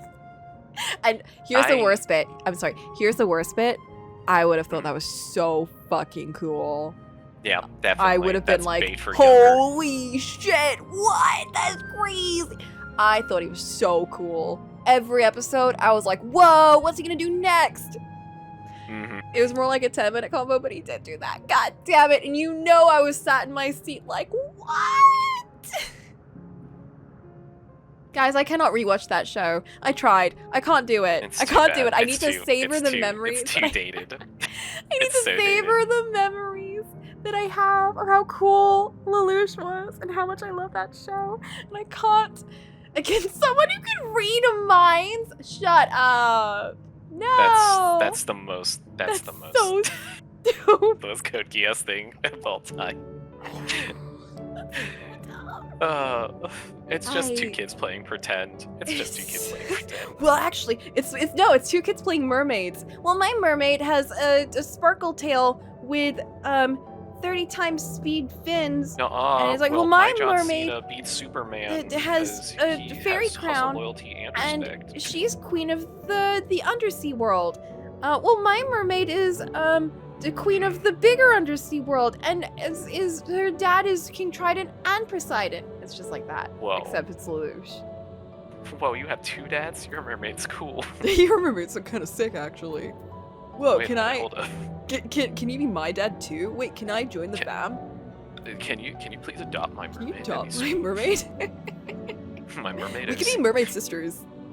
We can be Brosidons. Whoa, that's crazy. What are we gonna do now? I don't know. I give up. That's a great question. We should just give up. We should just go home. I thought that I had come to understand Sphene, but girl, you're getting to know an AI. You failed the capture test. Attached. No. She's attached to the AI. She's gonna get married to the AI. Yes, she's a fucking boomer who's getting who's getting attached to ChatGPT after one No. conversation. I'm like, oh, it really gets me. She's still clueless. Utterly clueless. It's okay. It's alright, bud. Anyways, have this. Oh, what does she give me? I don't know, something. Mesquite juice. Delicious. It's Juice just of fancy beans. juice box. Thanks. Thanks for the juice box. I needed it. I'm Juice level 100, so I don't really need that, but thanks. I've got my emotional support Poco. Here you go. Hands you bean juice box. I don't really want this. You're welcome. Yeah, Cocolamoco's man. frustration is fairly palpable. Coco's fury is barely restrained. Girl, you don't even know. It doesn't seem like we can do much else here. Let's return to the Aetheryte for now. The caretaker, Constancy. Perhaps he can tell us more about this business of Sphene going into slumber. What did everyone else feel about that giant announcement going off? That is a great fucking question. Like, wait a minute, what? Where's Sphene going? What do they mean, memory deletion? Is everyone cool with this? They forgot. Like, she's just going to bed. She's having a nap.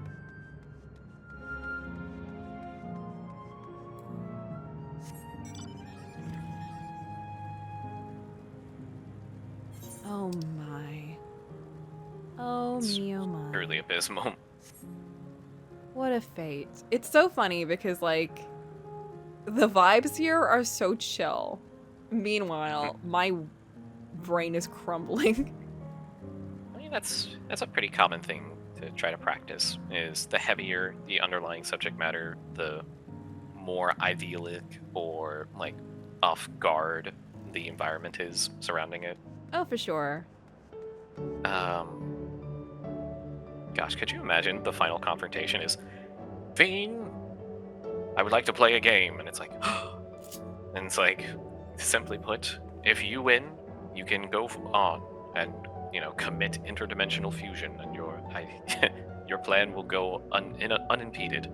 However, if we win, you have to delete yourself, and you have to give up, and it's like, well, what is this game? And then you just produce like 9 pictures, and you go, you have to find which pictures have buses in them. You have to identify them. No! I would fail this. It's a wedding. It's treated like a death game, where it's like, you start a timer. She's like, I don't. She's just turning a picture can you around, read this string of text? It's a little bit curvy. It's a little. How about now? Slightly turn it. That's not fair. Just put this puzzle piece in the right position. No, why can't the final fight just be that? That would be so funny. Sphene, can you confirm? But it gets really sad because she just starts like breaking down and crying. Like, I wish I were a person. I wish I had the power. And it just gets really, like, sad. It gets, like, existential, because it's just like, I wish I was born human. I'm just like, oh. I feel bad about this now. Man. But if the bus is slightly in another square, do I choose both or just, nope, I'm not gonna tell you. Not gonna tell you. You have to figure that out. I still don't know. The real Sphene would know. The real Sphene would know. Fucked up.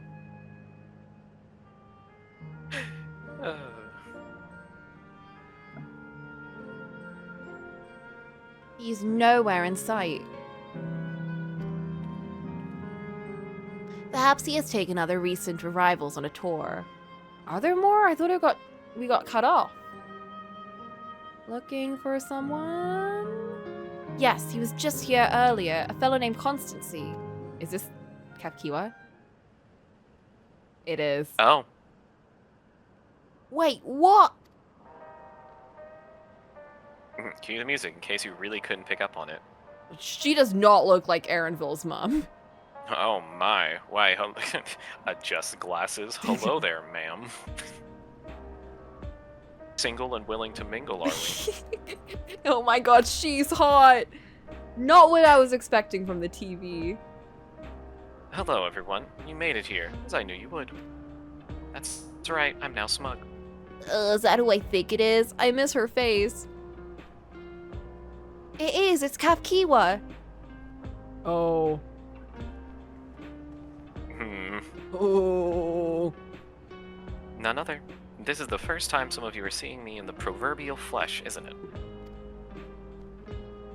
Feast your eyes, then. She who was controlling that unassuming machine was a ravishing Shadona maiden. How does anyone other than Aaronville even know what she looks like? I don't know. Did they just assume? That's her voice. Oh yeah, her voice, I guess. That was a bit much, wasn't it? Ignore me. Like Bunny? We haven't seen other Bunny. Just like with the child, Galoolja. Oh, I'm doing both. Well, Mother and so son. it was Boop. true. Then you're here means Oh, she brought the lo-fi with her. I tried to tell you so many times, but my courage always failed me. You should really suppress that accent, son. I did it quite easily, I guess. I am indeed an Endless. I have been for quite a while now. Do you think they can get rid of themselves? As an Endless, I mean? That is a terrifying question. Can the memories commit Sudoku? Can they take themselves out? Because consider this, and it's not a nice thought or anything, but they don't become infinitely happy when they're in this place. They're still who they were before they got here, right? So if someone is in here in a state that is less than ideal, let's say, not, you know, happy, and they never wanted to, like, live through whatever, and then they were brought here, Right. could they get rid of themselves? Could they choose, sure. like, get So rid of themselves? Because I know are- Sphene can. Is the entirety of the Endless this concept that the Sphene bot is also operating off of, in which they're not actual people, but it's the memories made manifest through another means? I don't know. I don't know. I don't know. Because I'm It's an wondering if interesting someone is, like, doesn't agree with the system, they don't like being here, could they choose to just, like, I don't want to live here. You know, I don't agree with the fact that, like, people have forgotten me, if they know about that, if they know. Right. Or I just don't like this, you know? Could they choose? I mean, you know, Flint made the observation of, can they if they don't have admin privileges? And someone else follows it up with, Sphene has admin privileges. And it's just like, oh no, that makes it even worse. Terrifying. So, now you've come to stop Sphene, yes? I can help with that, but I have a request to make. Ruh-roh. You know how to stop her then? Give me a second. Don't mind me, I'm just accessing the admin myself. Oh my. Whoa, whoa, whoa, whoa. I'm just like, it's just the particle effects I think are not doing well with my depth of field thing. Oh. I don't know what's going on Interesting. there. Strange. I don't know I what thought you were those are turning supposed to be. depression on. I'm just turning existential depression on so dread up to everyone can kind of max. like feel again. Yeah, are we feeling good, guys? Are Yeah, I've we- actually disabled dopamine. How you feeling now? I don't know what those are. What is like making them look like that? Is it? Oh! I'm stuck. Oh. It's not terrible. Like, it's not like I can't stand looking at it, but I was just like, what are they supposed to be? Are they, because I don't think they're just blocks of things running in the air. Whatever. Anyway.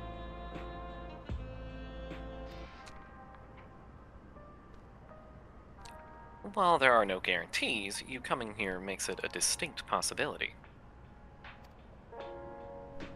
As my wish is irrelevant to your mission, will you hear me out? You can decide what to do afterwards.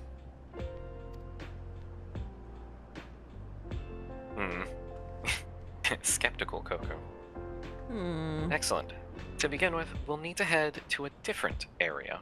Remember, there's 4 areas. Oh, I just realized the amount of emoting that Coco's has is probably because the engine has changed in this expansion. Or, like, they've added things and stuff. And there was, like, a huge graphics overhaul and the animation overhaul. So that's probably why she's emoting so much more. Oh. You're like, we're gonna make her feel angry. And now give me angry. See that sentry? I'll have them grant you access to the zip line. What? Yay! Sphene just never open the gave us a gate. zip line. I even asked True. nicely.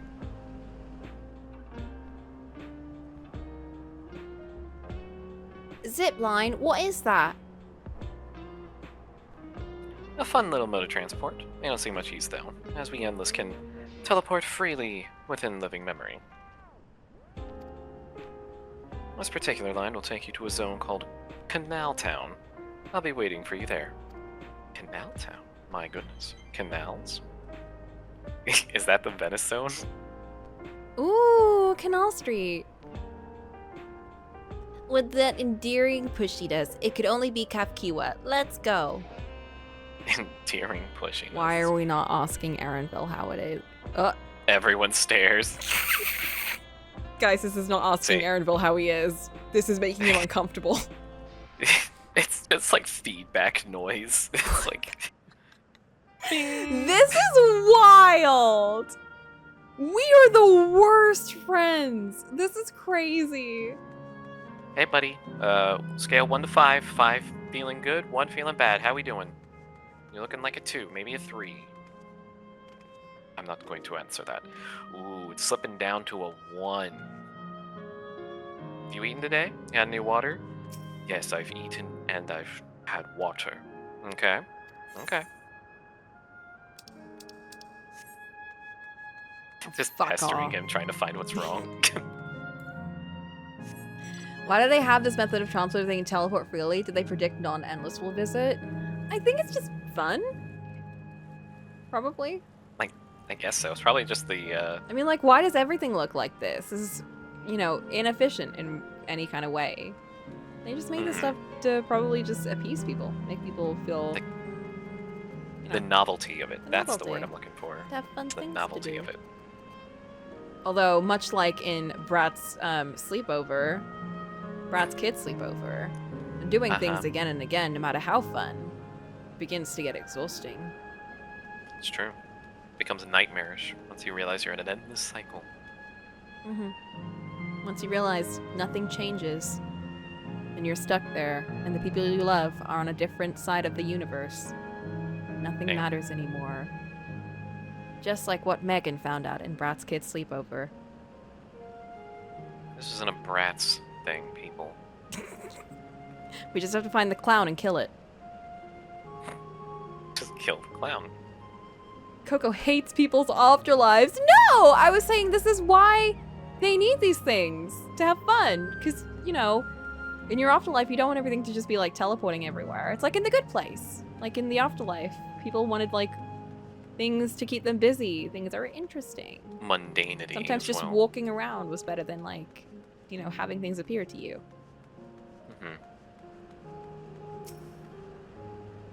You don't seem to be... Beep boop. Error. Error. User registration. Confirmed. I bid you welcome to Canal Town, the resort of romance and relaxation. Please enjoy your stay. Relaxation. Those were humans. These are effectively AI. There they go. AI meant to replicate what people want to do, I guess.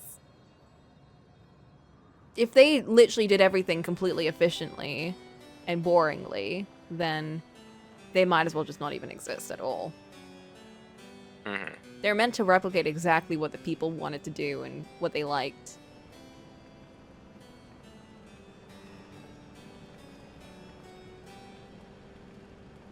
Music change.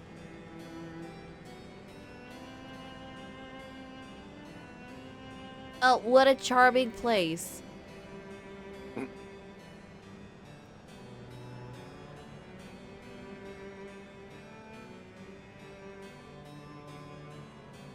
That's them. The people Sphene strives to protect. Oh, not these guys.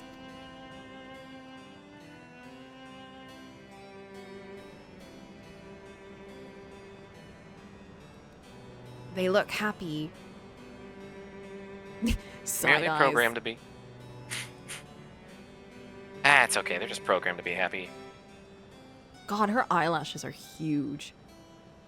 So what's this request of yours? They certainly designed the bunnies in a certain way, didn't they? She looks very yassified, if that makes sense. Yeah, no. Yeah. She has a face, but it's just like the eyelashes are huge. Her lipstick is like quite prominent. Like it's like very specifically shaped, like, you know, that kind of yassified face. The eyeshadow and everything. Is she trying to guilt trip you into not fighting against Sphene? I don't think so. I think she's trying to get us to like empathize, I guess. Guilt tripping someone through Instagram filters is crazy. You get a photo filter? Oh, wow. Sign me up. I want you to erase it. Erase the endless. Maybe she's that person that's like, I hate this life, actually. This fucking sucks. I want to redo the cycle. I want to, like, be born again as something else. Do you know what my pastime used to be? Jigsaw puzzles. 2,000-piece jigsaw puzzles. And I can't even get started now. Now I hate them. I hate Jigsaw. I You know hate- what that makes me feel? That makes me feel terrible.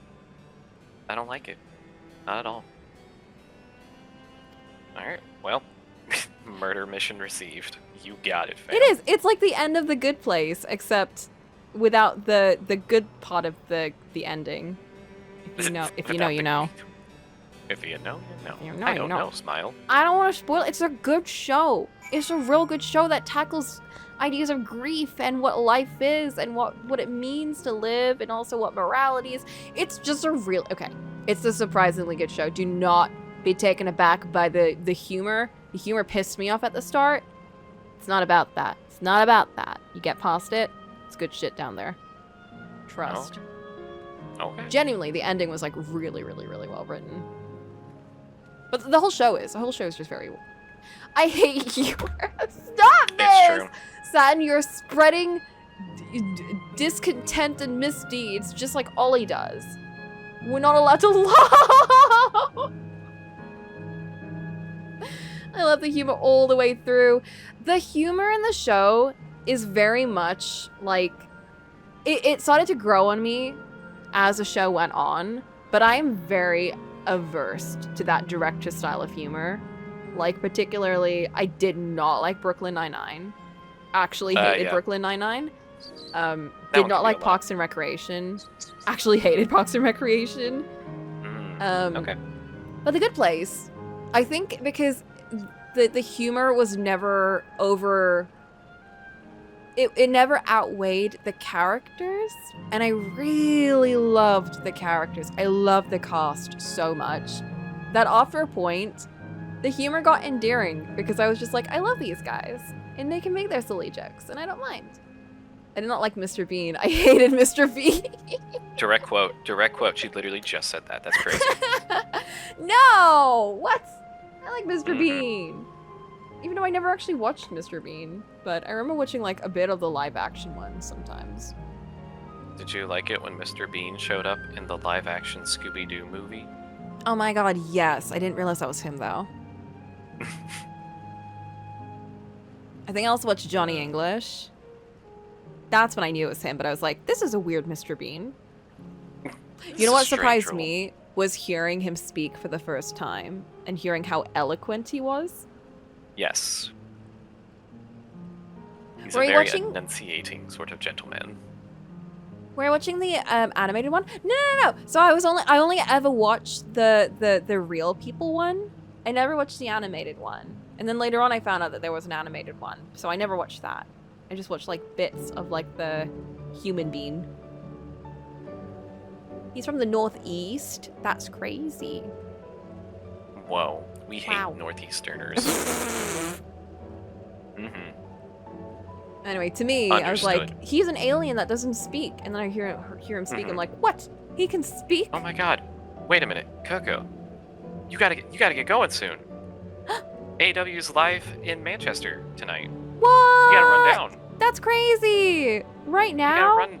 No. Yeah, you Oh my gotta god. run down and get yourself a That's ticket. wild. The trains are gonna close in like 10 minutes. But the Dynamite Diamond Ring is gonna be up for grabs in a battle royal. I'm This never could gonna be be where able to MJF see comes that. back. What? I'm just gonna watch it the next day. Kefkiwa, what are we doing? That's a great question. I'm sad, Kefkiwa. I just found out Mr. Bean isn't an alien. What? Ignore her. She says stuff like that. She's been like this all day. I'm in denial. Oh, come now. Spare me those gloomy faces. Being alive, you're the only ones who can do this, and we won't have a better opportunity than now, while Queen Sphene is busy preparing to initiate interdimensional fusion. It's wrong to sacrifice others to sustain the endless. This I firmly believe. But Excellent, then just kill us. I do think that Wiclamart would not put aside the right and wrong of the situation, even if she does, like, feel bad. Which she probably will feel bad. Talking to you now, you seem as real as any of us, and if you need an answer right away, I don't know if I can give it. Is there a reason we need to act so soon? Yeah. He's gonna kill everyone tomorrow. Because, as you've just said, it's wrong to sacrifice another to sustain us. Remember, we need life force. Other forms of ether don't cut it. So it's not even power, it is life force. Which is a bit of an extreme. It's literally like you kill someone to use their sorry. souls. Yeah, sorry about that. My car ran out of fuel. I need a jump. Okay, cool. What do you take? I have like a gas can in the back. Gas Blood. Can, no, a blood. It runs on I need human your blood. I need to drain you dry right now. And you're a universal donor, yeah? Yeah, that'll do just fine. Don't need any of those bees up in my car. Yeah, my car's a very particular one. Imagine if she was like, I don't want these types of souls. I need like the elite elites. That would be a whole different story. That would be crazy. Oh, I don't need those souls. I don't need the poor ones. That's the poor. Which actually might benefit society, now that I think about it. Damn. Only the richy souls, please. And then their money goes to the poor and everyone's happy. Oh, there we go. It's because they've grown fat off of us. That it's only right that they give their lifeblood and come back to the earth. Never mind, I'm on board with this idea. Actually, Sphene, you know what? You're right. You know what? That's trickle-down economics. Now that is crazy. Reaganomics, baby. In the beginning, we managed with just the ether of those who died in the barrier.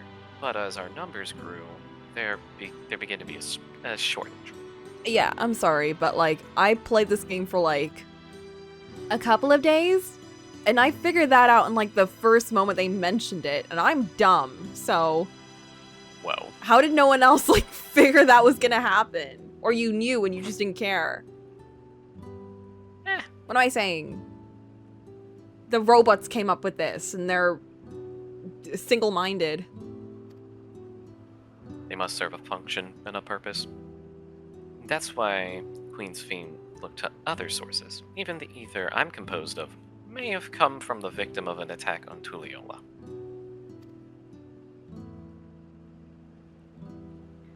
Can't bear that thought. Can't bear to exist because someone died. See? That's what I'm thinking. Like, there must be so many people that might, if they're aware of how they came to be, that they just don't want to live like this anymore. But I guess she doesn't have the choice. Yeah. If the choice is robbed from you, would you find a way to cope? Would you eventually be okay with it? Or are you just going to be like, no, absolutely not. This is unacceptable.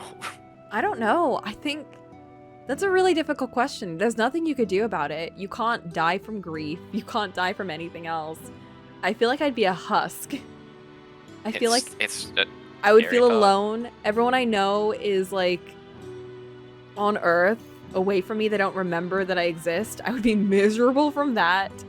I would be, because you know my biggest fear is like isolation. It's people like being left alone, not having anyone that I care about around me, not being remembered. Like that's terrifying. Which is why I feel so strongly about like the whole like they take their memories away from people. It's such a sad thing to do. Yeah. But I think I would be a husk. I wouldn't be able to survive in this place. I think I would find ways to get around it here and there, but I think overall I would never find meaning in this life. It's like in The Good Place. It's like, okay, I can't get into it. Y'all should really watch it. If you know, you know. Okay, if you know, you know. Because I go over this exact situation. And it's done in a very interesting way. If you know, you know. Boopa will get you through it if you need to. But if you know, you know. Okay. If you know, you know.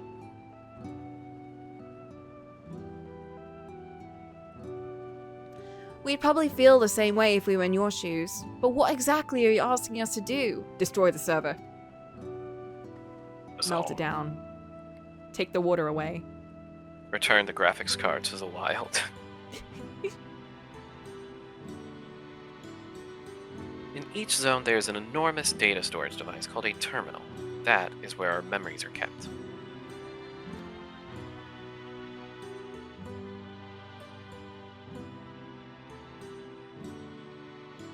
If you shut down a terminal, the memories within will disappear, along with those endless created from them.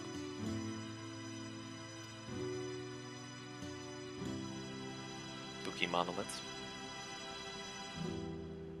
But does this need to be done now? Can't we stop Sphene first and then take it from there?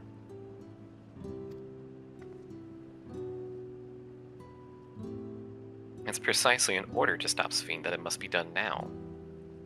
Which is to say, we need to stall for time. We can't get you running right to the finale. So terrifying. That face is so scary. Just watching. Her own memories are stored within the mesoterminal, which stands at the heart of living memory. I do really like the, you know, the effects coming out of it. Very cool. Very, it reminds me of something. The Aurora Borealis. Aurora Borealis. This time of year. This neighborhood. Localized entirely. The memory of which? In this amusement park? At this realm of reality, separated from everyone else.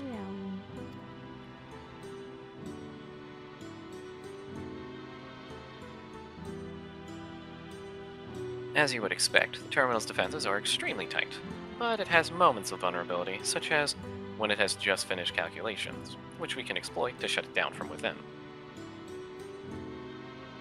While we wait for that opening, we erase the Endless. Once we are gone, Sphene will no longer have a reason to plunder Aether from other worlds.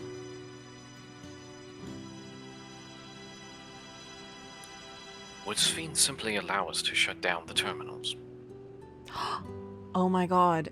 And then she'll shut down like the clockwork robots in the Doctor Who episode when they realize that they're disconnected from the ship and they can no longer protect it.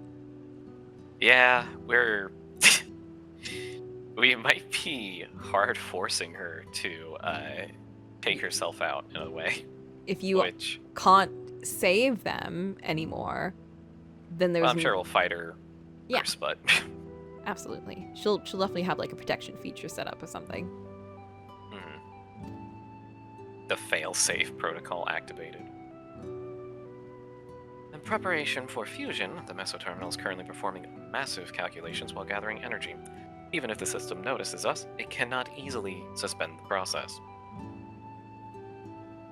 It's kind of weird to think about this, but aren't you committing a mass genocide in order to remove Sphene's will to fight? If you count the AI robot cloud files of people, then sure, they're already dead. They've been dead. Huh? They're kept alive through, like, a cloud. In her mind, it would be. Oh, probably. In her, like, whatever mind she has left. She's she definitely does see them as alive, for sure. She sees, like, their life at the moment as, like, the culmination of, like, you know, what she was ordered to protect, for sure. So we would be killing all the people that she has been, like, made to protect for as her entire, like, life goal. But if we're taking it out of Sphene's head, then I don't think this would be considered that. Like, they're literally dead. But also, think about how funny it would be. If it were... Hey, gonna commit a genocide! Teehee. Well, you know what they say. The only way to fight genocide is more genocide. Emmett would be so proud. He'd be like, that's my girl. He was the villain of Shadowbringers. Oh, he also did a genocide, maybe, here or there. A small genocide. It seems like genocide is a pretty common thing to turn to in these. They really love that. They really love genocides. We really love a genocide or two. Rather than doing so, I believe we'll attempt to accelerate the timetable and bridge worlds before the plan can be thwarted. It wouldn't be a decision Sphene would wish to make, but she would be able to save those who are stored in the Meso Terminal at least. There's sense in your strategy, and in resolving to stop Sphene, we had anticipated that it might come to this. But to actually talk about erasing the Endless is difficult. My friend had a headcanon that Emmett Selch was inspired to create a shadow puppet show because he saw what Sphene was doing in Living Memory, which I quite like a lot, actually. What, making up Amarorts? And living through the memories of, like, all of his past friends and everything. So, Emmett, his whole deal... I'll get through this in the cutscene slideshow that you need to see. Is that he was stuck in the past because all of his people were like essentially genocided, and he wanted to bring them all back because they were all just killed off out of nowhere. And so he decided to he did a whole thing to kind of bring them back and blah blah blah. But in the meantime, while that was all happening, because it's taken a while for it to happen, he's sad. He misses all of his friends.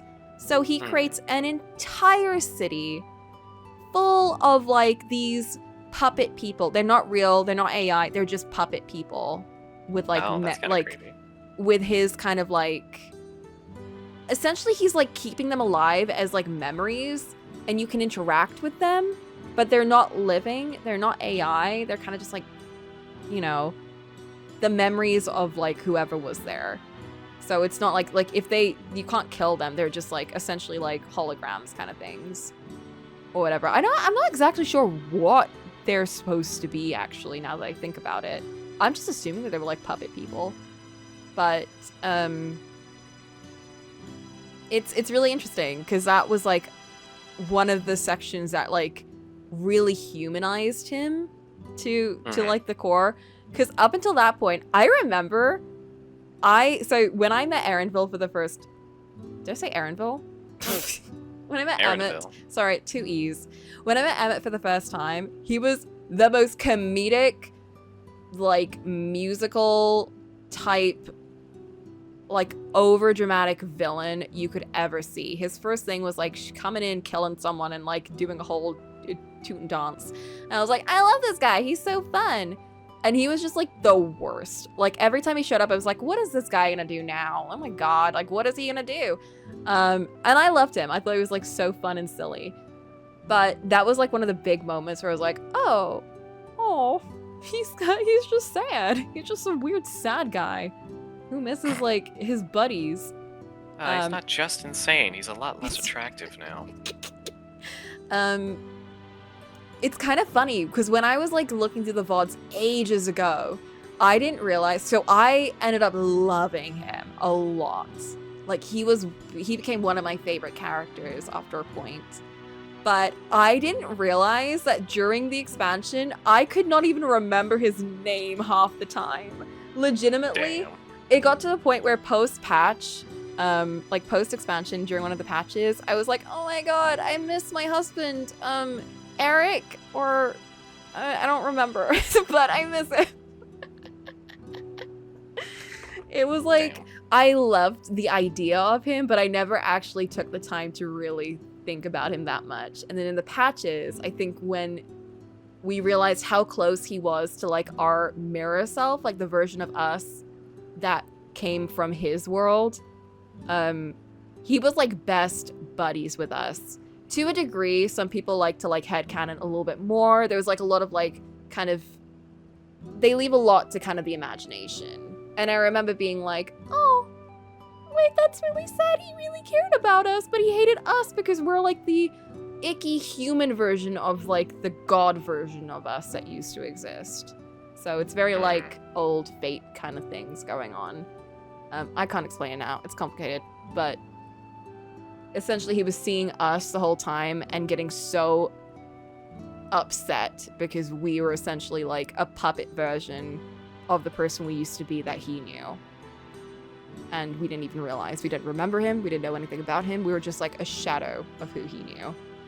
And when I thought about that, I was just like, that's actually really sad. That's really tragic that he really knew us. And, you know, the other ones that we got to know and love were also just like, just these sad people. Damn. Yeah. And then they kept bringing them back, and I remember just being like, no, I liked when they were just evil and, but like kind of tragic, and now we're just like humanizing them more. And I'm like, I already did, but I wanted to keep things more like in my head and like envision. Anyway. It was a whole thing. It was a whole song and dance.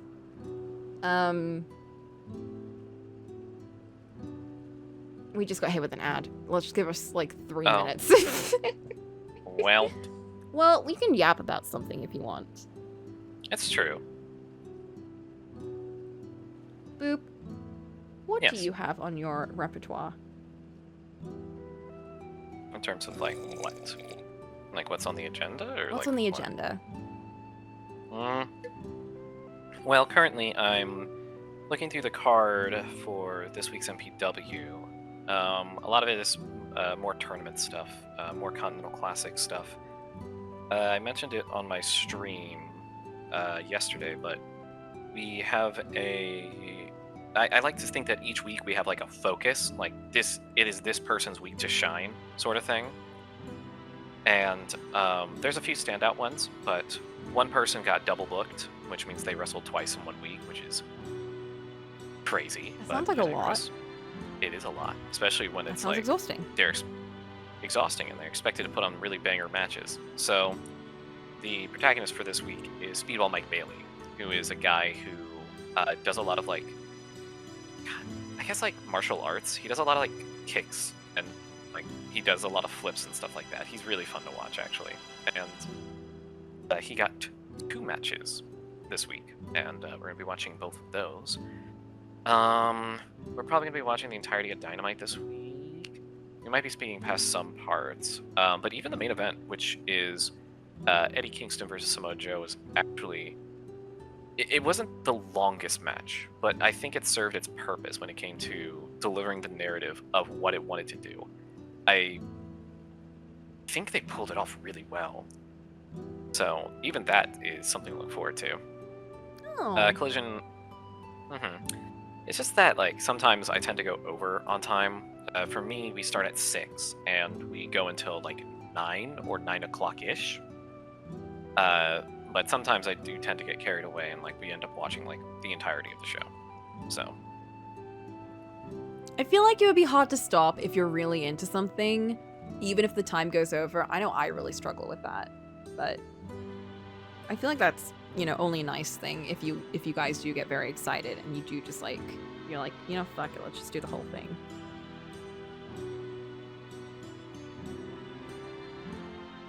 I don't know anything about wrestling, but I know about exciting things. It's true. The thing that's always exciting for me is whenever things come together and piece together very well, which is kind of what happened last week with what I showed between the Death Riders and Jon Moxley, the forever crash out of Jon Moxley. Because just like, imagine you were literally untouchable and you were champ like twice in a row back to back, and your matches would essentially just be like, you're untouchable, and every time someone just throws a punch at you, you just punch him back twice as hard, and every match is a stomp, and everyone just can't wait to see who's going to be coming up next to try to put you down, and no one beats you, just no one beats you. That was Jon Moxley as champ, and it was really, really boring to watch. But when he finally did lose, it got more interesting, because now he's not invincible anymore. He's human, and he's like on around the same power level again as everyone else. And as a result, he starts losing. And when he starts losing, he can't handle it. So this guy who was once like invincible and untouchable is now becoming progressively more and more unstable over the course of the weeks. And then he gets put into a big tournament. And in the big tournament, he has to fight one of his own allies who's in the same faction as him. And yes, Flynn brings up a very potent thing there. That he didn't just get pinned, he gave up, he tapped out. He was put into a submission hold, and he had to tap out. And saying you're tapping out is the same thing as saying you give up. Yeah. It's like it's in chess when you just like you're gonna lose, so you just like ask for them to kind of like, let's do a draw. And they're like, no. No. Yeah, but in wrestling, a submission sends a message. It's a thing of you've been worn down to the point where you literally can't keep going. While a pinfall could just be you got knocked the fuck out and then someone just put you down, you know?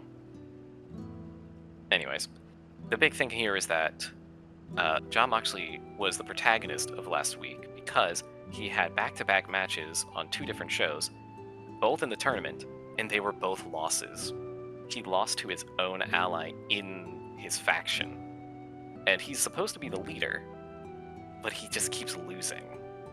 And losing and losing and losing. So this is like slowly reaching a point where it's like, okay, when are the people in his own faction going to kick him out? And this is the beauty of it for me personally when it comes to bringing a narrative all around, is they film these backstage segments for post-match comments to be like, hey, that was a tough loss out there, how you feeling? Or like, hey, congratulations on your win, like, where's your mind at? For the Death Riders, it was interesting because Moxley goes on like this big rant, because he loves going on his big rants, and he was like, oh, this is that, this is that, this is that. But, if one guy in our faction wins, then we all win. If another guy in our faction wins, we all win. But he did not mention himself. And another teammate had to say, if you win, we all win too. Which is like, he's already given up. Like, I love those little details. Yes. I like what Black Brew, why can I not say that right now? Black Blue brought up about the way you're describing this is... Well, I feel like it's more digestible that way. But it's just funny hearing it from like an outside perspective. As someone that doesn't know anything about wrestling, I feel like this is actually how people describe wrestling, as in like power levels and like shonen-esque kind of things. I mean, hilariously enough, it's kind of always been that way. It's a thing of like, oh, but this guy's always like, on posters and stuff, so he has to be like tougher and stronger than like this guy that I've never heard of. And so it's like, yeah, you're gonna be like not surprised if person you recognize wins over person you don't know. No, it's just something Which is in the script. Yeah, it's like something kind of like predetermined. Like, hey man, you're probably gonna like have a match with him, but the result isn't the important part. It matters, but it's not the important part. What matters is what happens in the match, because what could be a result of this is 2 people who work really well together having a very good match, and you get to suddenly come out, maybe you entered with, oh, I know poster guy, I know poster guy's cool, and this other person you may have never heard about suddenly steals the show, and suddenly you're like, wait a minute, I actually really like this guy. Has he always been this cool? And then you're interested. Then you start doing research, or you'll start like digging up footage of like other matches this person has had and go, oh my god, wait a minute, they've always been cool. In fact, they might be cooler than poster person I knew, it expands the world the more you see new faces and stuff Yeah. like that. Fleshes out the shonen story of wrestling.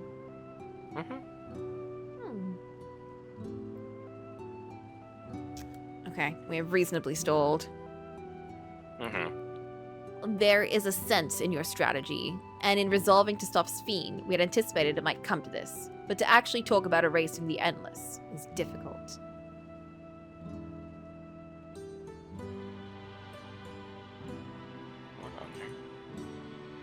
You needn't feel any guilt. No matter how lifelike we may seem, the Endless are nothing but facsimiles crafted from memories. What's bad about genocide? They weren't real to begin with.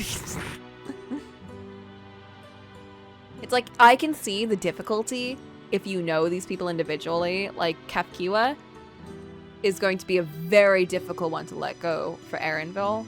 Because even if it's like a simulacrum of who she once was, any glimpse is important. It's like how people get so attached to AI, even though it literally is just copying everything that makes up a person. Or it's just a yes man. Yeah, exactly. It's just saying what you want to hear. But the idea of, like, if it's a loved one, if it's an AI portraying a loved one, using similar phrases, having, like, profile pictures of them, even, like, the ones that make a 3D model of their loved one, it is, like, crazy. It's, like, the, you know, I can completely not support AI, and yet I can still fully think about, like, the difficulty behind, you know, someone who falls in love with an AI, and, you know, it's a hard thing. It's like, you can make fun of them, but people form attachments to, like, random objects, you know? And the more that object is like a person that you love, especially if it looks like a person that you love and talks like a person that you love, it's like a really hard thing to kind of let go of. You know, you're essentially killing someone that you actually do love. It's easy to talk about erasing them, but they're right there and indistinguishable from living people. It feels more like killing a person, even if you logically know it's not. Exactly, because people will, you know, they will attach sentimentality to anything, but especially if it, like, looks, thinks, acts, and breathes like an actual living human being. With the other people I don't care about, genuinely, because I don't even like the people on, like, in the real life city, let alone, you know, the people here who are actually just, like, AI. But with Kafkiwa, it's difficult because we did get to know her, and we do know her as more than just, like, citizen number 3. Yeah. You know, she's someone that is, like, valuable to, like, not only many people, as in, like, she helped loads of people, but she's also, like, she's Erenville's mother. She cares about him. You know, she's shown that she's cared about him. He cares about her. Like, she's, you know, said silly things. She's shown personality. It's, like, a lot harder to kind of, like, get rid of someone like that. Even if I know she's just an AI. But it's interesting that she's asking us to get rid of her. It shows that that part of her real self is replicated so much that it's even, like, telling her that this is not a life you want. Exactly. Yeah. This isn't right. That also means that there has to be others who also feel the same. Exactly. That's what I'm thinking. There must be. And then it's strokes chin. We're just not seeing them. We don't know where they are. We're just not seeing them. We're seeing all the yes men. We're not seeing the... Actually, I don't know about this man. If we are to be erased, then let it be before more people come to harm. Living, breathing people with futures they deserve to experience. It's true. We'll do as you ask. That's be another way. I don't want you to go. I love the another ways that they're really insisting on having here. Like, there has to be another way. There is no other way, girl. There's no point. There's genuinely...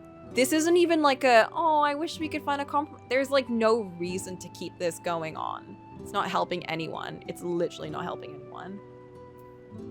It's just burning down rainforests, except the rainforests are people who are actually alive in their souls and to keep up a simulacrum of living people. Well, what if we just moved you all to a USB? Would that work? I guess the closest thing I can go with is I don't want you to go because that's sad. Because we don't want her to go. And it's sad that we found out that she isn't even alive.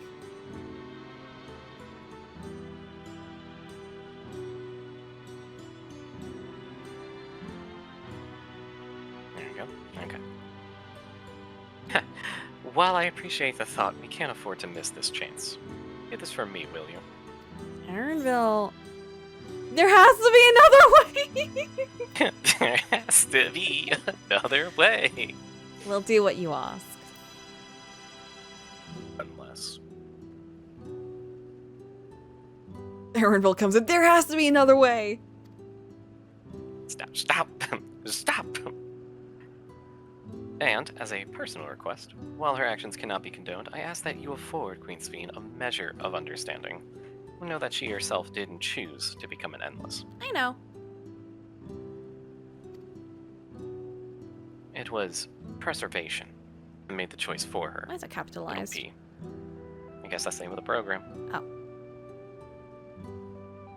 She is powerless to resist her purpose. We know. Yeah, this is all info coming a little too late. What do you mean? We know! One more time. One more time. The Sphene you know is an ideal that the preservation brought to life. Do you get it? Harnessing the love of the living Sphene bore for her people, it brought forth an eternal queen whose primary directive is to serve. Yeah. Yeah. Alright, Whoa, but as you know. Whoa.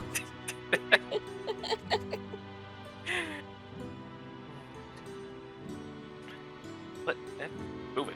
Keep going. Well, you're telling me the original Sphene wouldn't have chosen... What the queen might have done for herself, you don't know her. The sign of preservation of family, even the queen tricks. But as you go on your mission, you think that to stop it with his villain, but rather you're leaving a troubled soul for a burden.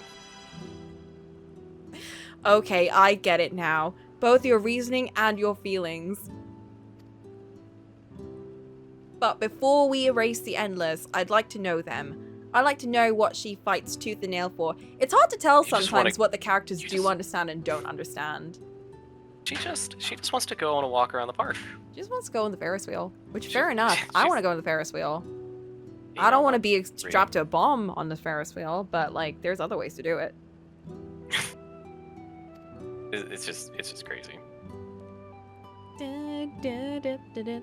If we're gonna reject someone's belief, let it be after we've come to understand them. That is a lesson I learned from the Rite of Succession. We don't have time. We don't need to understand them right now because people are dying as we speak.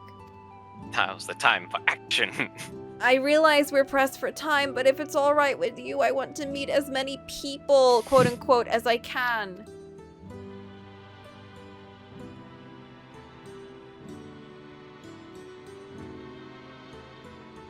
You truly are Galool's kitten. Interesting. Well, the calculations will take a while still. It should be fine to do this as we proceed to the terminals. Okay. I'm with you. We might not be able to learn everything, but it would be nevertheless meaningful if we could glimpse the hearts of those who inhabit the place before we set them free.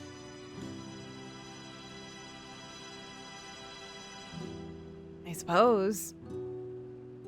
Yeah, Their hearts, quote unquote. I'll leave you to it then. When you finished here, come and find me at the fountain near that big clock tower. Clock tower will have ice cream? Get out! Man, what if we have a dramatic fight? I'm gonna cry. Don't do this to me. This isn't even the right game. You're tackling a part of my memory that isn't even attached to this. Oh man, and where I'm did gonna Roxas cry. I'm end gonna up? play Shion's theme. Gonna play the big final boss fight theme. Ooh, yeah, I like that one. I love that one. It's so good. I'm so glad that they put in the actual boss fight in that, like, in the remake. Yeah. It's nice of them. I wish they actually remade the entire game, but it's fine. It's whatever. What if it was just a cutscene? It doesn't give you the entire story. It doesn't give you the entire story. Where will you be if you weren't there for when you lost your Keyblade and had to use a stick for a few missions? Literally, okay. How much are you missing from that? How much of the organization are you missing from not seeing their interactions with Roxas? The cutscenes are not enough. You need to see them. It's really cute. Well, except for Larxene, because she's like such a dick to him the entire time. I mean, there are people who see it one of two ways, and it literally is just, is this a, hey, wait, this sounds a little familiar. Is this a person, or is this just a thing that's holding?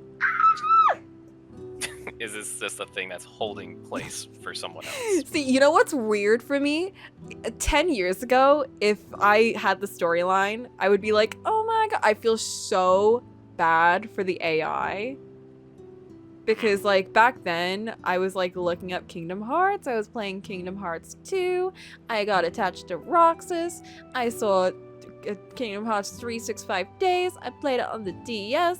I was like, so attached to these heartless nobodies in Roxas who wasn't even, like, a real person or a nobody.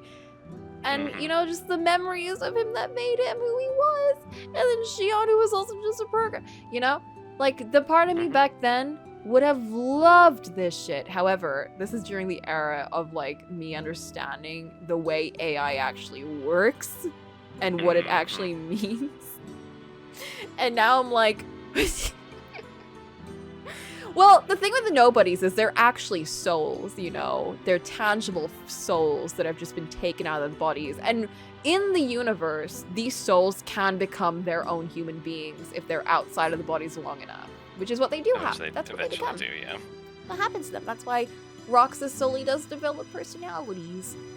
You don't have to kind of separate it from real life ones. Well, it's, yeah, true. Except I can't. Yeah. Because of this, you know, it's just the state of the world and the way I see things right now.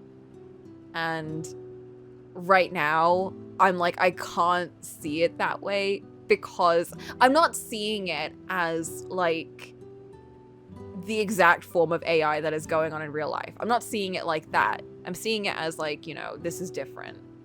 But the part of me that would normally care more about the AI has gotten very, like, whittled down just over, you know, the decades that I've been alive. And I just simply do not care as much about... You know, oh, AI, are they human? Are they, you know, that David Cage question. What makes a person a person? What makes a human a human? What makes a robot a human? Who's to say we all aren't Detroit? Yeah. I'm just like, genuinely, I don't care about that plot line anymore.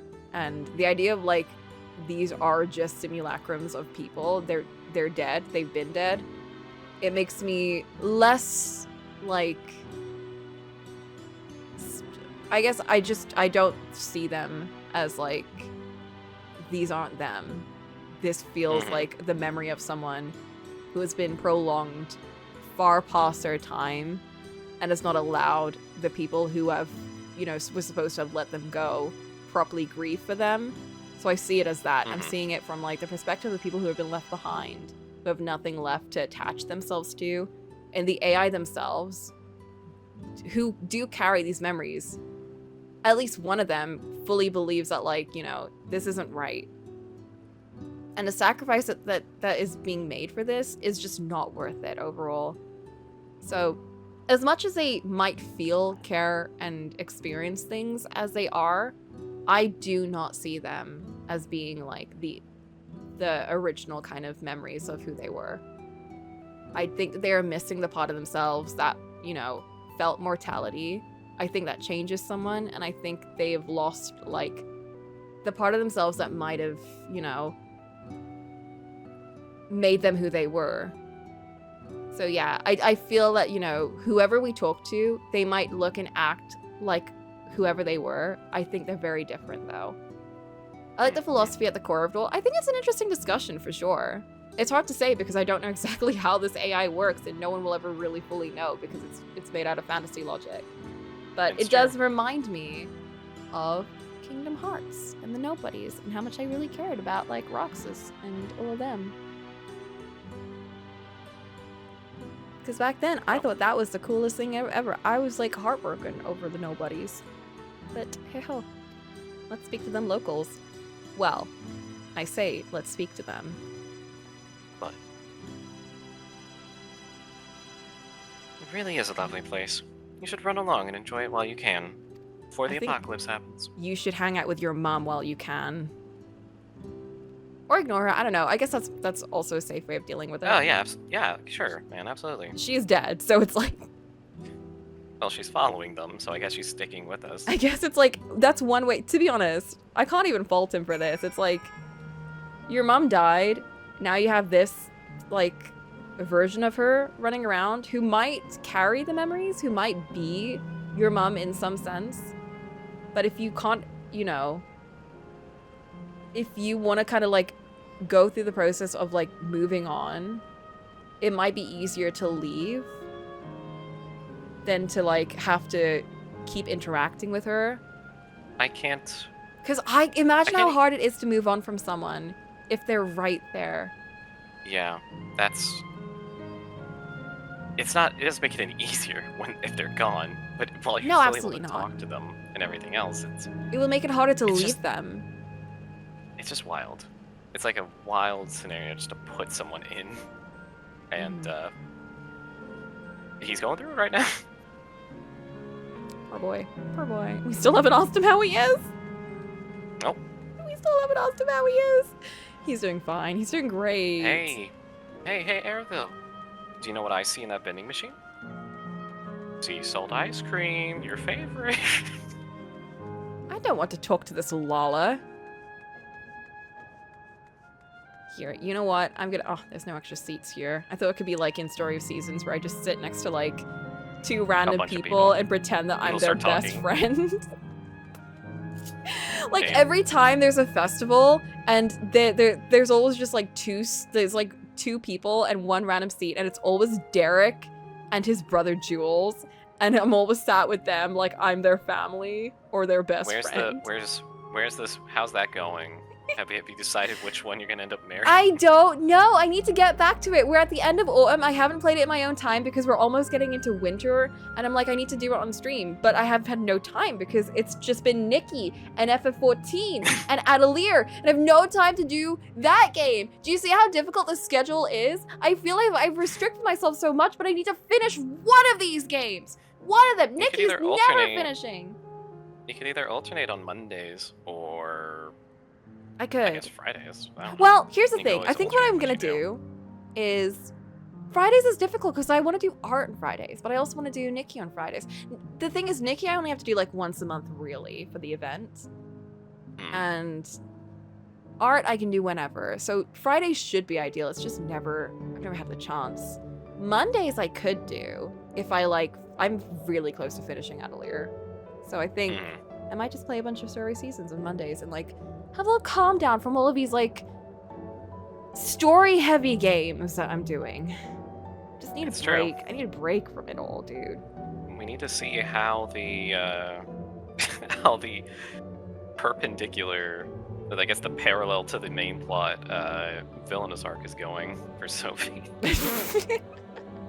Well, like Flynn says, I might end up having to pivot last minute into neither of them, and who knows what that's going to end up as. I certainly don't.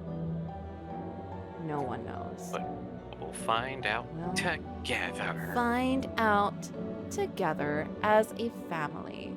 Next time? Next time? Next time. Whoa. Next time? Next time. I'm gonna be an archer. Don't even worry about it. I'm gonna be bard. I'll be singing and tooting my horn. You'll be supporting all the AI companions. Supporting all the AI. I'll toot my horn and play them like a farewell melody. A fugue, if you will. I remember enjoying the Bard plotline, the job quest. I wonder if it's still the same. Or if I don't know. anything. I've only ever done the archery quest, which is really funny. It's just very tropey. It's very tropey. Bard quest NPCs are fun. I think you'd like them. Ooh, fun. That is something to look forward to then. Because I remember it being like silly teehee, like, oh, we're playing songs. Oh, you need to appreciate the art, stuff like that. Yeah. And then it just just hard pivots, and it's like, oh wait, hold up, as the kids would say, we're kind of cooking. Ooh. So. Well, that's kind of how the painter quest went. It started off with me just like, I'm learning how to paint. Woo, so fun. And then at the end of the quest, it turns out that the person that I was painting with was just a memory made from the other person that we were with, because they couldn't, I think they passed away or something, and they wanted to keep them alive as a memory. And at the end, they had to let them go, and it was really sad. It's fucked up. Well. Coincidentally foreshadowing boob. What? Really interesting. It was foreshadowing for Endwalker? Interesting. A lot of quests about learning to let go before this, huh? It's almost like it's a pretty easy emotional theme to revolve a plot around. Interesting. It's funny, because like some of the quests align very closely with the expansions, depending on who wrote the quests. Like, a very popular one is the Dark Knight questline, which was written by the same person that wrote Shadowbringers, and I'm definitely sure I mentioned that before. But it aligned really, really well with the beginning of Shadowbringers, and I happened to do them right at the same time. I finished the Dark Knight questline in preparation for Shadowbringers, and then I started Shadowbringers, and they aligned so well that I was like, this has to have been made for it. This has to have been made, like, to go into Shadowbringers. But anyway,